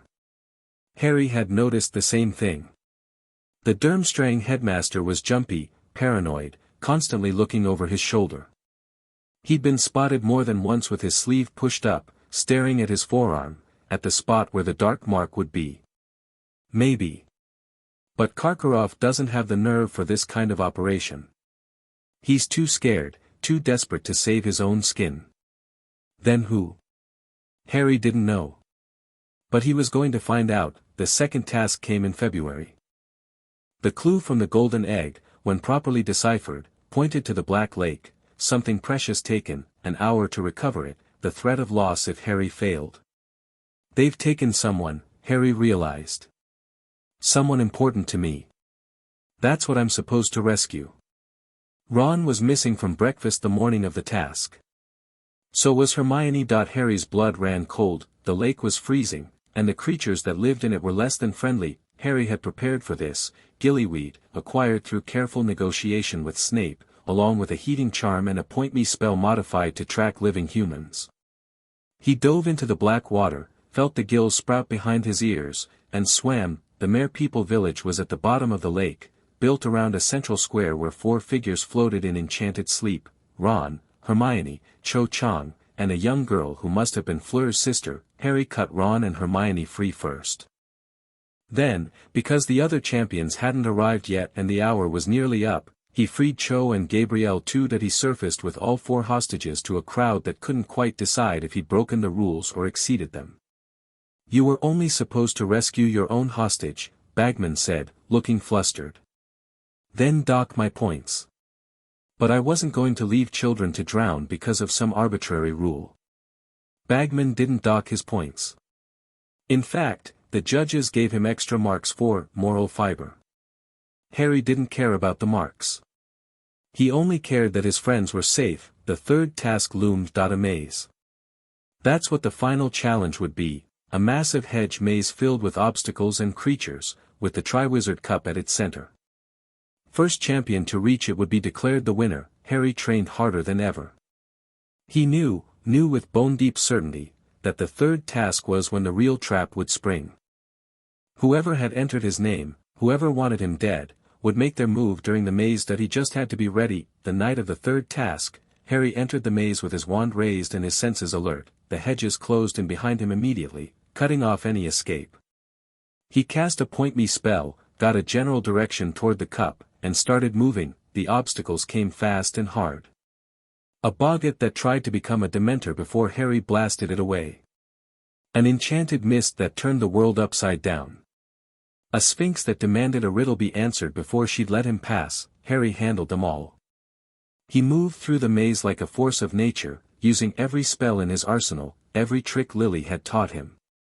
He was close, so close, he could feel the cup's magic pulling at him, and then Cedric Diggory appeared from a side passage, bleeding and exhausted but still standing. Harry. Cedric. The cup's just ahead, I know. I can feel it. Cedric's face was set with determination. We should go together. Finish this as a team. Harry hesitated. Something felt wrong, the air was too still, the maze too quiet. But Cedric was already moving, and the cup was right there, gleaming at the center of the final clearing. They reached for it at the same time. The moment their fingers touched the cup, Harry felt the familiar hook behind the navel sensation of a port key, and the maze vanished. They landed in a graveyard. Harry recognized it immediately, not from personal experience, but from Lily's descriptions. The Riddle family graveyard. Where Tom Riddle Sr. was buried. Where Voldemort would be reborn if his servants succeeded in their plan. Harry. Cedric's voice was confused, scared. Where are we? What, run? Harry shoved Cedric sideways as a killing curse split the air between them. Get down. But it was too late. Peter Pettigrew emerged from the shadows, holding something that looked like a deformed baby, something with red eyes that gleamed with malevolent intelligence. Kill the spare, the thing whispered. Avada Kedavra. Harry tackled Cedric to the ground as the curse blazed overhead. They rolled, scrambled, tried to find cover behind the tombstones. But Pettigrew was already advancing, and behind him, Harry could see a massive cauldron, already bubbling with something that smelled like death. Harry. Lily's ghost materialized beside him, her face pale with terror. Harry, you have to run. You have to get out of here. I can't. The portkey's gone, we're trapped. Then fight. Fight like I taught you. Fight like your life depends on it, because it does. Harry looked at Cedric. At Pettigrew. At the thing that was Voldemort, not yet reborn but soon to be, and he made a choice. Cedric. His voice was calm. Steady. When I give the signal, run for the cup. It's a two-way port key, it'll take you back to Hogwarts. I'm not leaving you, you don't have a choice. I'm the one they want. I'm the one they need for whatever ritual they're planning. As long as I'm here, they won't care about you. Harry met Cedric's eyes. Get back to Hogwarts. Tell Dumbledore what happened. Bring help. Harry, now. Harry leaped out from behind the tombstone, wand blazing. Bombarda. Reducto. Incendio. The spells slammed into Pettigrew, driving him back, disrupting his aim. Harry kept casting, kept moving, drawing all attention toward himself while Cedric sprinted for the cup. Pettigrew screamed something. Fired a curse that Harry barely dodged. But it was too late. Cedric's hand closed around the Triwizard Cup, and with a flash of blue light, he was gone. Harry was alone. They strapped him to a gravestone. Pettigrew was sweating, nervous, his remaining hand trembling as he worked. The baby thing that was Voldemort lay in a cradle of dark robes, watching Harry with those terrible red eyes. Brave, Voldemort hissed. Stupid, but brave. Your mother was the same way, defiant to the end. It didn't save her. It saved me. A temporary reprieve. Tonight, Harry Potter, you will watch me rise. And then you will die. The ritual began. Pettigrew dropped Voldemort's malformed body into the cauldron. Bone from the father, unknowingly given, taken from the grave beneath Harry's feet. Flesh of the servant, willingly given, Pettigrew screaming as he cut off his own hand. And blood of the enemy, forcibly taken. Pettigrew approached Harry with a knife. Harry watched him come. Felt the cold metal pierce his arm. Watched his blood drip into the cauldron, watched the liquid turn from black to white to blazing red, and then the cauldron exploded. Voldemort rose from the flames, not the pathetic creature Harry had faced in first year. Not the memory from the diary or the fragment in the ring. The real Voldemort, tall, pale, terrible, with crimson eyes that burned like coals and a lipless mouth twisted into a smile. Robe me, Wormtail. Pettigrew obeyed, draping black robes over his master's naked form. Voldemort stood for a moment, flexing his new fingers, testing his new body, then he turned to Harry. You have eluded me twice, Harry Potter. At Godric's Hollow, when your mother's sacrifice created a protection I could not anticipate. And in your first year, when you destroyed my servant before I could claim the stone. He stepped closer, his footsteps silent on the grave-strewn ground. But your protection is gone now. I used your blood in my resurrection, your mother's sacrifice flows through my veins. Her magic cannot save you anymore. Harry said nothing. His mind was racing, calculating, looking for options. No defiant words. No brave declarations. Voldemort's smile widened. How disappointing. I expected more from James and Lily's son. My mother taught me to save my words for when they matter. Harry met Voldemort's eyes. And talking to you doesn't matter. You're going to die, Riddle. Maybe not tonight. But soon. I'll make sure of it. Voldemort's smile faded. Ah. There it is. The fire. The defiance. He raised his wand. Let's see how long it lasts. Crucio. Pain. Harry had never felt anything like it, every nerve in his body screaming, every muscle convulsing, his mind white with agony. He heard himself screaming, heard Voldemort laughing, heard Lily's ghost shrieking his name from somewhere far away, and then it stopped. Harry lay gasping on the ground, his body twitching with aftershocks. Voldemort stood over him, looking pleased. The Cruciatus Curse. A favorite of my followers. Shall we try it again? My lord. Pettigrew's voice was trembling. The others, they're arriving. Harry heard the crack of apparition. Felt the presence of others, dark presences, marked presences, gathering around him in a circle. The Death Eaters had come. Voldemort paraded Harry before his followers like a trophy that he told them about the resurrection, about the blood ritual, about how he'd finally overcome the protection that had defeated him 14 years ago. The Death Eaters cheered, groveled, competed with each other to express their loyalty. Harry watched them all. Memorized their masks, their voices, their movements. Some he recognized from Snape's descriptions. Others were new. All of them were enemies. And now, Voldemort said finally, we shall have a demonstration. A duel between myself and Harry Potter, the boy who supposedly vanquished me. Show them what you can do, child. Fight me. Defend yourself. They untied him.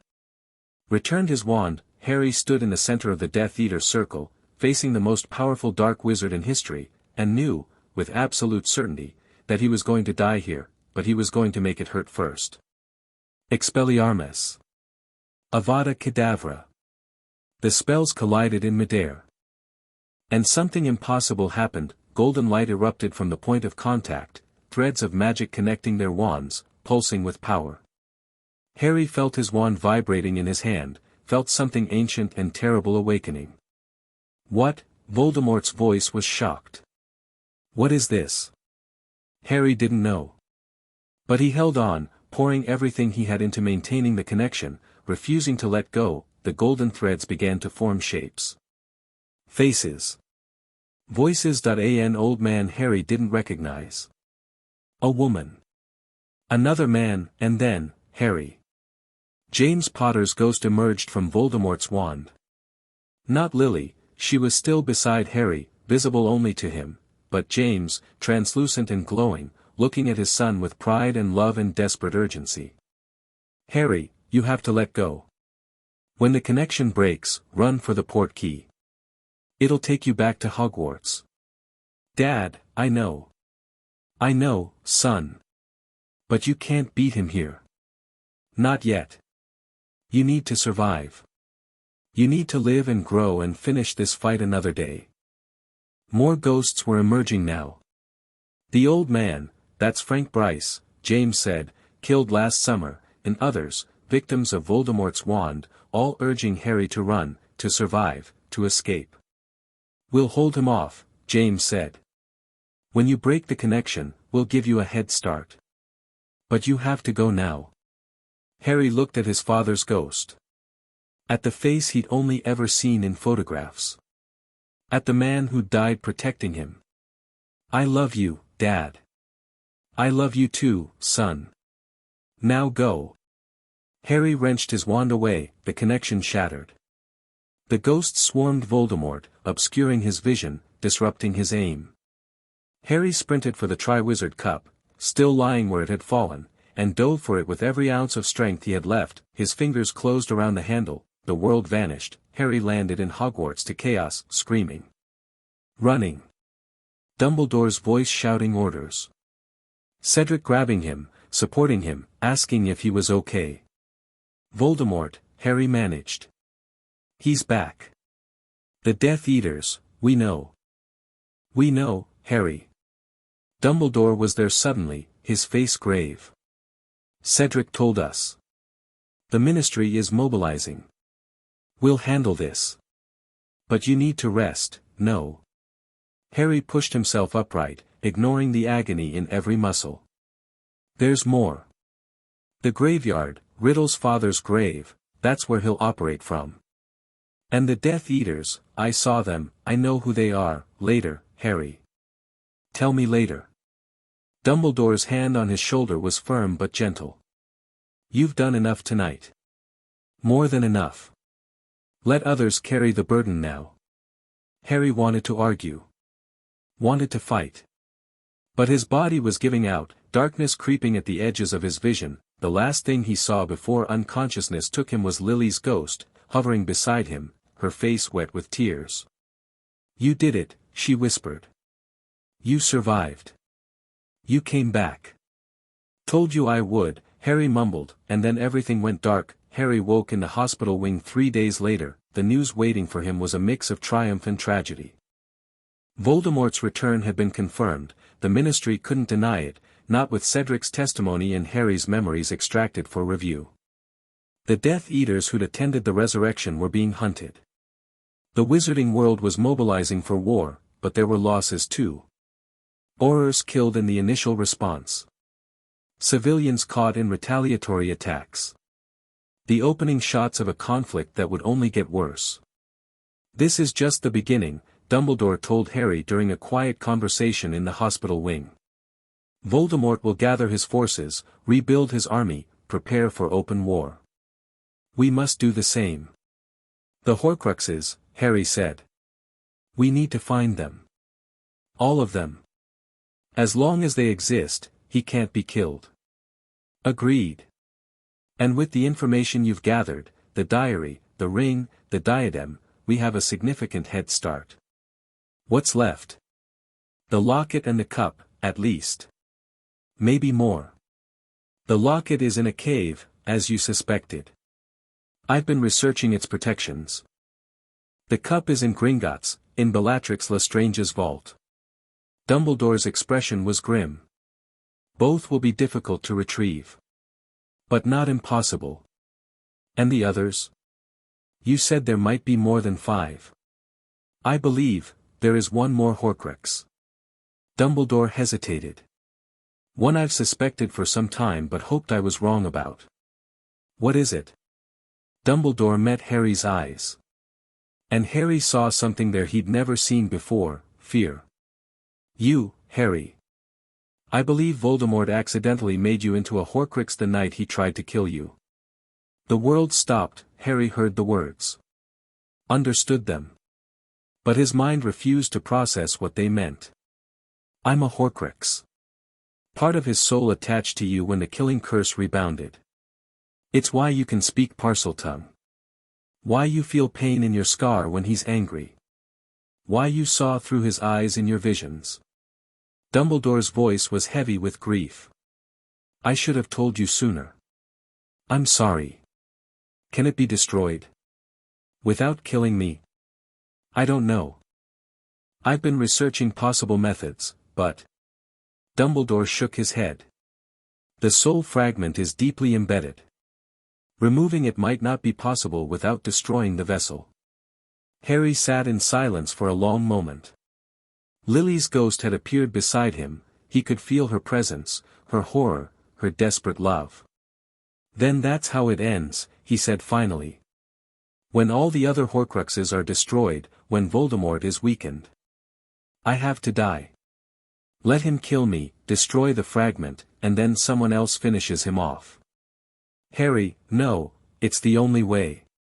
Harry's voice was calm. Too calm. "You've always known, haven't you? That's why you raised me the way you did, like a pig for slaughter, kept fat and happy until the killing day." "That is not, I never wanted," Dumbledore's composure cracked. "Harry, I have made many mistakes, but I have never stopped looking for another way. There must be something, some method we haven't considered, maybe. And we'll keep looking. But if we don't find anything..." Harry met the old man's eyes. "Then I'll do what needs to be done. I've known my whole life that this war would cost me everything. At least now I know the price." Harry walked out of the hospital wing that evening, leaving behind the shocked silence of Dumbledore, the frantic protests of Ron and Hermione, the barely contained fury of Sirius and Lupin that he needed to be alone. Needed to think. Needed to process the revelation that had just shattered everything he thought he knew. Lily found him in the astronomy tower, staring out at the darkening sky. "Harry. I'm a Horcrux." The words came out flat, empty. "A piece of Voldemort's soul has been living inside me my entire life. Every thought, every feeling, every moment I thought was mine, how much of it was really him? None of it." Lily's voice was fierce. "Harry, listen to me. That fragment is a parasite, nothing more. It doesn't define you. It doesn't control you. You are my son, mine and James's, and nothing Voldemort has done can change that. But the Parseltongue is a side effect. Like immunity to a disease. The fragment gave you abilities, yes, but it didn't give you your courage, your loyalty, your capacity for love. Those are yours. Those have always been yours. Harry turned to look at his mother's ghost. She was flickering more than usual, her form growing transparent around the edges. Mom. Are you okay? Lily hesitated. Harry, there's something I need to tell you.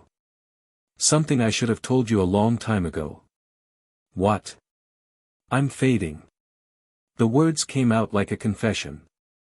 The magic that bound me to you, the sacrifice that kept me here, it's weakening. Has been for years. I don't know how much longer I can stay. Harry felt the ground drop out from beneath him. No. No, that's not, you can't, I've stayed too long already.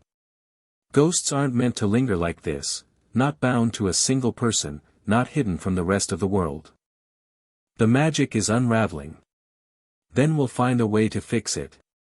We'll research, there is no fix, Harry. This was always temporary. I always knew, eventually, I'd have to let go. Harry's eyes were burning. His chest felt like it was being crushed by an invisible weight. How long? Months, maybe. A year, if I'm lucky. Lily moved closer, her ghostly hand passing through his cheek. I'm so sorry, sweetheart. I wanted to be here until the end. Wanted to see you defeat him, see you live and grow and build a life. But I don't think I can hold on that long. You can't leave me. Harry's voice cracked. You're all I have. You're the only one who's been there from the beginning. You have Ron. Hermione.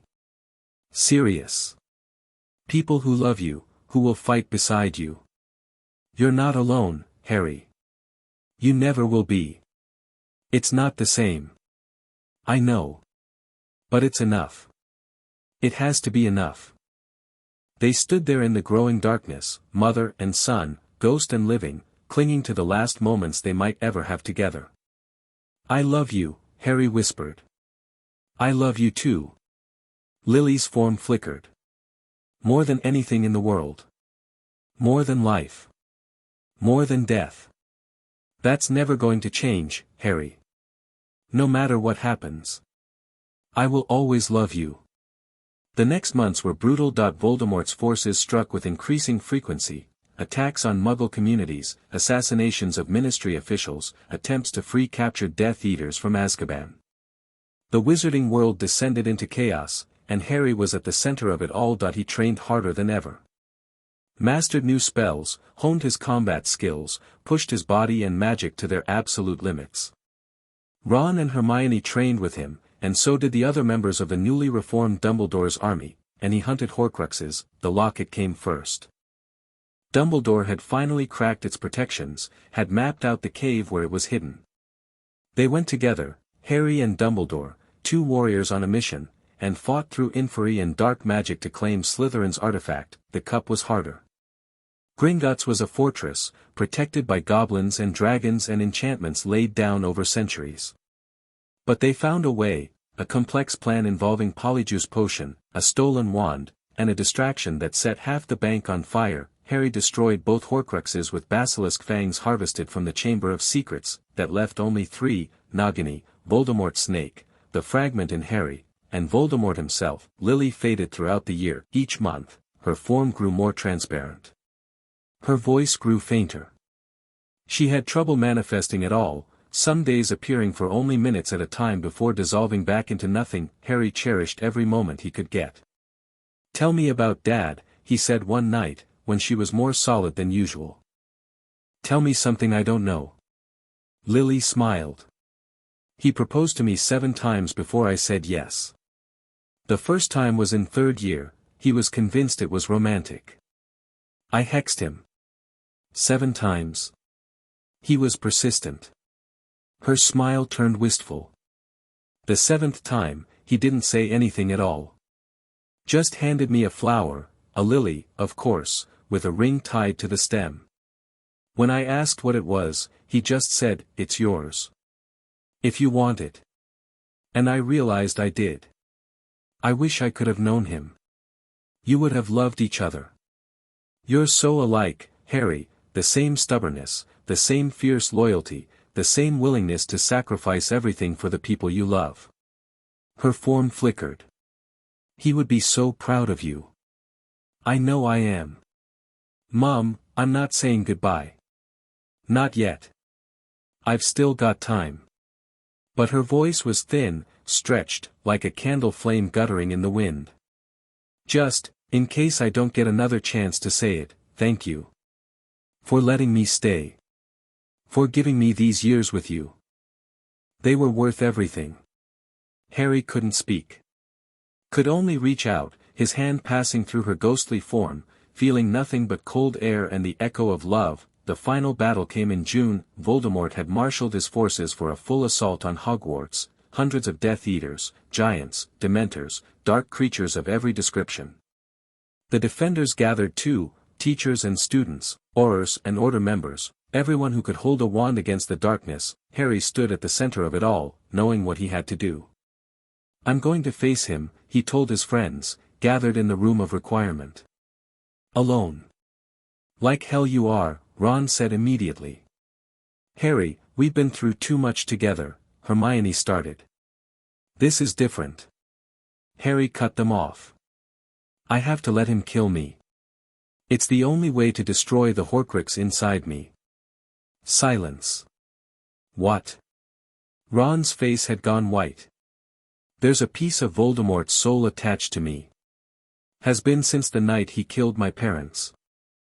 As long as it exists, he can't die. Harry's voice was steady. He'd had months to come to terms with this. But if he kills me, he destroys the fragment. And then someone else, Neville, with the sword, or Dumbledore, or any of you, can finish him off. Harry, no. Hermione was crying. There has to be another way, there isn't. Believe me, I've looked. Harry pulled them both into a hug. You're the best friends anyone could ask for. I love you both. But this is something I have to do alone. He pulled away before they could argue more, before they could see that he was shaking, before he could lose his nerve. The walk to the Forbidden Forest was the longest of Harry's life. Lily was there, flickering beside him, barely visible but present. I'm sorry, she whispered. I'm sorry I can't protect you from this. You've protected me my whole life. This was always how it was going to end. I should have done more. Should have found another way, Mom. Harry stopped walking, turned to face her ghost. You gave me everything. You stayed when you didn't have to. You taught me, prepared me, loved me when no one else could. His voice cracked. Whatever happens in that forest, I'm ready. Because of you. Lily's form flickered violently. I love you, Harry. More than, she vanished, not faded. Vanished. Completely. The connection he'd felt his whole life, the constant presence of his mother's ghost, was gone. Harry stood alone in the darkness, tears streaming down his face. Then he squared his shoulders and walked into the forest to meet his death. Voldemort was waiting, surrounded by Death Eaters, snake coiled at his feet, wand raised and ready. His red eyes gleamed with triumph as Harry emerged from the trees. Harry Potter. The boy who lived. Come to die. Harry didn't answer. Didn't raise his wand. Just stood there, accepting what was about to happen. No final words. No defiant gestures. Voldemort's smile was cruel. How disappointing. I expected more. Just do it. Voldemort's smile faltered. Something like confusion crossed his features. This wasn't how it was supposed to go. The boy should be begging, fighting, anything but this passive acceptance. Avada Kedavra. Green light. Impact. Darkness. Harry opened his eyes to whiteness that he was lying on something soft, a floor that wasn't quite a floor, in a place that wasn't quite a place. Everything was bright and clean and somehow familiar. Hello, Harry. He turned his head. And there, sitting on a bench that materialized out of nowhere, was Albus Dumbledore. "Professor?" In a manner of speaking. Dumbledore smiled gently. "This is a liminal space, between life and death. You're not dead, Harry. Not completely. I don't understand. When Voldemort used your blood to resurrect himself, he took your mother's protection into himself. He anchored you to life, even as he tried to kill you. The Horcrux inside you is destroyed, you felt it die, but you have a choice." Harry sat up slowly. "A choice? You can move on. Cross over to whatever comes next. Your mother is there, Harry. She's been waiting for you." Harry's heart clenched. "Mum? Or?" Dumbledore's eyes twinkled. "You can go back. Finish what you started. Live the life that was stolen from you." Harry looked around the bright, white space. Somewhere out there, beyond the veil, his mother was waiting. His father. Everyone he'd lost, but somewhere else, back in the forest, in the world of the living, his friends were fighting. Dying. Needing him. If I go back, can I defeat him? The Horcrux is gone, Harry. Voldemort is mortal now. Killable. Dumbledore stood, his robe somehow brighter than everything else in this impossible place. The choice is yours. Harry closed his eyes. Thought about his mother. About all the years she'd given him, all the sacrifices she'd made. She'd stayed for him. Fought for him. Loved him when no one else could. And she'd told him, in those final moments, "You're not alone. You never will be." He opened his eyes. "I'm going back." Dumbledore smiled. Harry gasped awake to screaming that he was lying on the forest floor, surrounded by Death Eaters, Voldemort standing over him with an expression of disbelief. "He's alive," someone shouted. "The boy's alive." Voldemort's face twisted with fury. Avada, Harry rolled, came up on his feet, wand already casting. Expelliarmus. Their spells met in midair, not the golden connection this time, just two streams of magic fighting for dominance. Harry poured everything he had into the spell, every ounce of love and grief and determination. Voldemort's wand flew from his grasp, Harry caught it, and before Voldemort could react, before anyone could move, Harry pointed both wands at the Dark Lord's chest and spoke the words he'd been practicing for years. Avada Kedavra. The killing curse hit Voldemort square in the chest. He crumpled to the ground without a sound, eyes wide with shock, the last expression he'd ever wear. Tom Marvolo Riddle was dead, the aftermath was chaos, Death Eaters fleeing, being captured, surrendering in droves. The Hogwarts defenders emerging from the castle, stunned and exhausted and slowly realizing they'd won. Cheers and tears and embraces everywhere Harry looked. Harry stood in the middle of it all, feeling strangely empty. It was over. After everything, after 14 years of prophecy and war and sacrifice, it was finally over. Harry. Ron and Hermione crashed into him, nearly knocking him off his feet. They were both crying, both laughing, holding him like they'd never let go. "You're alive," Hermione sobbed. "We thought, when you walked into the forest, we thought, I know." "I'm sorry." "Don't ever do that again," Ron said fiercely. "Don't ever, I won't. I promise. It's over now." They stood there together as the sun rose over Hogwarts, three friends who'd faced the darkness and lived to see the dawn. The days that followed were a blur of funerals and celebrations. The dead were honored, Fred Weasley, Remus Lupin, Nymphadora Tonks, and dozens of others who'd given their lives in the final battle. The living were celebrated, Harry and his friends, the Order of the Phoenix, everyone who'd stood against Voldemort and won. Harry attended the ceremonies, gave the speeches, shook the hands he was supposed to shake. But part of him was somewhere else. Somewhere far away, thinking about a woman with red hair and green eyes who had given everything for him. On the third day after the battle, Harry went to the room of requirement. He walked past it 3 times, thinking, I need to see her. I need to say goodbye. The door appeared. Inside was a small room, empty except for a single chair and a soft, silver light that filled every corner. And there, standing in the center of the light, was Lily Potter's ghost. "Harry." "Mom." Harry's voice cracked. "I thought you were gone. I felt you leave," I held on. Lily's form was barely visible, more light than substance, but her smile was the same as always. "Just long enough to see you in. To know you were safe." "Mom, don't." She moved closer, her ghostly hand hovering over his cheek. "This is goodbye, Harry. For real this time. I can't stay any longer, the magic is gone, the connection is broken. But I needed to see you one more time. Needed to tell you," she paused. Her form flickered. "Tell me what?" "That I'm so proud of you. That everything I did, staying, teaching you, fighting beside you in the only way I could, it was all worth it. You're the best thing that ever happened to me, Harry. You're my greatest accomplishment. My greatest joy." Harry was crying. Couldn't stop. Didn't try. "I love you, Mom. I love you too, sweetheart. Always. Forever." Lily's form began to fade, light dissolving into light. "Now go live your life.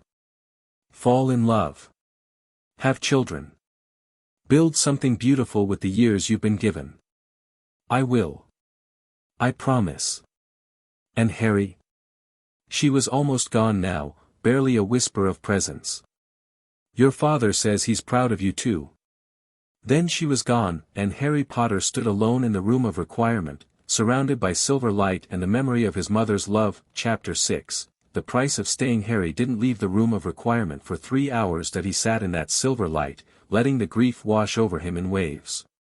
His mother was gone, truly gone, finally gone, and the emptiness she left behind was vast enough to swallow the world, but eventually, the tears stopped. The ache settled into something manageable. And Harry remembered what Lily had said, "Go live your life. Build something beautiful." He stood, wiped his face, and walked out of the room. Ron and Hermione were waiting in the corridor. "We figured you'd be here," Hermione said softly. "When you disappeared after the ceremony, she's gone." Harry's voice was hoarse. "My mom. She held on just long enough to say goodbye, and then." He couldn't finish. Ron put a hand on his shoulder. "We know, mate. We're here." They stood together in the empty corridor, 3 friends who'd survived the impossible, and Harry let himself lean on them for the first time in as long as he could remember. The weeks after the war were strange. Hogwarts was being rebuilt, stone by stone, spell by spell. The ministry was in chaos, with half its leadership dead or imprisoned and the other half scrambling to restore order. And Harry Potter, the boy who lived, the chosen one, the man who conquered, was the most famous person in the wizarding world. That he hated it. Every time he walked down the street, people stopped to stare. Every time he entered a room, conversations died. He couldn't buy a butterbeer without someone offering to pay for it, couldn't send an owl without the post office making a fuss. "You could disappear," Sirius suggested one evening, during dinner at the rebuilt Grimmauld place. He'd finally agreed to live there, after Harry and the house elves spent weeks cleaning out the dark and redecorating. Take a year off. Travel. See the world without anyone knowing who you are. Tempting. Harry pushed his food around his plate. But there's too much to do. The Horcrux hunt proved that. There are still Death Eaters out there, still dark waiting to be found, still people who need help putting their lives back together. And you think you're the one who has to do all that? I think I'm the one who can. I have resources now, money, influence, knowledge. I can make a difference." Sirius studied him for a long moment. Then he smiled, a real smile, the kind Harry had rarely seen on his godfather's face. "Lily would be proud of you," he said. "She always said you'd change the world someday." She was usually right about things like that. The summer passed in a blur of activity. Harry worked with the ministry to track down escaped Death Eaters. using the knowledge he'd gathered during the war to identify hiding places and secret networks. He funded the reconstruction of Hogwarts out of his own vault, refusing any recognition or plaques in his honor. And he started planning something bigger, something that had been taking shape in his mind since the final battle. A school, he told Ron and Hermione, spreading plans across the table in Grimmauld Place's newly renovated library. Not like Hogwarts, something different. A place where young witches and wizards can learn to defend themselves, to fight dark magic, to protect the people they love. Like Dumbledore's army, but official? Hermione asked, examining the blueprints. More than that. A proper institution, with trained instructors and a real curriculum. The kind of education I wish I'd had, practical skills, not just theory. Harry's jaw tightened. If the next Dark Lord rises, I want our kids to be ready. I want them to have a fighting chance. Where would you build it? I was thinking Scotland. There's land near Hogwarts, not too close, but close enough that students could transfer between the two if they wanted. Harry paused. I've already talked to McGonagall. She's supportive. Ron whistled. You've been busy, mate. I've had a lot of time to think. Construction began in August. Harry threw himself into the project with everything he had, overseeing the architectural plans, recruiting instructors, developing curriculum. It was exhausting, overwhelming, and exactly what he needed. Working kept the grief at bay. Kept him from dwelling on the empty space where his mother's presence used to be, but some nights, when the work was done and the house was quiet, Harry would sit alone in his room and talk to the air. I miss you, Mum. Silence answered him. I'm building something. Something good. I think you'd approve. More silence. I wish you could see it. I wish you could be here. The silence stretched on, and Harry would eventually fall asleep with tears drying on his cheeks. September brought the first anniversary of the war's end. The wizarding world marked it with ceremonies and memorials, with speeches and remembrances. Harry attended because he had to, stood where he was supposed to stand, said what he was supposed to say, but afterward, he slipped away to a quiet spot behind the rebuilt astronomy tower, the same spot where he'd said goodbye to his mother, a year and a lifetime ago. Harry. He turned. Ginny Weasley was standing a few feet away, her red hair catching the fading sunlight. Sorry, she said. I didn't mean to intrude. I saw you leave, and I wanted to make sure you were okay. I'm fine. You're a terrible liar. But she said it gently, with a small smile. Everyone else is still at the ceremony, talking about what heroes we all are. I thought you might want some company that doesn't involve speeches. Harry laughed despite himself. You thought right. She came to stand beside him, looking out at the grounds below. They stood in comfortable silence for a while, watching the shadows lengthen across the grass. I never got to thank you, Ginny said finally. For what you did. The diary, if you hadn't taken it from my cauldron, if you hadn't destroyed it, you don't need to thank me. I did what anyone would have done. That's not true, and you know it. She turned to face him. You saved my life, Harry. Before we ever really knew each other. Before you had any reason to care. I had plenty of reasons. Like what? Harry thought about it. About the scared first-year girl who'd nearly been possessed by a fragment of Voldemort's soul. About the fierce young woman who'd fought beside him in the final battle, who'd faced down Death Eaters and refused to break.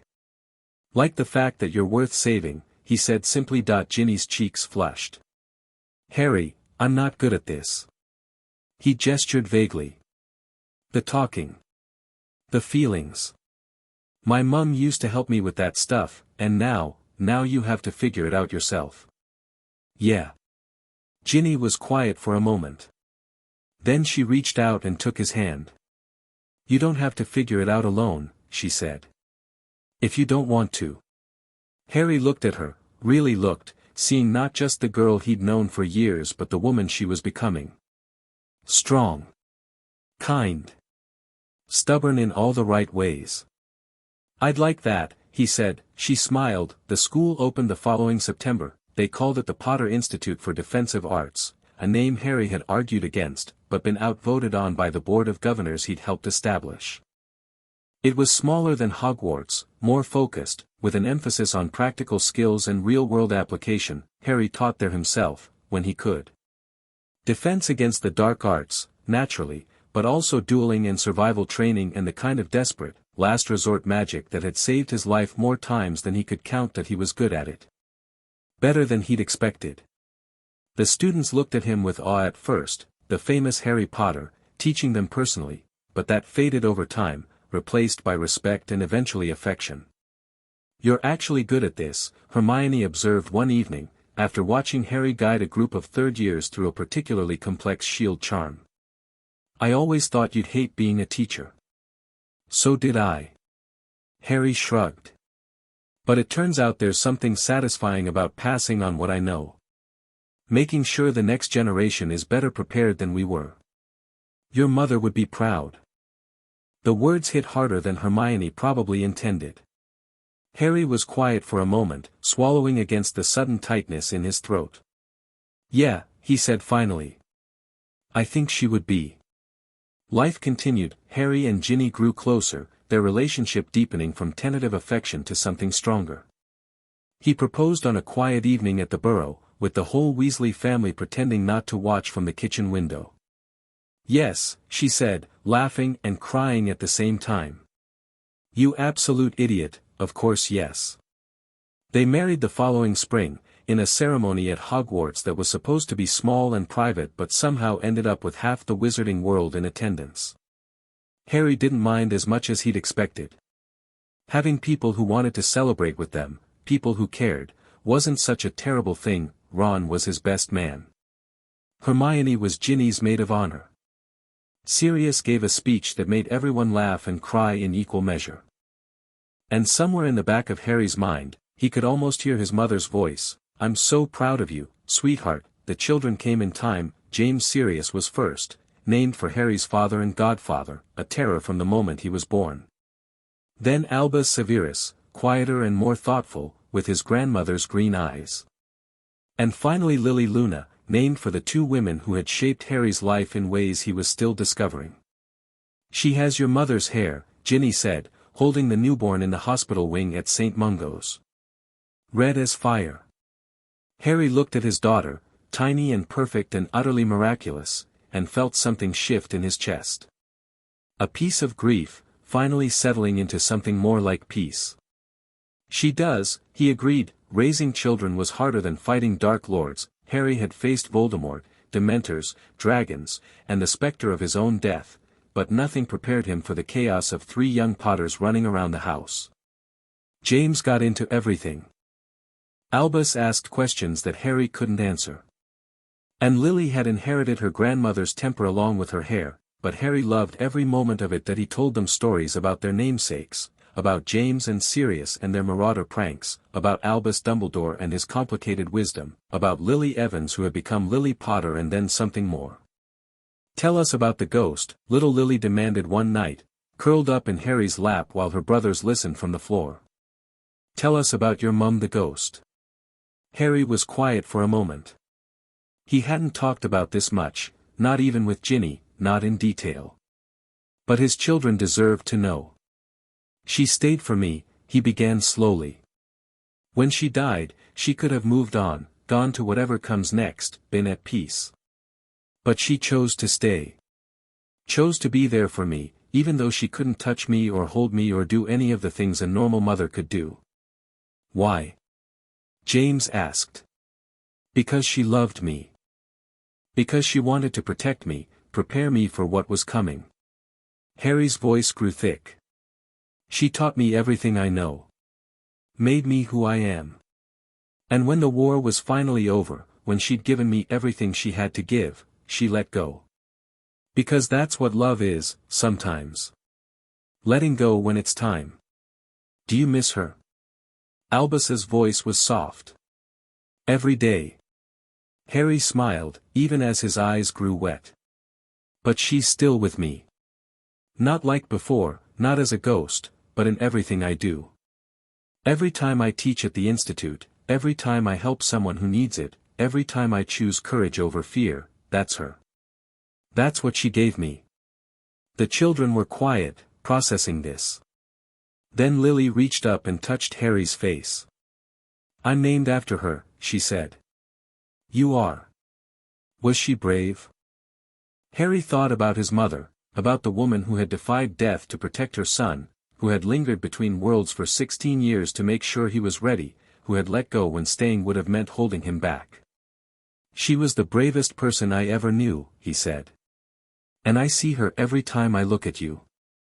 The years passed like water through fingers. Harry watched his children grow, watched James become a curse-breaker like his namesake uncle, watched Albus struggle with the weight of his name before finding his own path as a healer, watched Lily develop into a fierce defender of magical creatures with her Aunt Luna's dreaminess and her grandmother's fire, that he watched his friends grow too. Ron and Hermione built a life together, raising their own children, changing the world in their own ways. Hermione became Minister for Magic, the youngest and most effective in centuries. Ron ran Weasley's Wizard Wheezes with George, keeping Fred's memory alive through laughter and chaos. And Harry kept teaching. Kept training the next generation. Kept honoring his mother's memory by preparing others the way she had prepared him, that he never stopped missing her. But the grief became something softer over time, less a wound and more a scar, something that marked him but no longer bled. Harry turned 40 on a quiet July morning. Ginny had organized a surprise party. The whole family gathered at the Potter Institute, where Harry had taught for nearly 20 years. His children were there with partners and children of their own. Ron and Hermione, older now but still his best friends. Serious, gray-haired but still causing trouble. Dozens of former students, now heroes and defenders in their own right. After the cake and the speeches and the flood of memories, Harry slipped away to his office. He needed a moment alone. The room was full of photographs, moving and still. James and Lily dancing at their wedding. Harry and his friends on the train to Hogwarts. The first class of Potter Institute graduates. 100 moments, frozen in time, and in the center of his desk, in a silver frame, was the only photograph Harry had of his mother as a ghost. That it had been an accident. Someone had been testing magical cameras that could capture spectral images, and Lily had happened to be visible at the time. The result was blurry, barely recognizable, but Harry treasured it above everything else he owned. Happy birthday, sweetheart. Harry went still. The voice was familiar. Impossible. But unmistakable. He turned slowly, heart pounding, not daring to hope, and there she was. Lily Potter's ghost stood in the corner of his office, more transparent than he'd ever seen her, barely visible in the afternoon light. But she was smiling. And her eyes, his eyes, were full of love. Mum. Harry's voice cracked. How? I thought I couldn't stay. Her voice was faint, like an echo of an echo. But sometimes, once a year, maybe, when the walls between worlds are thin and the love is strong enough, I can visit. Just for a moment. Harry crossed the room, stopping just short of her translucent form. You've been visiting? When I could. Not always visible, sometimes I just watched, made sure you were happy. She smiled. You've built something beautiful, Harry. A life worth living. A family worth loving. Everything I hoped for you. I couldn't have done it without you. Yes, you could have. That's the point. Lily's form flickered. I gave you the foundation, sweetheart. But you built the house. You chose to love, to trust, to let people in.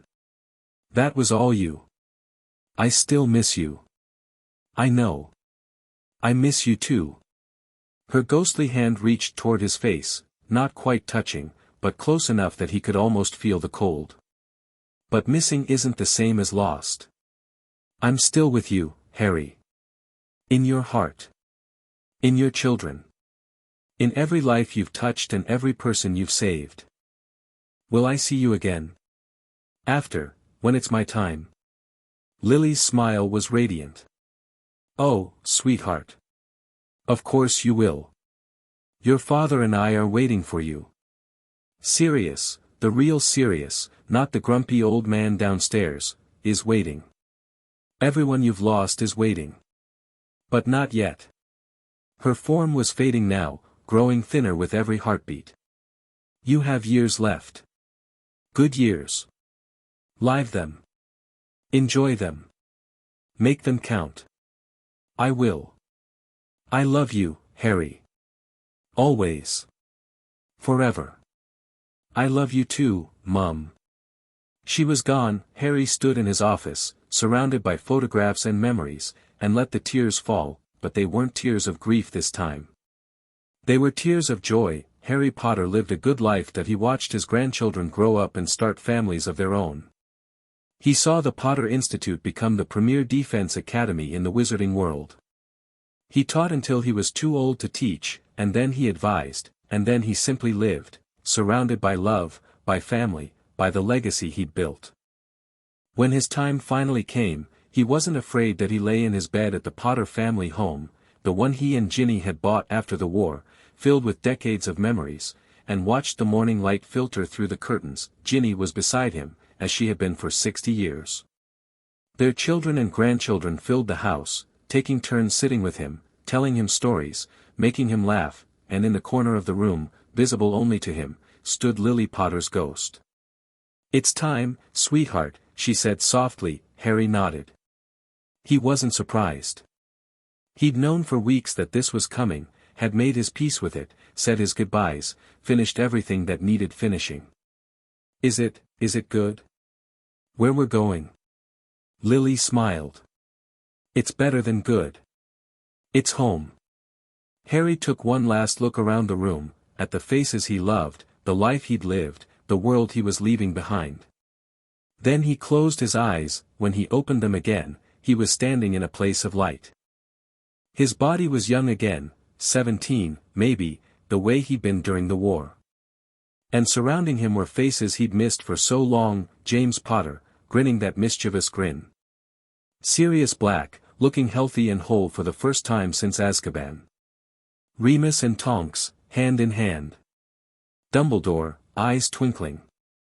Fred Weasley, already cracking a joke, and in the center of them all, arms open wide, was Lily. Harry ran to her, and for the first time in his life, for the first time in his death, his mother held him in her arms. Welcome home, Harry, she whispered. Welcome home. In the world of the living, Harry Potter's funeral was the largest the wizarding world had ever seen. Thousands came to pay their respects, former students, fellow teachers, friends and family and strangers whose lives he'd touched without ever knowing. They told stories about the boy who lived, the man who conquered, the teacher who changed everything. But the stories that mattered most were told quietly, in family circles, long after the crowds had gone home. They told the story of a boy who'd been loved by a ghost, that a boy who'd grown into a man despite impossible odds, that a man who'd chosen love over fear, hope over despair, life over death, and a mother who had stayed for her son, through darkness and light, through life and beyond. The story wasn't a tragedy. In the end, it was a love story, and like all the best love stories, it didn't really. It just continued, somewhere beyond the veil, where a mother and son were finally, truly, together.